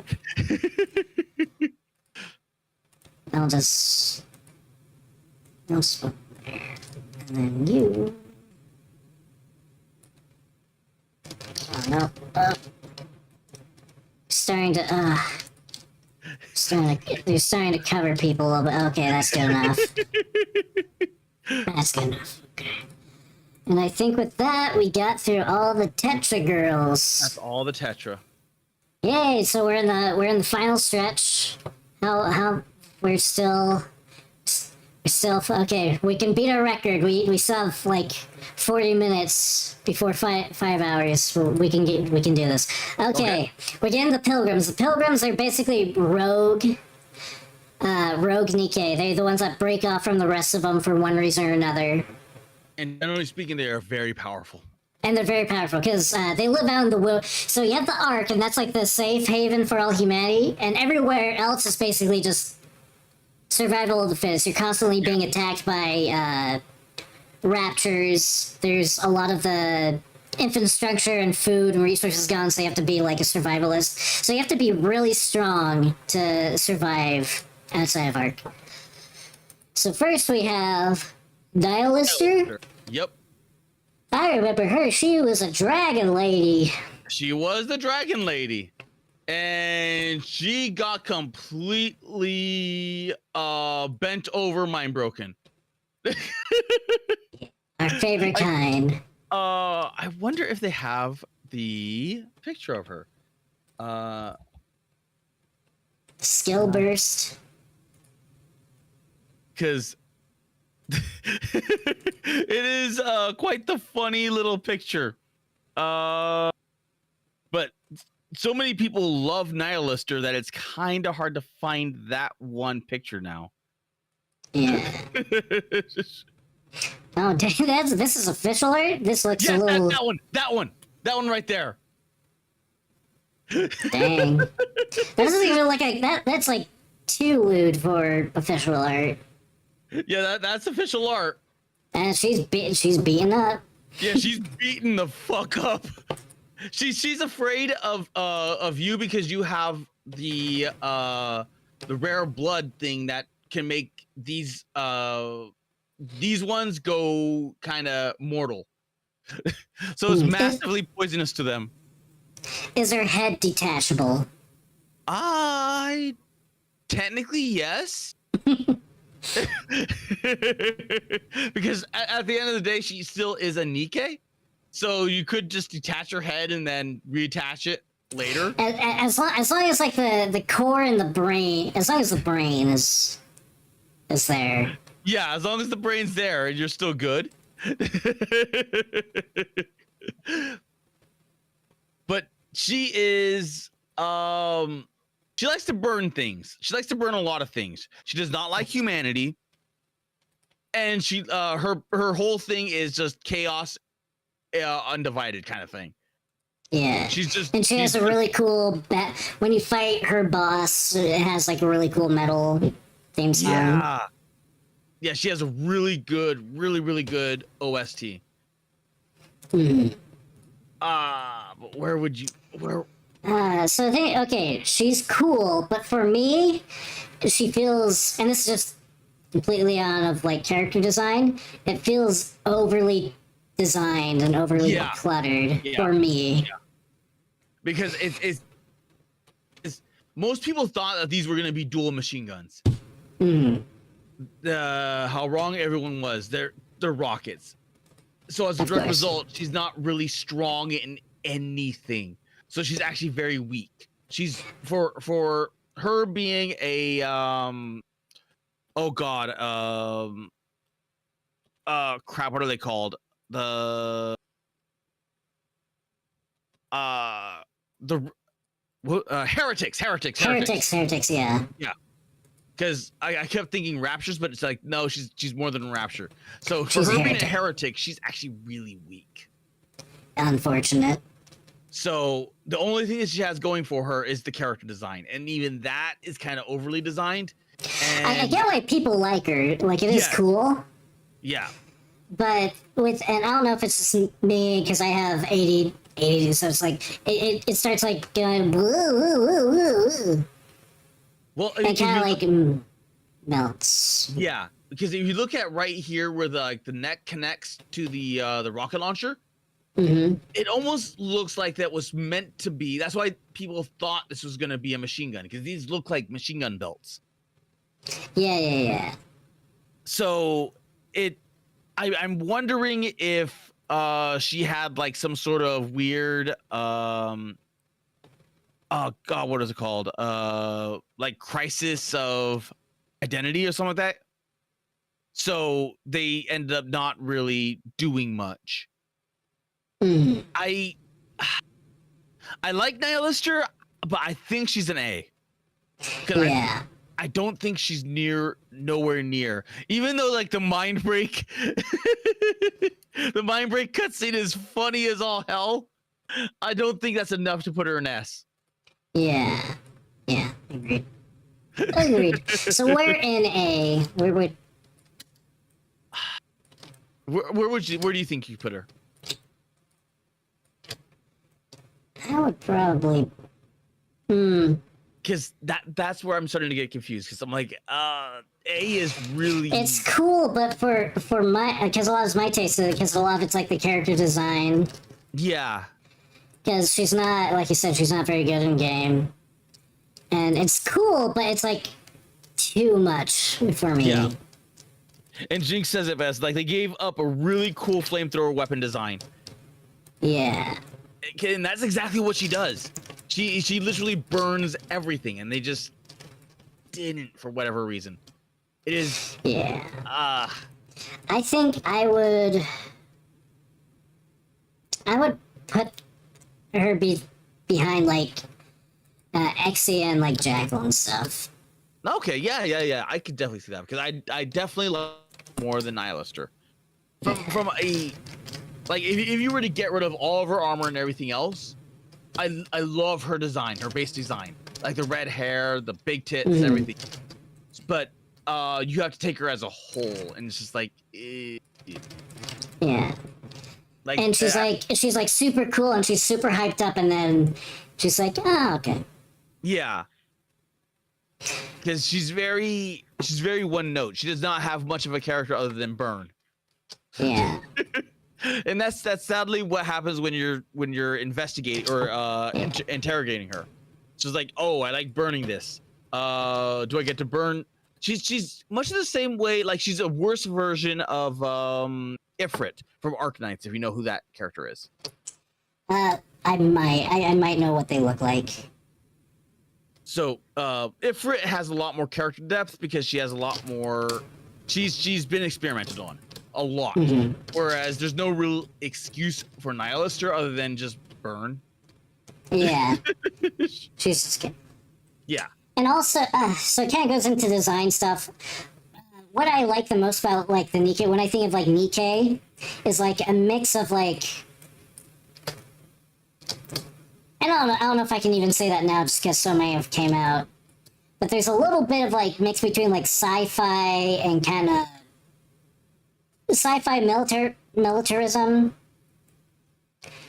and kind of like it feels. I don't know. It feels like semi-realistic. Yeah, a lot of that does. Well, a lot of my favorite designs like are kind of like, oh yeah, they're kind of like a mix between like tactical and military, but they feel kind of like realistic. They may be sluttier, but they feel a little bit more grounded. And then you have Nihilister, and it's like she almost feels like from a totally different series, I guess. And it's cool and all, but it's not what I like. So it's basically Hollywood, not Hollywood, Halloween military uniform. I So it's guess. like I don't know. It's hard to.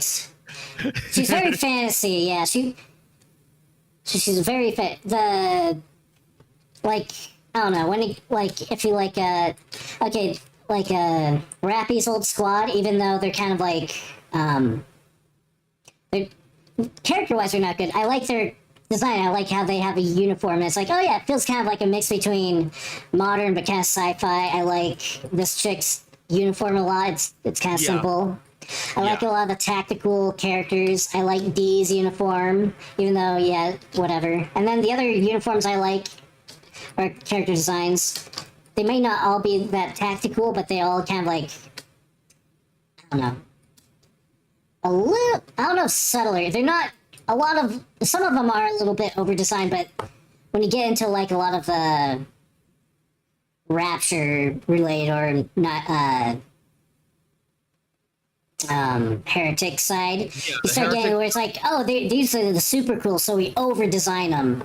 Yeah, I guess. And so, Nihilus is probably the biggest thing with that, where it's just the biggest one, because there are other. If you go into the heretic, what's it called? The heretic block, you get to see a lot more. Mm-hmm.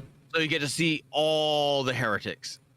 Mm-hmm. And when you look at her by comparison to everything else, it's just not. She is the first heretic outside of Modernia. Oh no, not just Modernia, Chatterbox. Oh, okay. So if you look at Liberello, Cinderella, Indivella, oh, and the new one, Behemoth. So let me just drop these in the thing. Here is Liberello. And here is Cinderella. Cinderella is was introduced during the Red Ash event. And Indivilla is from the King's event. And Behemoth is from the new story chapters. So far, none of these are trainable. So they're not at the point where it's like Nihilister. But they are interesting. Very they almost they're definitely better than Nihilister.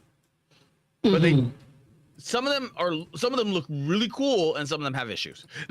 Yeah. So it's I'd have to think about how to word it, but they feel like so different from the most of the other designs, and I get why they would do that, because it's like, oh, it's like an alien force, because these are the heretics, and so they look alien, so it makes sense that they look different, but it almost feels like they're from the wrong game, and I think part of it's the art style. I don't know, a lot of these look like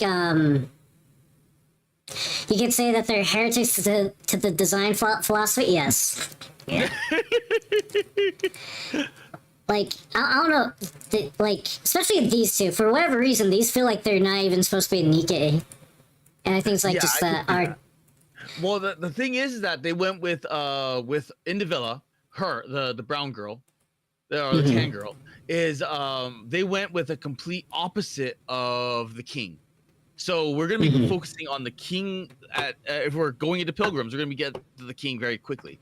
But she is almost like the fantasy, medieval fantasy So as a direct result, they went with medieval or like ancient Egyptian. Yeah. So that way it's almost like two sides of the same coin almost. Mm-hmm. So you have the pharaoh on one hand and the king on the other. This chick screams, I'm stable. Yeah, well she's not. Yeah, and I do like it. It's just like if I saw these, I was like, oh, which gotcha is this? Is it like, I don't know, like, is this from like Azure Lane or something? I don't know.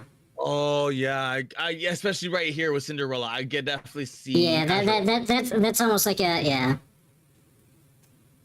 But yeah, that's why like these don't necessarily have a place yet. They're in the story, but they're not capturable like Nihilister. And she's cool because she's like a jellyfish and she has this weird floaty thingy. But again, it just almost feels like that because generally there's kind of like a little bit of where like most of Nikkei, it's like, oh, it's kind of like urban modern a little bit, and even though they have some of the quirkier outfits, they feel kind of like semi-modern. This goes more in the fantasy sci-fi. Yes, like sci-fi fantasy and that whole thing. Yeah.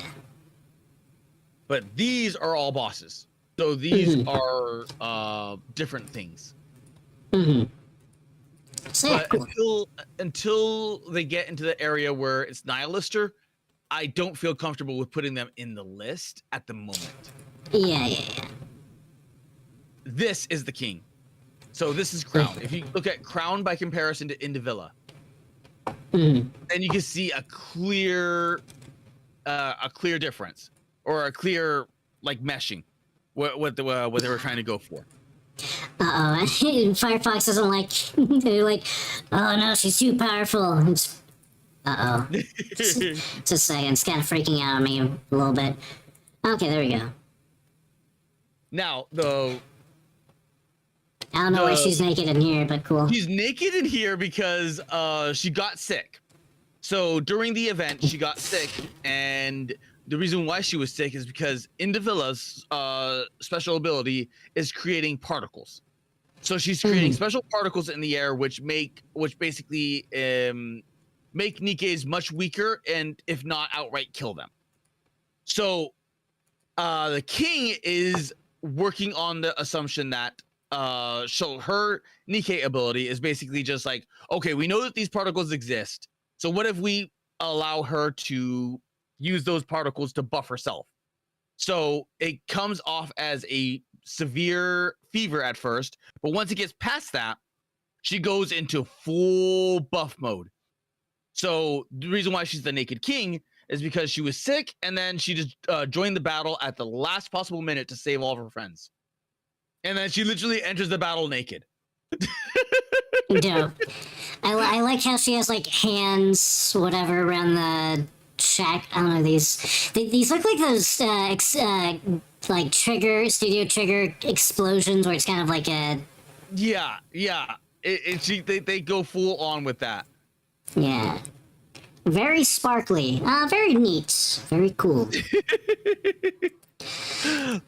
I like this one more, not because she's naked particularly, because like whatever.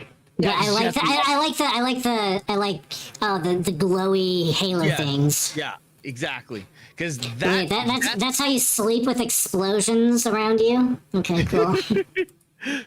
that right there is the $60 skin. Oh, is that the six? Oh. So Oof. if you wanted that one, that's $60 skin. So, question to Ito and Kara: do you mostly play this on phone or PC? I used to play on phone, but I think my phone's too old because it can't update.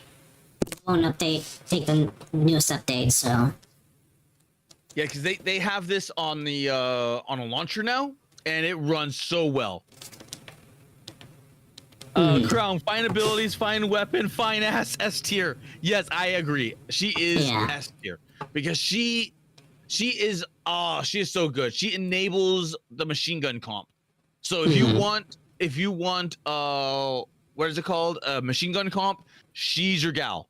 And on top of that, she also has really good abilities that just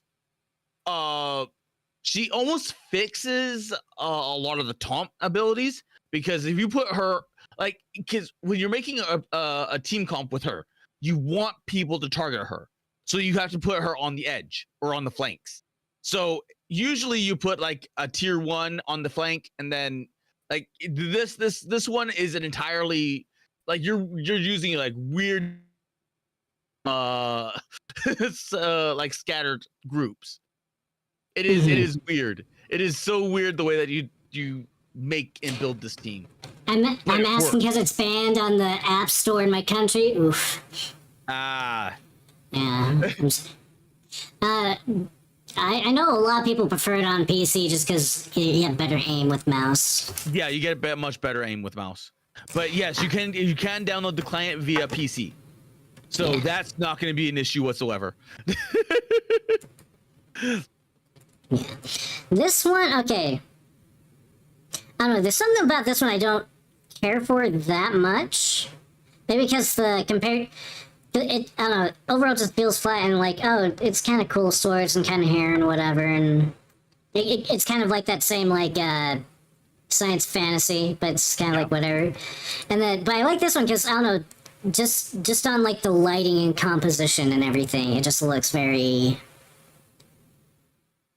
I don't know, ethereal, regal in a way. I don't know. I can see that, yeah. And not just because, oh, she's naked. It's almost like, okay, it'll sound pretentious, like maybe not like Renaissance per se, Renaissance art, but it just feels very. I mean, technically she is, because she is. Yeah, because technically speaking, is that she is not actually a king.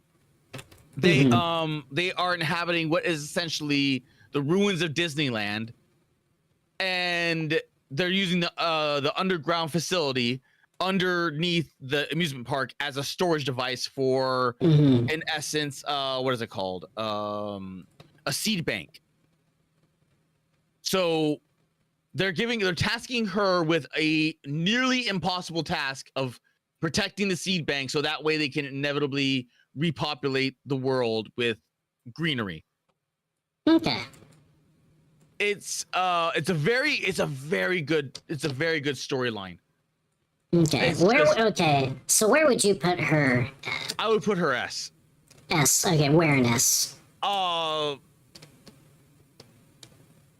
kind of want her to up front, up and like, yeah, about there, because she is going to have major plot relevance, especially with what is going on with Modernia and everyone else. So with her, she's going to have plot relevance. Kilo's going to have plot relevance. You have Chime, which is going to have plot relevance. There's just so many that are going to be elevated now because of this and the way that the story is progressing. It is finally starting to get towards like actual. You find out the queen of the heretics in that event, which is, yeah, it was like, oh, okay, was I expecting that?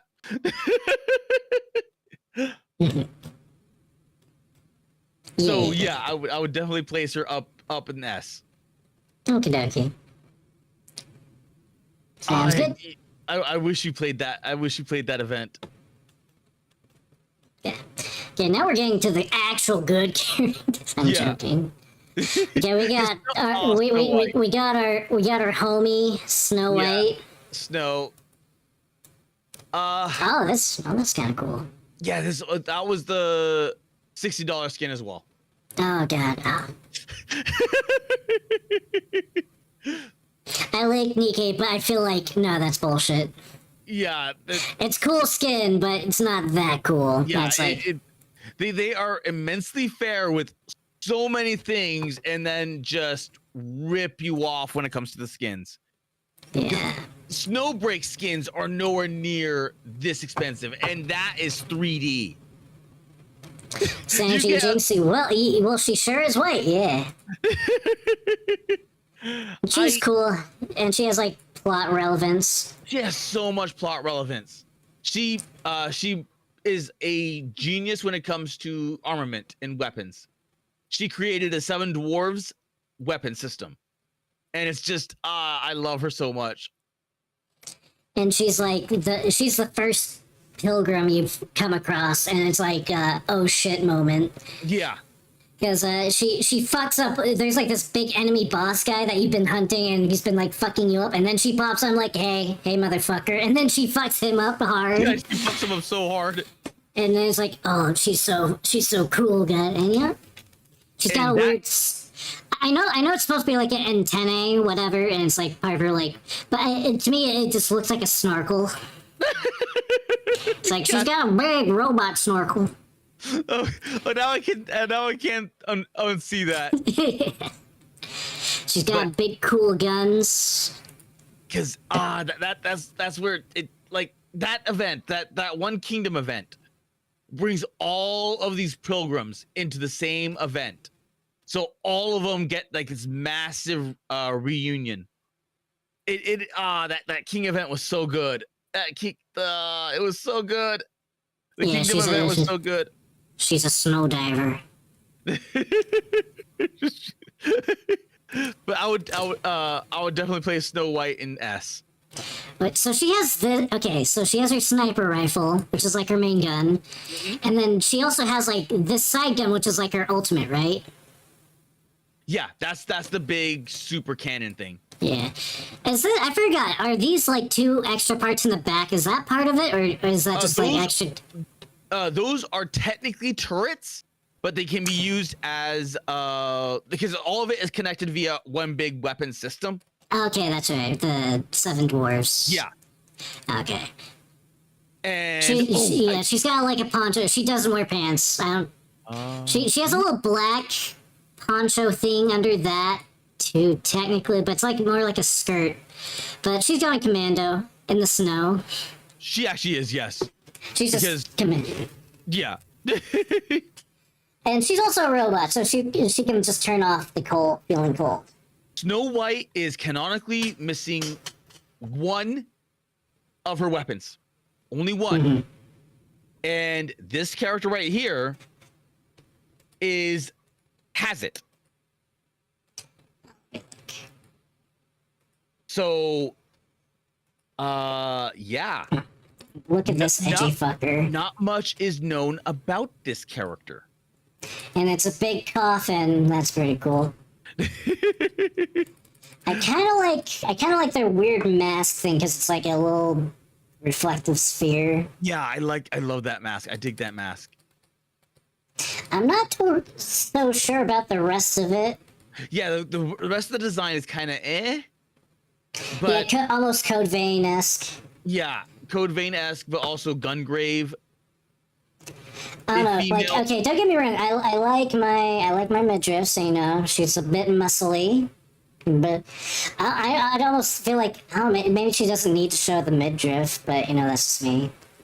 Yeah, I think what it is it's a design contrast, like different. Because she's so like dressed up, and then all of a sudden, boom, tactical midriff, and it's like if you compare her to which was the terrorist girl, that's Grave. Is that a cut into the riff? The cut? Yeah. Like, she's got scars? Yeah, she's got scars. And then she has, yeah. And then she has boob window because of her cool jacket. I like the jacket. Because you look at the jacket is a heavy jacket. You look at her helmet, and it's a heavy helmet. So you would think that, especially with a carrier of one of the lost 7 dwarves, you would think that she would actually have equipment similar to EH, which I relinked in your thing. So it is just a weird contrast to like it. It seems like if she had or this look, it'd feel much more. but this is definitely like edgy, like I am the Grim Reaper kind of thing going on. And you know, it's cool and all, but it's kind of, I don't know. It's definitely try hard, and I don't know, having the Adidas track pants with it just makes it like, oh, she's Slavic too. Yeah, it's all over the place because not much is known about her. So her design could change. I'm not sure. But it's yeah, I don't know. I don't quite know. So where would we put Snow White? I would put Snow White up in the front because she has been so pivotal to the story. If anything, I'd probably put her above Pine. Okay. And I'd love Pine, but Snow White kept so much of that together. And she's the only one that's actually trying to protect humanity and free other Nikkes. Whereas Scarlet is Scarlet is drunk. Dorothy went insane. She's better now, but she just went insane. Yeah, the rest of the Pilgrim group is not exactly in the best spot. So ironically enough, the only one that's sane enough is the one who went through several mind switches, which ergo like went insane. She went so insane several times that she just went sane again.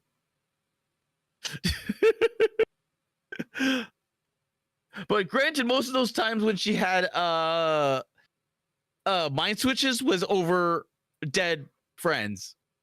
Their situation is pretty Pilgrim. Tactical midriff for striking through an enemy. Of course, you gotta like show that you're more fit than them. She lacks the blades and spikes to be proper edgy. Yeah. The letter A. Oh, the letter A as a scar. Okay, for a second, I didn't read that quite. I get it. So I get what you're saying, and I do like Snow White. She's pretty cool. But I don't have a lot of that, so I would actually put her like closer to here, just because. Oh, okay. You know what? I'll take it. I'll take it because. I mean, I'll still put up here for you if you want. No. I'll take it. Okay. Because I can definitely see what you're saying, and and like I said, I'm like way behind. Yeah. So I don't know a lot of the cool. So maybe I'll like her a lot more. But I did. I think you'll like her a lot more when you get forward in the future. Scarlet is probably my favorite out of the Pilgrims. Yeah, she's unique. She's unique. She has a drinking. She has a drinking problem. Is that she doesn't have enough drinks to stay drunk 24/7. Yeah, because the funny thing is that the Scarlet of the past would completely kick the ass of the Scarlet of the present. Yeah. The problem is that Scarlet of the present is so much more skilled than Scarlet of the past. Yeah. So she would kick her ass. She would kick her old self's ass, and then her old self would be so pissed. Yeah. She's pretty cool. She's like, yeah, I'm just kind of Asian coded for no reason. She's like a drunken samurai. And so much of this is like just on her hat, on her goofy hat. Because if you do that, it's like, oh, she just has like normal person hair. I don't know, the hair doesn't look that good. But because she has a big goofy hat, it's like 100 times better. To put for reference, because I don't. What did they have? Okay, Scarlet. Do you want to bring up Scarlet Shadow Black as well? Just to compare. I guess I don't. Let me see if. Is that her? Just that's her alt. That's her alt. Oh, okay. Yeah. Okay. Let me look at. Okay. Okay. So this is her of the past, Scarlet of the past, and then Scarlet of the future. So everything that she chose is a design that she chose purposely. Mm-hmm. It's kind of interesting how she has a weird halo, but I like this design more. Oh yeah, because you never did that event, did you? No. This is brutal. She was never a pilgrim. Oh. That version of her is a mass-produced Nikkei. Oh. Oh, is was this a spoilers? I feel like this is spoiler stuff. It's not spoilers because what ends up happening. Well, I won't go into actual spoilers, but it was designed to produce a pilgrim. This whole Okay. entire program was to get That so sounds like many. a spoiler to me. So it's a really good story. It's really good. Okay. I'll have to check it out. But when I eventually get it, I'll just get on my PC. I'll just have to get on my PC. I prefer it on. I don't know. I played it on my phone. It's my toilet game. That's what I play on the toilet. So, but I'll do. But yeah, that sounds cool. I don't know. Like that one's like, oh yeah, it's cool, but it's like edgy, and I just like her hat. Her hat is peak and that energy She has a disc nice thing. hat. She has a nice hat, and the hat has like the weird little, what is it called? The meat sticker on it. Yeah. And she's pretty. Or at least when I was playing, she was a pretty good character too. She's she's still good. She's fallen off by comparison to unironically her past self. So gameplay wise, like lore wise, the new this Scarlet is more trained than the past Scarlet. But gameplay wise, because old past Scarlet is newer than old Scarlet, she's actually better. Yeah, those shoes though. It's Those that thing. shoes, though, yes. It's like Like high perfect heels, and then because it's kind of stabby heels. yeah, stabby heels, where the front are like stabby, but she has like heels normally. So it's like, yeah, it's weird. It's weird high heel, which She's is a kind of very like weird- that.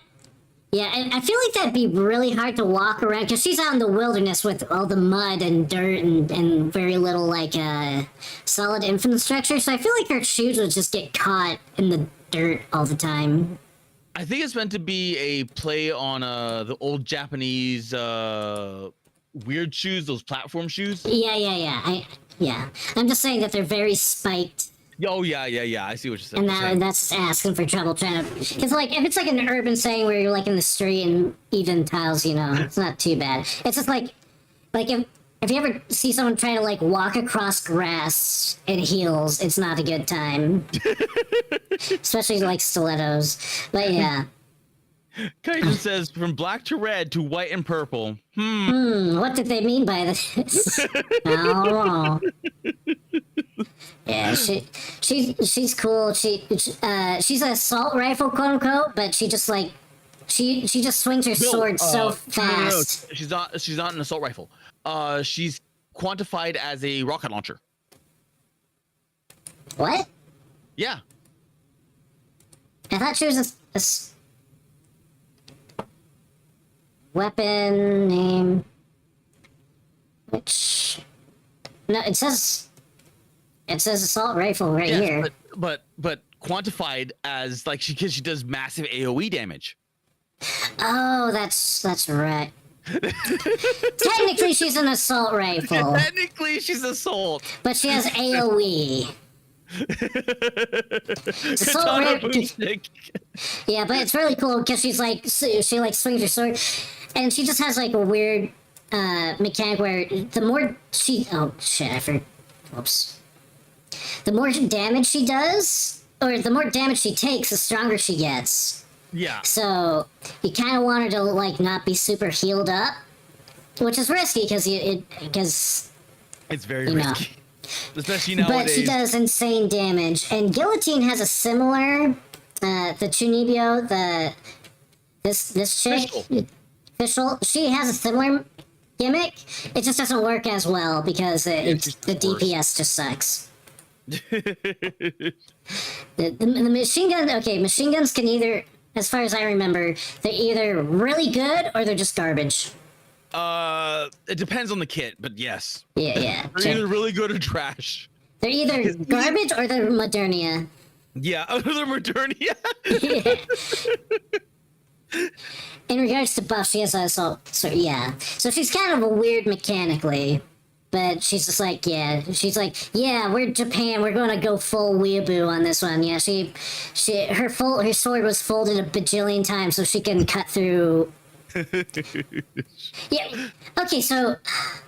Okay, the weapons are weird because the weapons the Nikkei have, they're basically the equivalent of like Super weapons. like battle tank, like the amount of force and damage they actually do have is like front like tanks. Yeah. They're just put in like the form. So it's like, okay, you have that. Okay, it's one thing you've gotten, but then it's like, oh, then you have a blade that's just so sharp. It cuts through tank. I don't know. Yeah, during the Red Ash event, there was Red Hood, which was testing Scarlet's ability to slash through things, and she was just grabbing anything and everything, and it just got bigger and heavier from there.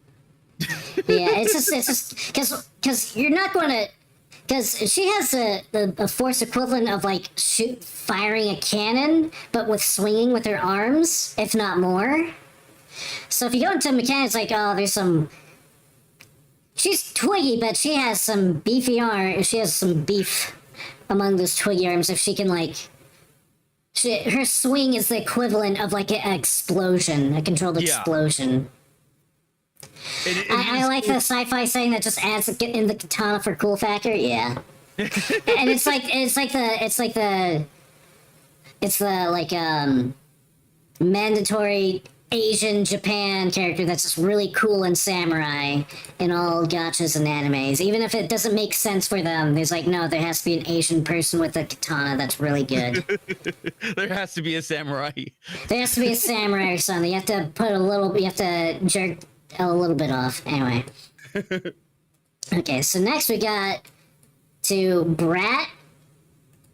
No, we didn't put her. Oh, that's right. Sorry, I might as well be drunk as her because I was. We were just sitting here gushing about her, and we never put. Yeah, she's just that cool. Like, where did we put her? Oh, I guess we were drunk. Okay, so I don't know if I would put her in personally, I don't know if I would put her in front of the bunnies, but I'd put her kind of in the same area. I'd put her just a little bit in front of Snow White. Oh, okay. In my opinion, where would you put her though? I like Scarlet, I really do, but I think you're right. Because she's fun and she's funny, but if we're gonna put her like right there, yeah, I agree. Okay, so you would put her right there, and then in your opinion, you'd put Snow White way more ahead. Yeah. Okay. Okay. Okay, we're getting to the Brat. Yeah, the Brat. She is definitely needed. There's a couple others that could use correction, but she is in need of correction. Yeah. This is Noah. She has these funny little shields, which basically gives her entire squad invulnerability for a few seconds. Pretty handy for some bosses, because there's some bosses that are like just full screen wipe, just kill everyone just because insane damage. So she's good with that. She's not that good anymore. Oh, she isn't. No, she's never been good. That's why you can get her from the main shop with the little points. I thought she was good because she's really good at with whatchamacallit, Gravedigger, because that's what I was using. She's not that good. She's probably one of the weakest of the pilgrims, which is sad. I thought she was actually kind of good, and I used her a lot. But okay. Nope. I think if I'm not wrong, I believe young Snow White is actually better than her, and young Snow White is a free character. She was basically the. She got corrected too hard. Okay. I don't know. She's smug. I want to beat her up. That's something. She could take it. Yeah, she could take it. And she is kind of like annoying, but I do kind of end up liking her at the end of her like little story. Yeah, she's a cool character. She's just a weird character though, because she doesn't really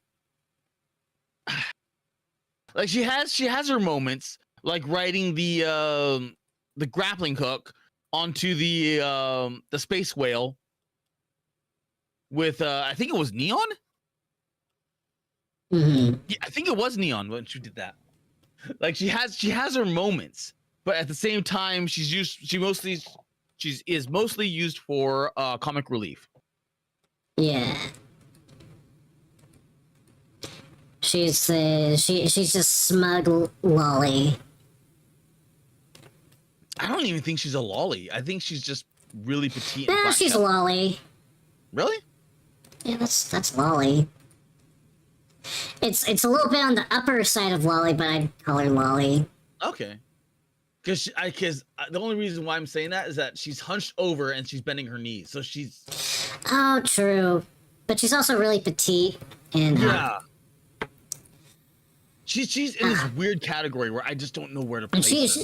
Like, yeah, yeah. Buff correction needs correction. Yeah, I feel like she's she's in that upper level of lolly. She just looks. yeah, she's if she is like she's definitely in the upper level. Because She's like all with pink, like but- Ballora and Mika, they're kind of they're also kind of, but I feel like they pass the lolly a little bit because they're a Yeah. little bit too busty. Yeah. Or at least Mika at the very least. Ballora a little bit, but yeah. But Mika just said, yeah, that says lolly to me. But anyway, where would you put her? She has lolly energy. Yeah. Where would you put her? I don't know, because I don't particularly use her at all, and YouTube gameplay of game shows on the YouTube smiley face. You're still doing this? Yeah, we're still doing this. We're trying to beat our record of doing it under 5 hours, but we just hit 5 hours because we talked too much. we talked way too much. There can only be one green background with a letter. Yeah. Yeah. So I would put her in what? Would it fair in lower B? I think so, yeah. Because she's not particularly good. She's mostly used as comic relief. Mm-hmm. And she's a part of the weird squad that is technically pilgrims, but not technically pilgrims. Okay. And apparently she's not actually good in gameplay, even though I remember using her crap ton, and I used her to like get past a lot of stuff, but I guess whatever. Yeah, she's not I'm good. good. She's not good. Her info, she's good to me.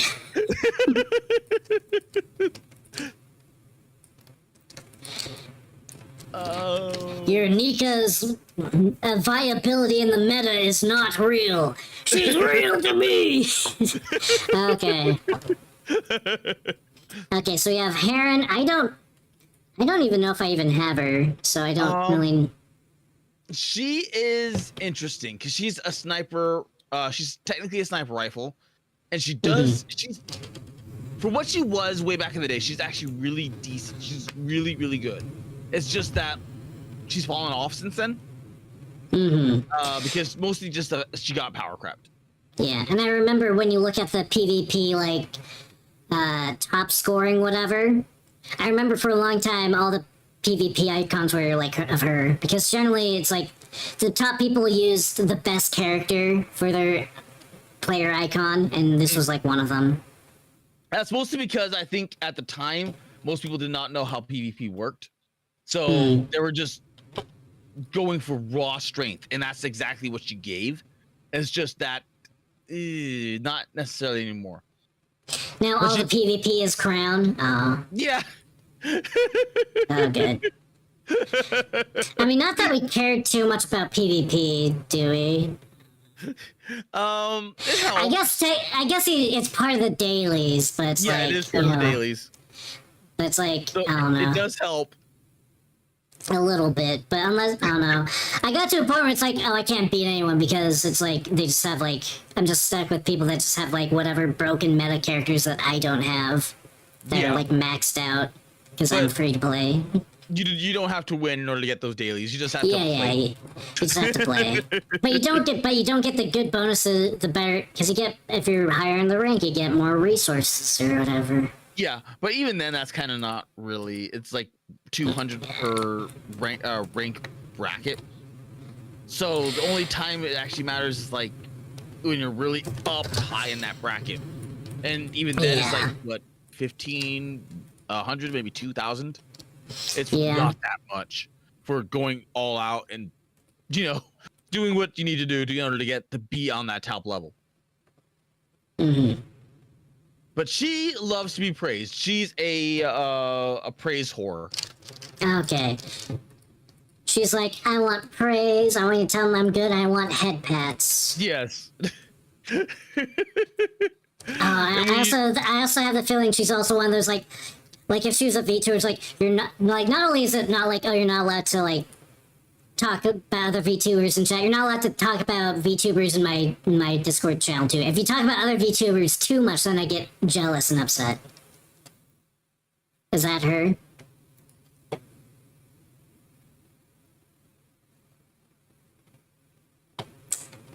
I'll take your side. Hello? Uh-oh. I think he died. Chat. I think he died. I think Malone died.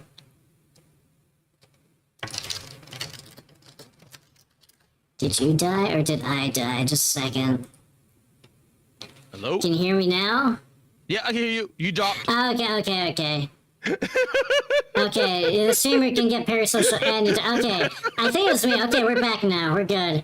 Anyway, I don't know. I don't know much about her. She's Pilgrim, so it's like she's cool, but again, it's like it's that like it starts feeling a little over designed, and it's just not the aesthetic that I like in Nikkei.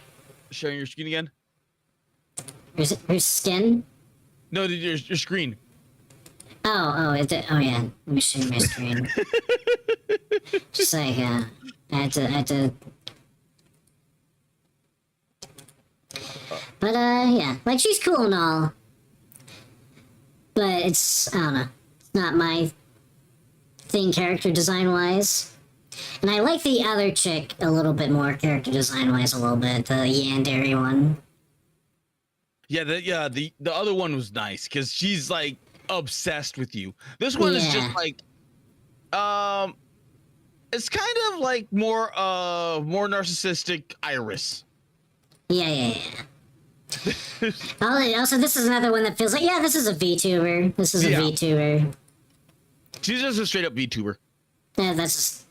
Okay, so where would you put her? She's cute and has her own little thing, but I would probably put her in B. Okay. What do you think? Yeah, B sounds good. Where in B? I don't know. So we just put her in here just because the space is open? Yeah, sure. That makes it easy. Yeah, it's just like, yeah, we'll put her right next to her. Okay, who's next? We got our girl Rapunzel. Now, Rapunzel is good. Yeah, Rapunzel, Kino. Yep. How expensive? Was this another $60 one? Skin? No, she's gotten no skins, I don't think. Well, this is obviously her Rapunzel Red Ash. Oh, Is this a skin? right. I guess she got a skin. She's got that weird boob drape thing. Yeah. But, because I don't even remember that. I don't even think. Yo, yeah, maybe she did get a skin. I completely forgot about that. Because I think they did. It was not a $60 skin. I think it was just like $15 skin. It was just to get her off of that main skin. Mm-hmm. But Rapunzel is still good. Rapunzel. She's still good to this day. She's like the best healer in the game. Yeah. Best healer, she can raise you. She's basically Mercy. Yeah. Except If you took old Mercy, but then she also heals by shooting a rocket launcher or whatever. Rocket launcher. Basically, because So that's what her she's like- staff is. So she's better than Mercy in every single way. And I think out of all kind of the more science fantasy design, I think I like hers the most. Yeah. Because hers is still remains true. Yeah. And I just kind of like her character. So her character is she's like kind of, if you want to go stereotype, she's like, oh, I'm very I want to help people. She wants to help people, but she's also really horny. She's Coomer bait. She got corrupted. She got corrupted. She used to be so sweet and innocent, but then she came across dirty magazines, and she spent like the next 90 years alone with nothing but these dirty magazines. And now she's evil and wicked, Sinnoh. You'd hate her, Sinnoh. Yeah, and guess who gave her those dirty magazines? Was it Red Hood? Well, not Red Hood. Fuck, what's her name? I forgot her name. It's like Riding Hood, Red Riding Hood. Yes, Red Hood. Red Hood, yeah. Yeah, so she's cute, but she's interesting because her ability besides healing is that she can store the memories of dead Nikke. Oh yeah. Within herself, Yes. and in her hair, and so she, like her big thing, she goes around to all these grave battlefields and grave sites, and then she puts the Nikke to rest, and she absorbs all her memories. But it also comes with and so her hair like is actually kind of like weird, like isn't it like her hair is what stores it all because they're like nanofiber what I don't quite remember. I know it's very taxing on her mental health. Yeah, it's very taxing, and she ends up she has to like basically dump every like 50 years she has to like dump a bunch of her memory. I don't yeah, something like that. I don't remember how long it was, and I know that she maintains like she's able to pick what memories she's able to get rid of. And Yeah. that's why she does those seance, or not those seances, those like the pray for the dead. Yeah. It's she's praying for them as she's releasing their memories. Yeah. So the ones that she doesn't pray for, I believe, are the ones that she keeps in her memory. Yeah, so she's very religious. So when the Nikke happened, and we're pretty sure it happened afterwards, but the Nikke started being like viewed as religious figures, and then there's like the goddess of victory, the Nikke, that everyone kind of prays to. And so a lot of her story is like the spirituality of it all. Yeah. So besides being a big Coomer, she's also kind of like the spiritual aspect. And there's a little bit of like, a lot of it's kind of like, oh, there's like sci-fi explanation, but there's still like the idea of like, maybe there is a soul. Maybe maybe the soul is like within like nano machines, but it's like still a soul kind of thing. It's a very interesting storyline. And I also really love like her theme song, which is kind of the chant. It's kind of like the choir singing. And I remember thinking, because I think it got her not super duper early, but she was, I think, one of the first pilgrims I got. That'd be interesting, because that would and help out tremendously. Oh yeah, it did. Because like is it volume or noise? Which one's the other really good healer? Noise. Noise. Like she was really good too, but then I got Rapunzel and was like, oh my gosh, this is so much better. I can it heals everyone, and it heals everyone with every shot. What? And I can res my teammates. But yeah. Yeah, she's just so good. Yeah, she is flanderized a bit with the Coomer bit and a lot of her side stuff, and she gets a little rapey. She does. She doesn't actually do anything, but she's No, she on doesn't. her like No, stop. like, But she's like, but we could. I need you. I need you. And she's like, it's very obvious. Like, if you like say yes, she will jump you. Yes. She will jump your bones if you even just consent as a tiny bit. Yeah. But yeah, she's neat. I know Senno, you would hate her because it's sacrilege, because none but horny. But yeah, she's good. I would put her.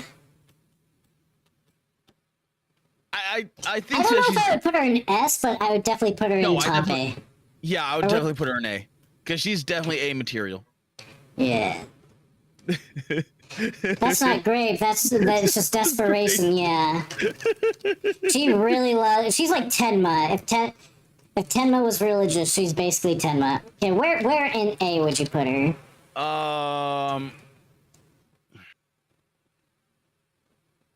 Maybe right above the actual healers. Which is Pepper and Mary. oh, Pepper and Mary. Okay, yeah, fair enough. Because that seems like a good place. Because she's just better than them at healing in every regard. And she is more plot relevant to the story than they are. And she's kind of a supporting character. Yeah. Oh, so some weird. Okay, so a weird thing that you can't. Okay, so it's not as noticeable with Rapunzel, but I kind of notice. So when you first see them in the story, because they we'll get to that later. You're delivering another Nikkei to the pilgrims. Mm-hmm.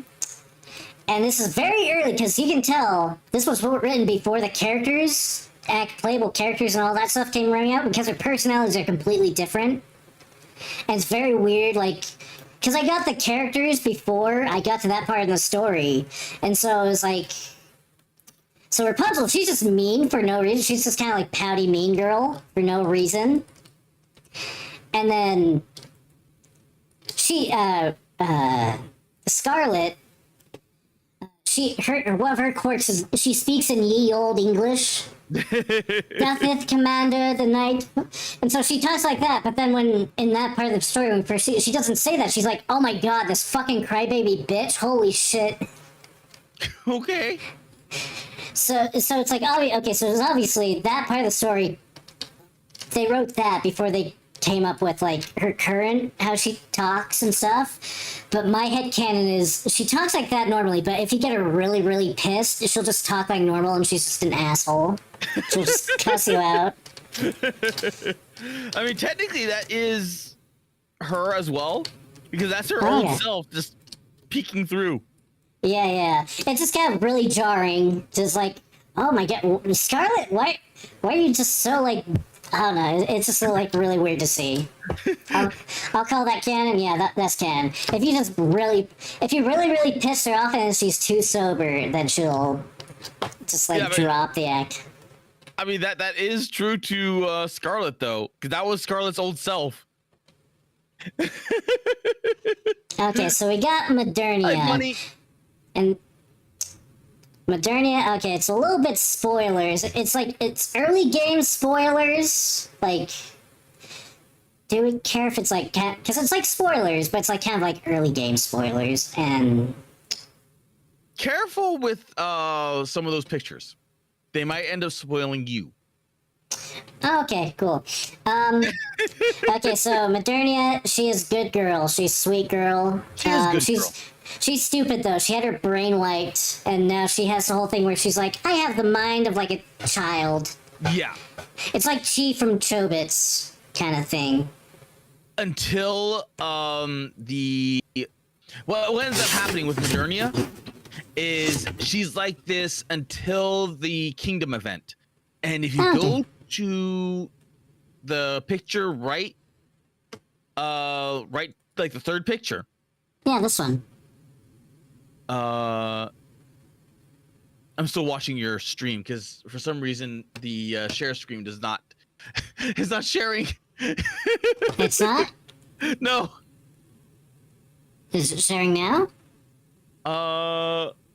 let me see if Alright. let me see if I could quit or like drop the call. Okay, yeah. Technical difficulties. There we go. Sexualizing Yep, that Modernia is weird, really weird. Yes, It is. Hello, Bunny. Yeah, it is kind of weird. that skin right there. Yeah, that skin. So yes, that one is where she finally regains her memories, and she no longer is a child, and her Okay, yeah. entire voice lines change. Okay, cool. So I that right there is the $60 skin, and I'm like, Ah, I wanted this because it changes. that's not $60. No, that's not $60. But that got me maybe thinking. I'm like, I want adult Modernia. Yeah. I want adult Modernia. You say sexual, like, it's kind of weird because Modernia's like, she's already kind of sexualized a little. Like, I mean, look at that. Yeah, she's already massively sexualized. Yeah. And she was. But it's kind of weird because it's like, does this so it's like age regression kind of thing. Yeah, Does this it technically basically- count as like little, quote unquote, little stuff? Like age play stuff? Yeah, because she But- basically has her brain blown out, Yeah.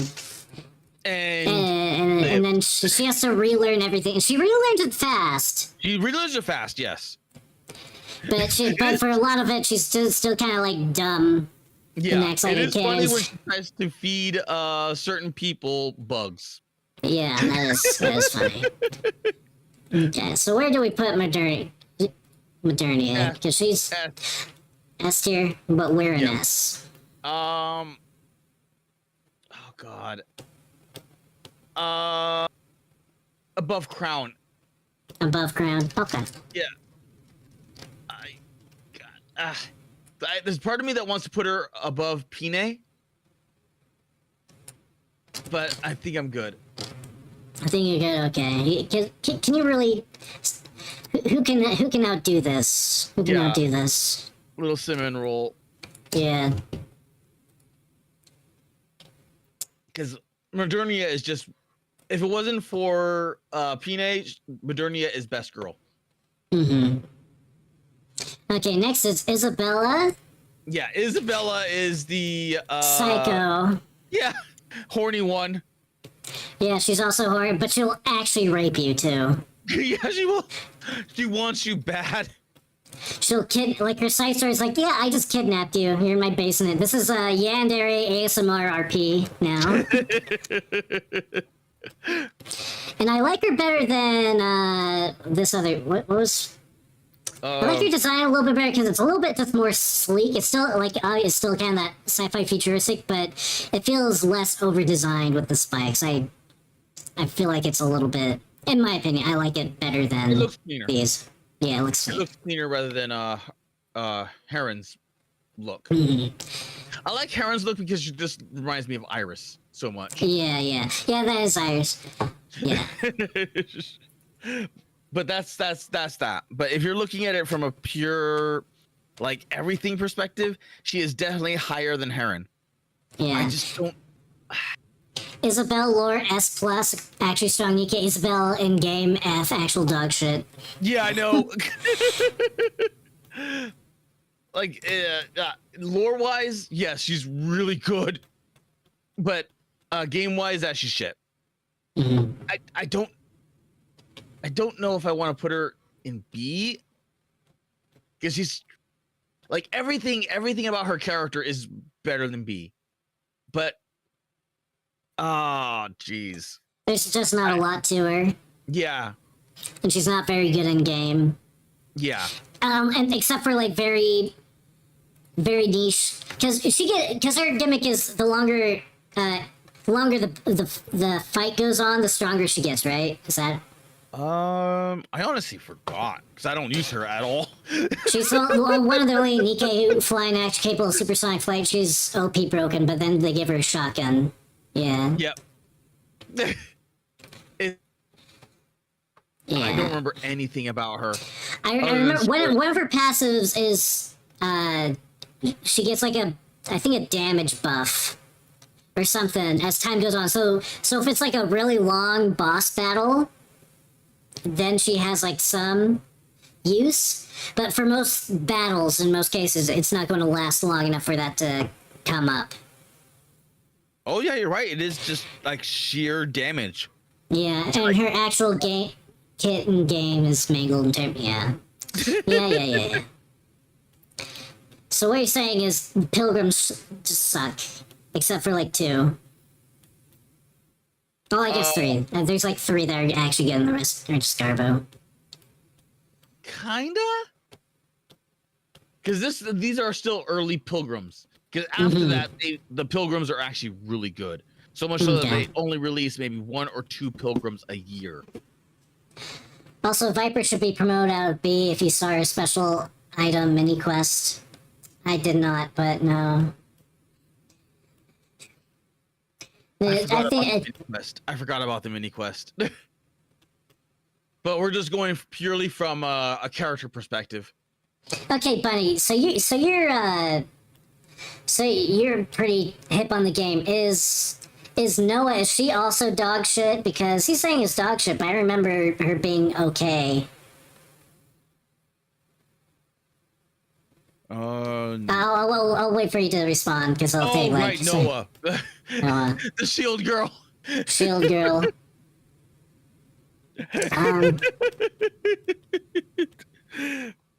Oh, it's gonna hurt. It's gonna hurt Ito. Sorry. Whatever. But no, Viper, Yeah, Viper. She made me okay. Out of, she's bad for but breaks PvP. Okay, maybe that's why. Okay, breaks PvP. Oh yeah, because she can like just invincible. Yeah. Yeah. Okay, that's probably why I think that she's. Remember that she's good for. Okay. Out of even compared to Crow. Crow is like, ew, fuck you, Crow. And technically I hate her the most. But no one has just made me raw angrier than Viper. Because she, like, makes you, like... Yeah, like, Crow, yeah, okay, she looks like she's going to betray you. Like, she's nice. But then Viper, she's actually nice and lovely-dovey, and then all of a sudden she backstabs you. And it just feels like you're being betrayed. Yeah, because the reason why we put her there is that, like, the summer event made her better, but if it wasn't for that summer event and knowing more about her, she'd probably be in C, because it's just the Viper's no Jackal. Yeah, I'm sorry, she's no Jackal. Where did Jackal go? What the fuck?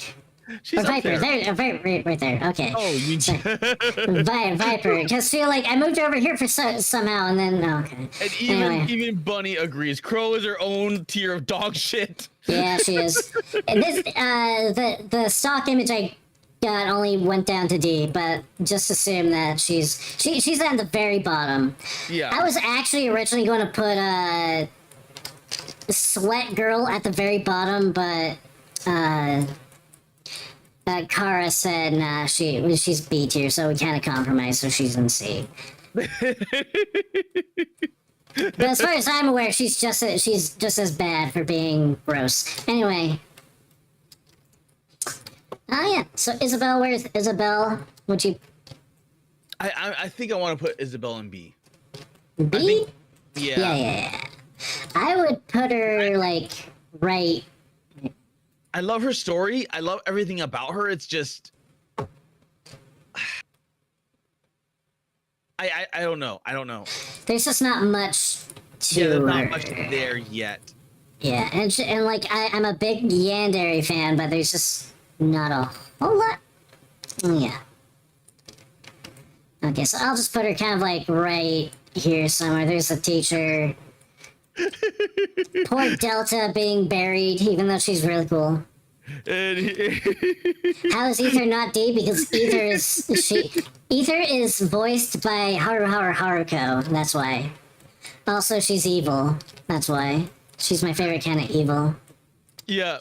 She'll like, hey, number 7, how you doing? Hey, sniff this cloth. Hey, look over there. Oh, whoops, I accidentally stabbed you with a syringe. Tee-hee. Tell me if anything weird happens.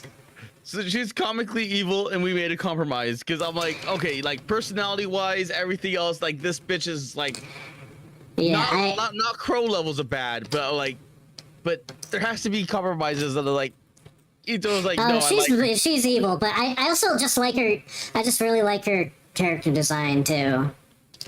That's basically a character design, and she's just kind of like she's the right level of evil for how I like it. Where it's like, yeah, she's evil, but then there's kind of like a slight hint of like, oh, she kind of wants you to stop her too.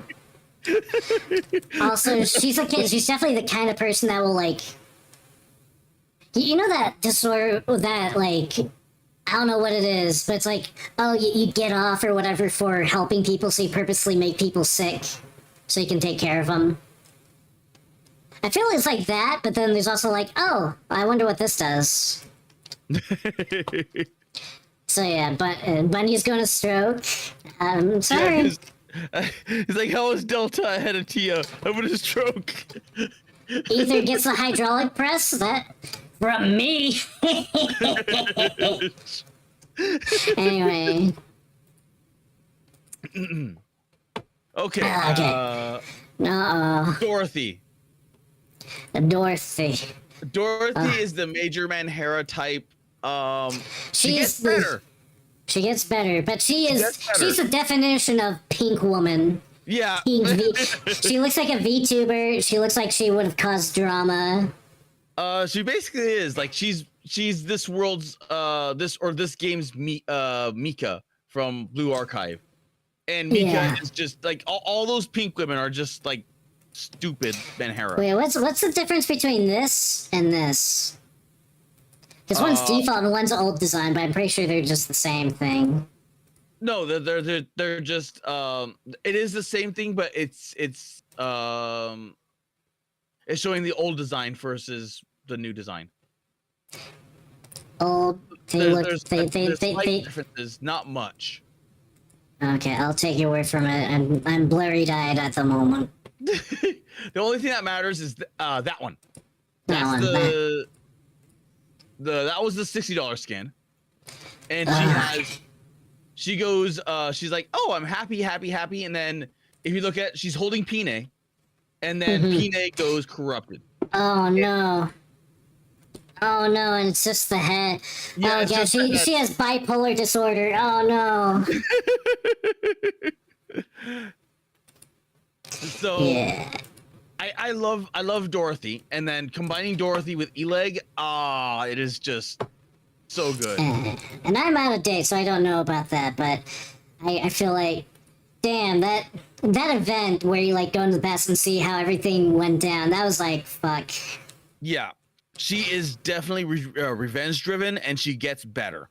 So she's And not. she's so broken, and I definitely feel I empathize with her. Like, yeah, you got fucked over. You know what? Humans, we Yeah, kind I of got suck. preyed. I will literally go in front of your house or whatever, and I will commit seppuku, and I will write your name with my intestines and organs. Yes.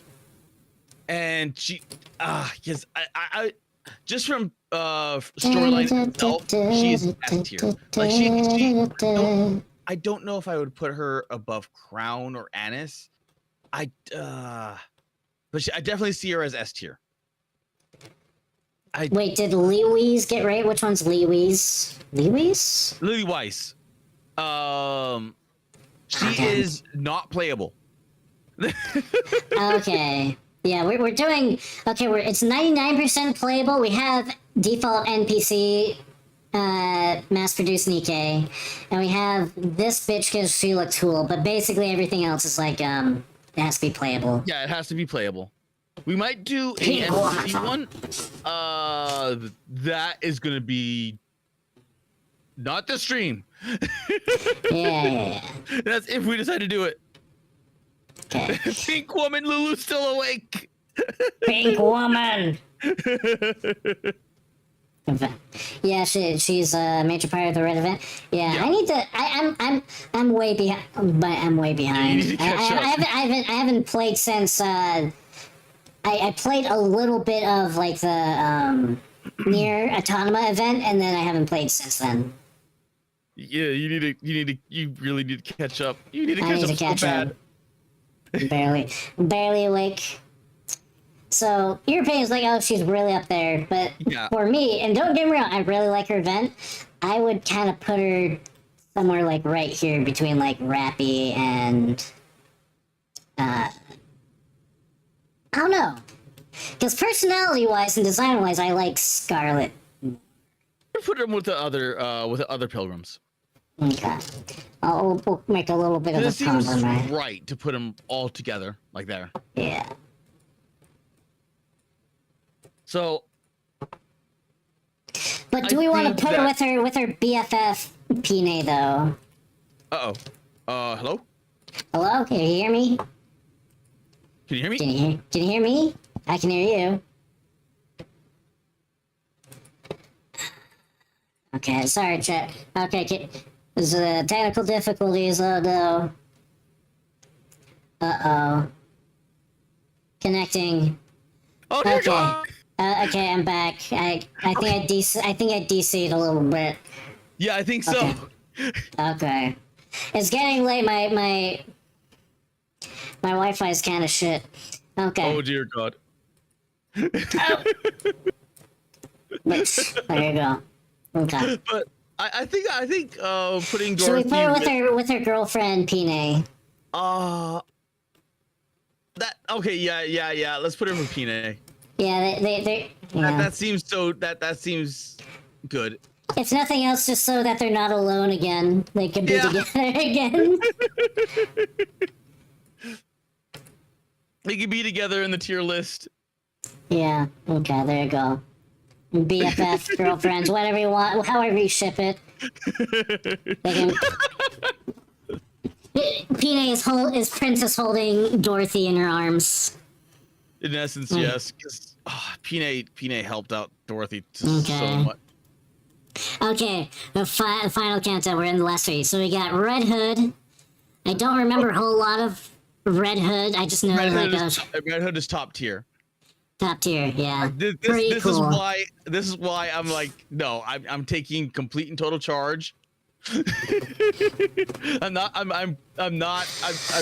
budging an inch. She is at the top end of S, if not like an own tier above that.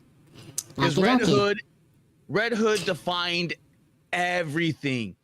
She built up Scarlet. She helped out. She did so much for the Pilgrim team that even though that like she herself doesn't really seem like she did much, she did a lot more Mhm. than what she ever thought was possible, especially for Snow White. If it wasn't for Red Hood, Snow White probably wouldn't have been the person that she is today, because she is that defining. She also Red Hood also put spaghetti in her magazines. Is that true? Chat, is that true? She did a lot of wacky shit. I mean, hey, if they're empty and they're not being used, might as well have it for a snack. Yeah. Is that like the wolf sigil from like The Witcher? No, but it is very similar to it, because the wolf sigil is Uh-oh. What did I do? Okay. Because I actually do have the wolf. Because I am doing the Witcher playthrough, so I know I am deeply in touch with the Witcher and what the little emblem looks like. And I wish I could find my little emblem. Witcher. Here it is. Oh no. There we go. This is the Witcher emblem.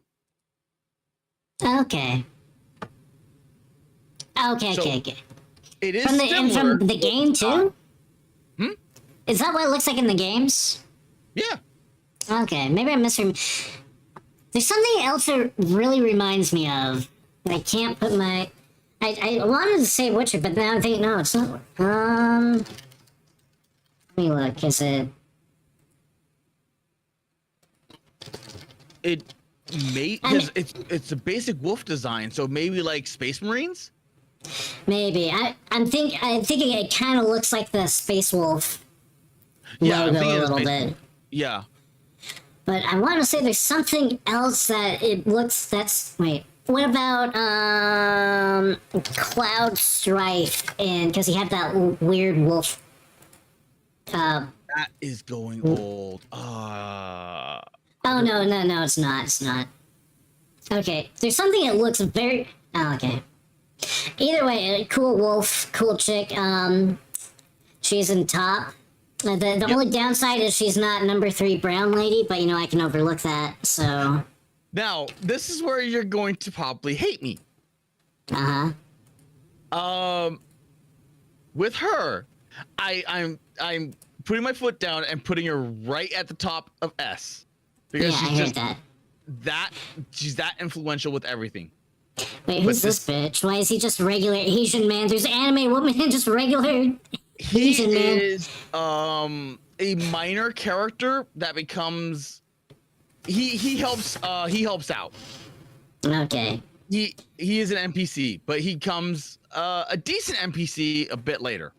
Yeah, I don't know. It just feels like he just feels like just realistic enough that it feels a little off-putting compared to her.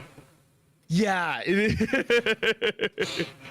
looks like Jonathan Turk from Final Fantasy VII. Yes. But Okay, this guy's gay. I can already tell. He's gay and he's a twink. Just look at those eyes. Look at those shallow cheeks. He's a bottom. She's very sad. There's probably a lot of spoilers in this, but okay. there is a lot of spoilers, but you're not gonna get the whole spoiler because it's not. It's an entire event that's focused around K-pop Red star Hood. detected, yes. I wish I could talk about the biggest parts of Red Hood is so base, but it's so heavy spoilers. Yeah, it is. But It we're trying to avoid like major spoiler, like it is especially. laden with heavy spoilers. But this is where you're gonna hate me. Yeah. I would put Red Hood right here at the top of S. And if you wouldn't mind, would you mind moving Rappy and that red Nikke right behind her? Oh god. Okay, I'm getting better at this. This part I'm getting better at. Okay. So that is why I'm putting my foot down on one particular character. Okay.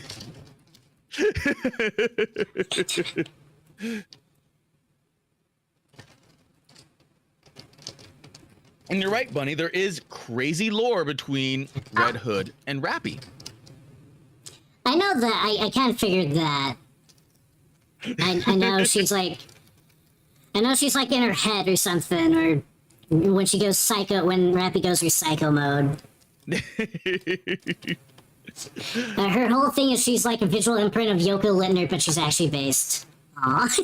Wait, what? Yoko's based. She kills giant mechs with just her gun. She doesn't need a mech.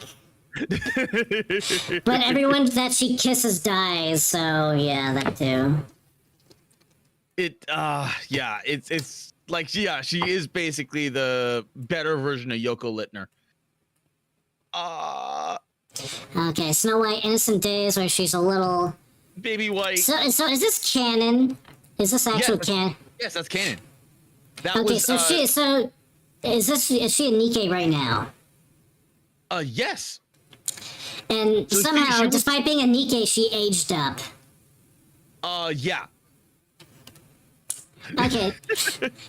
I won't ask too much. I just want to double check because I was thinking, why is she a lolly? Or So- kind of. Yeah, because this is why I'm saying like there is a chance because they can still grow. It happened. Oh no, Bunny! Granted- Spoilers. Yeah, granted with Okay. with Snow White, she had several mind switches, which probably altered that. So she went back to you'll find that out. Yeah, I'll find that out eventually. More lore. So, Bunny, you're saying she's basically Soap Mod from, that is spoilers, because I didn't know that, so obviously that's a spoiler. I don't remember it, so it's obviously a spoiler. And actually, no, I do actually kind of remember it now. Well, she talks about her first mind switch, but she goes at least through 3, maybe 4 mind switches in the time that we know her. So what you're saying, Bunny, is she's basically just Sop Mod from Girls Front Line, but less crazy. Less crazy and a lot more intelligent because she built Red Hood's sniper rifle. Because one of the things is like she wanted Red Hood wanted a drill to just bypass through enemies, and Snow White's just sitting there like, a drill? Like, are you stupid? And Red Hood's like, yes, give me something powerful. Oh, Bunny, it's a good thing that Girls Front Line 2 is coming out. Oh, I don't know when, but soon. Eventually. And then the Girlfriend Line, Girls Front Line 2 people are like angry at this, what was it, Snowbound? Because that's the spin-off. Snowbreak, because that's the spin-off game, right? Snowbreak is. It was the game that a lot of the Chinese player base left Girls Front Line for. Okay. So it's not that Snowbreak did anything wrong. It's just that it took their player base, or the Chinese player base, which was their what's it called? Their purchasing power. Okay, and they're they left, so now Girlfriend Line died or something. Girls Front Line didn't die. It has its controversy, and it's like it goes deep, man. It goes so deep, all because but isn't Snowbreak like a spin-off series from it, or no? It's its own little thing, and it is a highly fan service third-person shooter. So okay, I swore it was like it started as like a. Ju-won. Oh, it's Ju-woon. Oh, Ju-woon's here? I don't see him. No, but like on your screen. Oh, my desktop, yeah. Yeah, I never saw your desktop. I never ever once saw your desktop. It's of Ju-woon. It's it's like a member. It was one that is like, oh, if you remember, you get it. I swear it started out like Girlfriend Line was like the spiritual successor to Snowbreak, and then it kind of semi became Can't. Or am I thinking of I'm probably thinking of a different game. You're probably thinking of a different game. I'm probably thinking of. I have the other game that original. Okay, there's another game that's like basically the sequel spin-off, and I have that one, and I played it a while ago. But anyway, off sidetracked. If you're talking about it's Project Bakery, I think it was called. Oh, Project. Yeah, that's probably it. Yes. Because I know that one is the spiritual. Technically, it's the spiritual successor to Girls Frontline, but it's technically a prequel to Girls Frontline because it was originally a weird doujin, very small scale circle thing, and then they just made it upscaled to the modern graphics. Mm-hmm. Except when I played it, it was like, oh wait, why are the Girlfriend Line girls in this? If this is because I knew it was like, oh, it's supposed to be a prequel, but why are the Girlfriend Line girls in here? Wait, is this a sequel or prequel?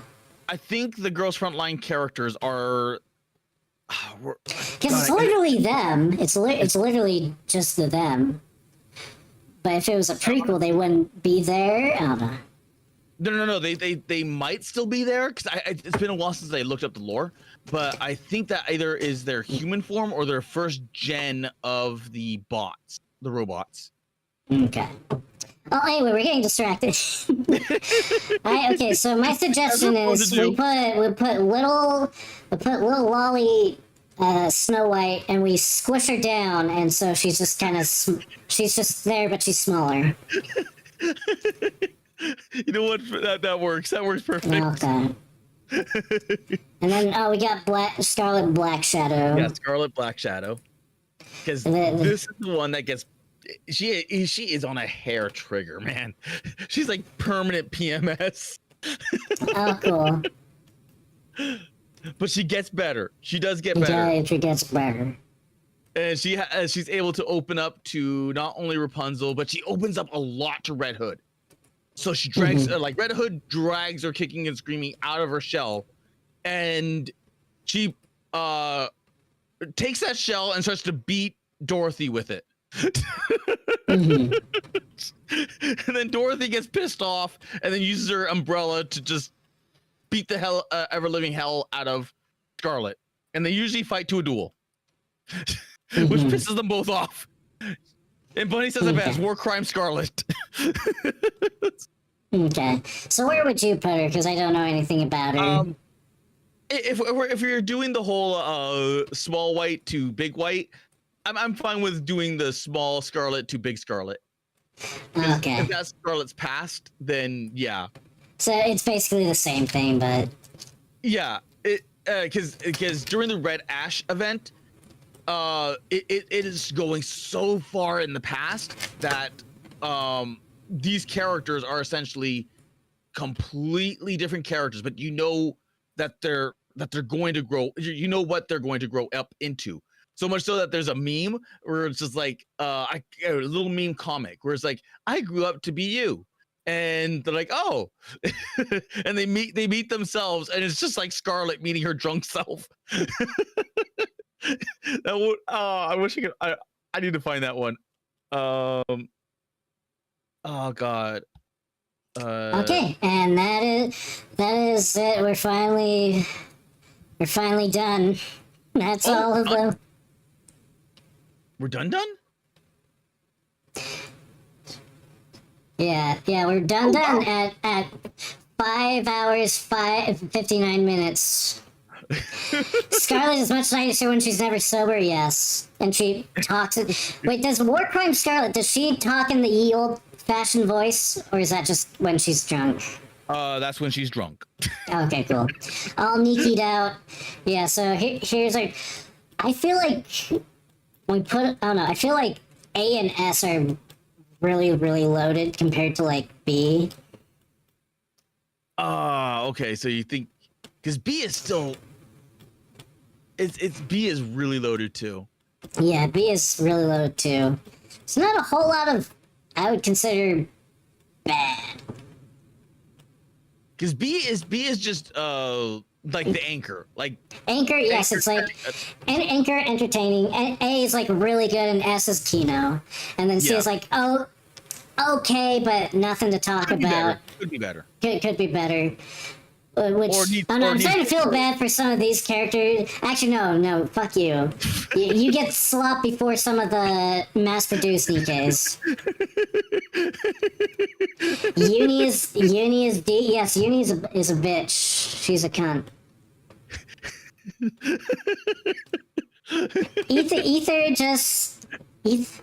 Ether, you know, she's just Ether is there because she's just having fun. So can a scientist girl not have any fun? Ito likes Ether, so we had compromises were made. You love Uni. Uh oh. Bunny loves the Iron Mouse. Oh dear clone. God. There's a fucking fit plant. Maybe. But you know, Uni doesn't know. Okay. You've got issues. Yeah, Uni doesn't understand consent. There is no consent with Uni. Uni, and she's just a cunt. And yeah. So is there any way? Because I think we hammered it out pretty well. So I don't think. But do you want to look over it just in case? Like what moves up and what moves down? I don't feel like actually moving. I was just saying. Oh, it's more top loaded than I thought it would be. Oh, okay. Well, but that actually that's what I meant. Oh, okay. So, that makes sense. There's a lot at this point. There's a lot more SSRs than there are SRs. Yeah. So as a direct result, SSRs are going to get a lot more story, and they're going to get an event devoted to them. Yeah. So that explains a lot. So if like let's say Delta and Signal got an event, and they got an SSR version of themselves, they'd probably be higher up on that list. Yeah, Because the Pepper is an story- actual fucking criminal? Yeah. What? No, she's not, because she doesn't remember it. Obviously, it's only a crime if you remember committing it. I think only no, wait, by the beach event they all remember. But Yeah. at the time only Mary remembered. Also, Pepper being tied to Mary is even funnier. Yes. Yeah. I'm just kind of surprised going through it. I thought it would be a lot more kind of like bees. And I think part of it's like what we like kind of shifted a little bit. So if I wanted to get super anal and try to even it out more, quote unquote, I might shift it out and might add another tier. But I think that, Yeah. I think if generally, yeah. I think generally when it comes to Nikkei, for the most part, they do pretty good. Even if they're not like they do super really- in-depth characters, at least Yeah. there's like something I like about them a lot. Yeah, because with Nikkei, they're always it's almost as if they're character driven first, and then long form second. Yeah. Except when it comes to the main storyline. So they know exactly what they kind of want when it comes to events, and they're like, okay, these are the characters for the events, and we're just hammering it out. Yeah. Oh god, what'd you do? I was just saying. So, Bunny made a request. Oh god, what did Bunny? Nihilist is so sad. She's the epitome of an insane character. Actual puppy dog with. Why is this transparent? I don't know why the stairs is transparent. What's... Oh, it's on... I put on multiply. Where's this normal? Where's this normal? Oh, put a PNG between stairs between Pepper and Mary. Why is she... Yeah, okay. Oh, that is. Oh, thank you, Bunny. That is so perfect. There you go. There you go, Bunny. Nail Sister's also so sad she's a pain in the insane character, actual puppy dog when you get to... Yeah, she's cool. I just don't, my ADD brain just like her, she's over designed and it confuses my brain. And she's just, I love Nihilister, but she doesn't, outside of being mind broken, she doesn't really do much. Like I guess if you compare like her to Indivilia during the the Kingdom event, Indivilia did a lot more to the story than Nihilister did, which is sad. I kind of feel sorry for Nihilister because she's like in the main story and she does less than an event story villain. Okay. But, Bunny, since you're the expert, do you have any other objections to our placement?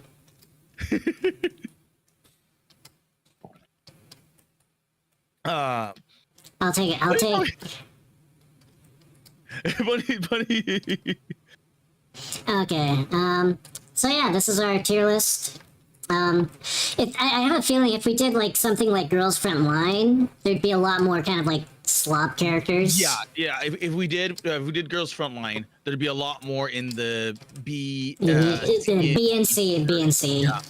It would be heavy in the Because there's a lot of there's a lot of garbage characters in that, and I don't know, and a lot of like most of the, so you know how like in some of the levels you have like super rare drop characters that like take like weeks to unlock. All of them are garbage. I remember unlocking Lava and like, oh cool, what does this one? How good is this one? No, it's garbage here. Oh, okay. And some of them look really cool, but no, they're kind of garbo. I still can't believe the oh god, I forgot what it was, but the thing that made the Chinese community just up in arms. It was that stupid shit Chinese weapon. And it's like, oh, she cucked us. Yeah. And it was so for such a shitty weapon. Even the Yeah. Chinese know it's a shitty weapon. But it's there because it's the China girl. You don't mess with the China girl, and then how dare the China girl have a close friendship with another male? You're the only male she's allowed to talk to, and now they're gonna like bomb. I don't know. They're gonna bomb the HQ or whatever. We give a lot of shit to Western fans, and rightfully so because they're more frequently stupid. Yeah. But the Chinese, when you really piss them off, they go absolute psycho. Yeah, they go absolutely ape shit. If you accidentally say if you call that funny island off of China, if you call it the wrong name, they will deep fake your face on dog not safe for work stuff and send it to your parents. Yeah, Or at least Also, try to. you I agree don't that- think they actually ever got. I don't think they actually ever sent it to Coco's parents. But I know tried, that was though. like they tried They though. tried. They tried. They got a lot of things wrong. Because they weren't exactly smart when they did a lot of what they did. But yes, 2B is an S. Because 2B is 2B. Shubi. Yep. Because the way that we handled the collab characters was if you were just playing Nikke by itself, how likely are you to want to check out this game based off the characters alone? And 2B is so iconic that I have a good feeling, and we agreed that you would check out. There was a good chance that you'd check out Near Automata based off of that. Which kind of hurt in some regards because Chainsaw Man should be technically higher, but from the event, that event was so horrible. That event was bad. I started the Nikke during the Nier event. Oh, nice. Oh, nice. Yeah, you remember. Now you see why my product 12 is as high as it is, because because product 12 should not be that high, but she's just such a good character. Leon is A tier. And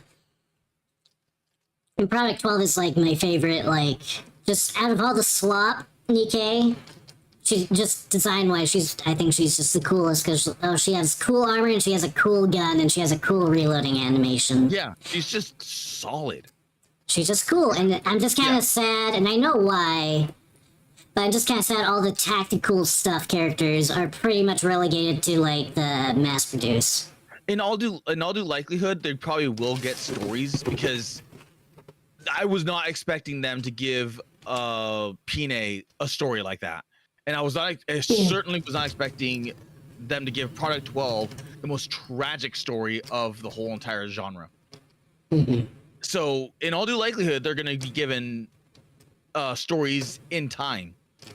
It's just I don't know when, because I think this is the only gacha game where they're giving rare characters spotlights, and a lot of those spotlights tend to be better than a lot of the mainline characters or the character cast, which is scary,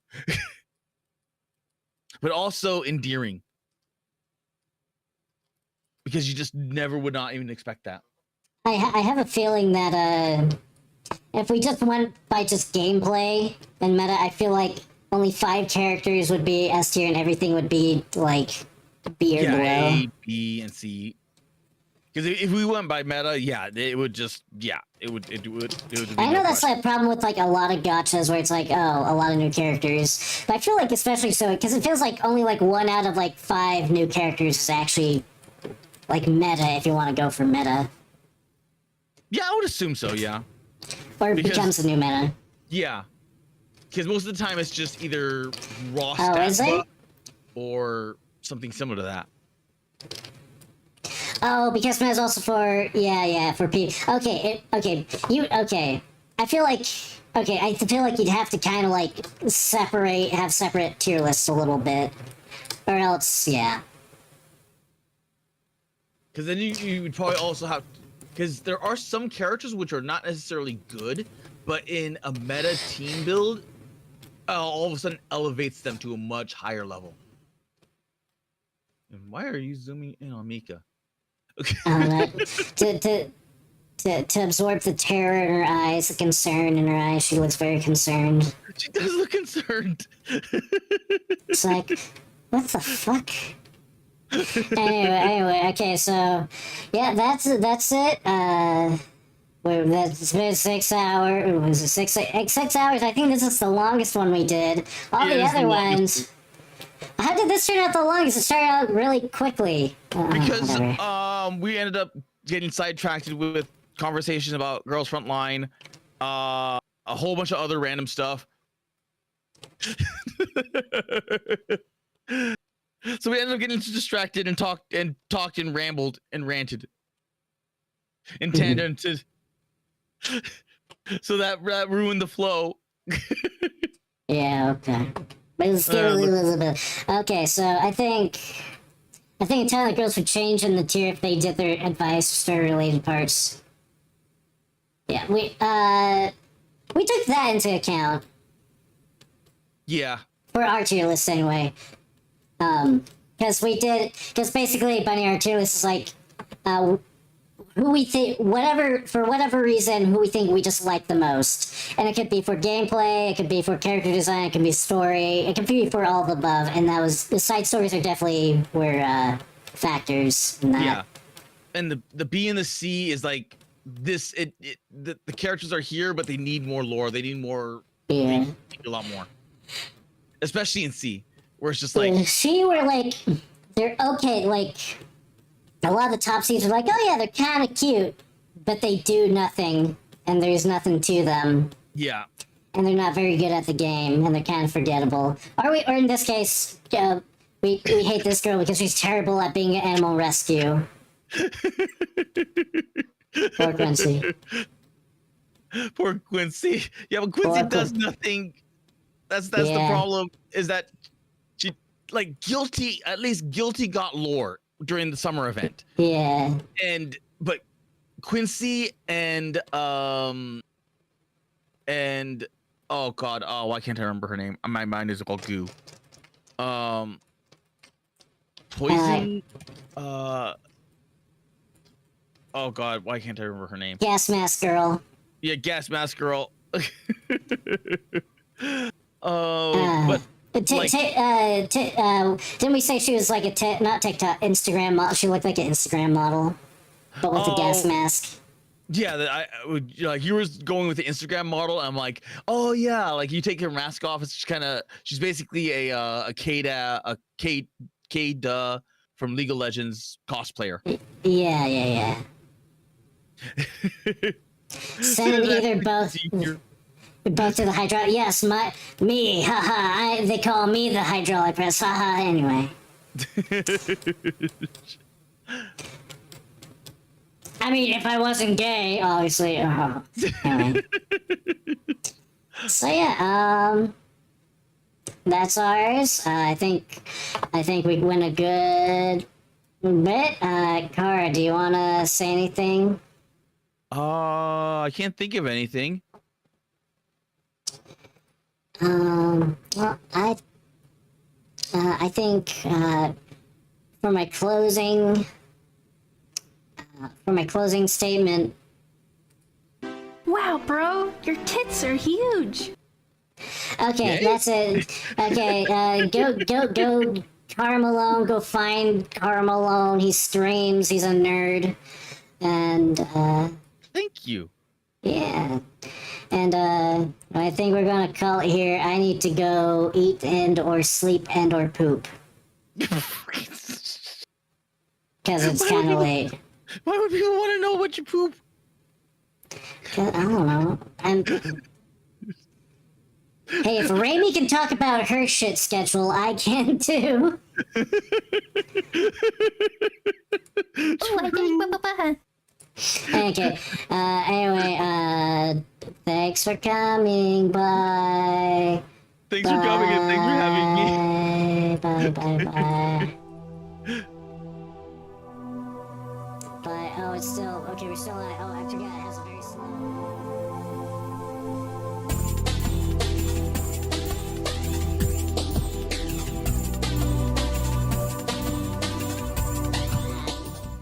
Oh, I meant it for. Oh wait. Oh, hi guys. Can you see us? Okay. Whoops. Whoops. Uh oh. We're slowly fading away. I'm slowly fading.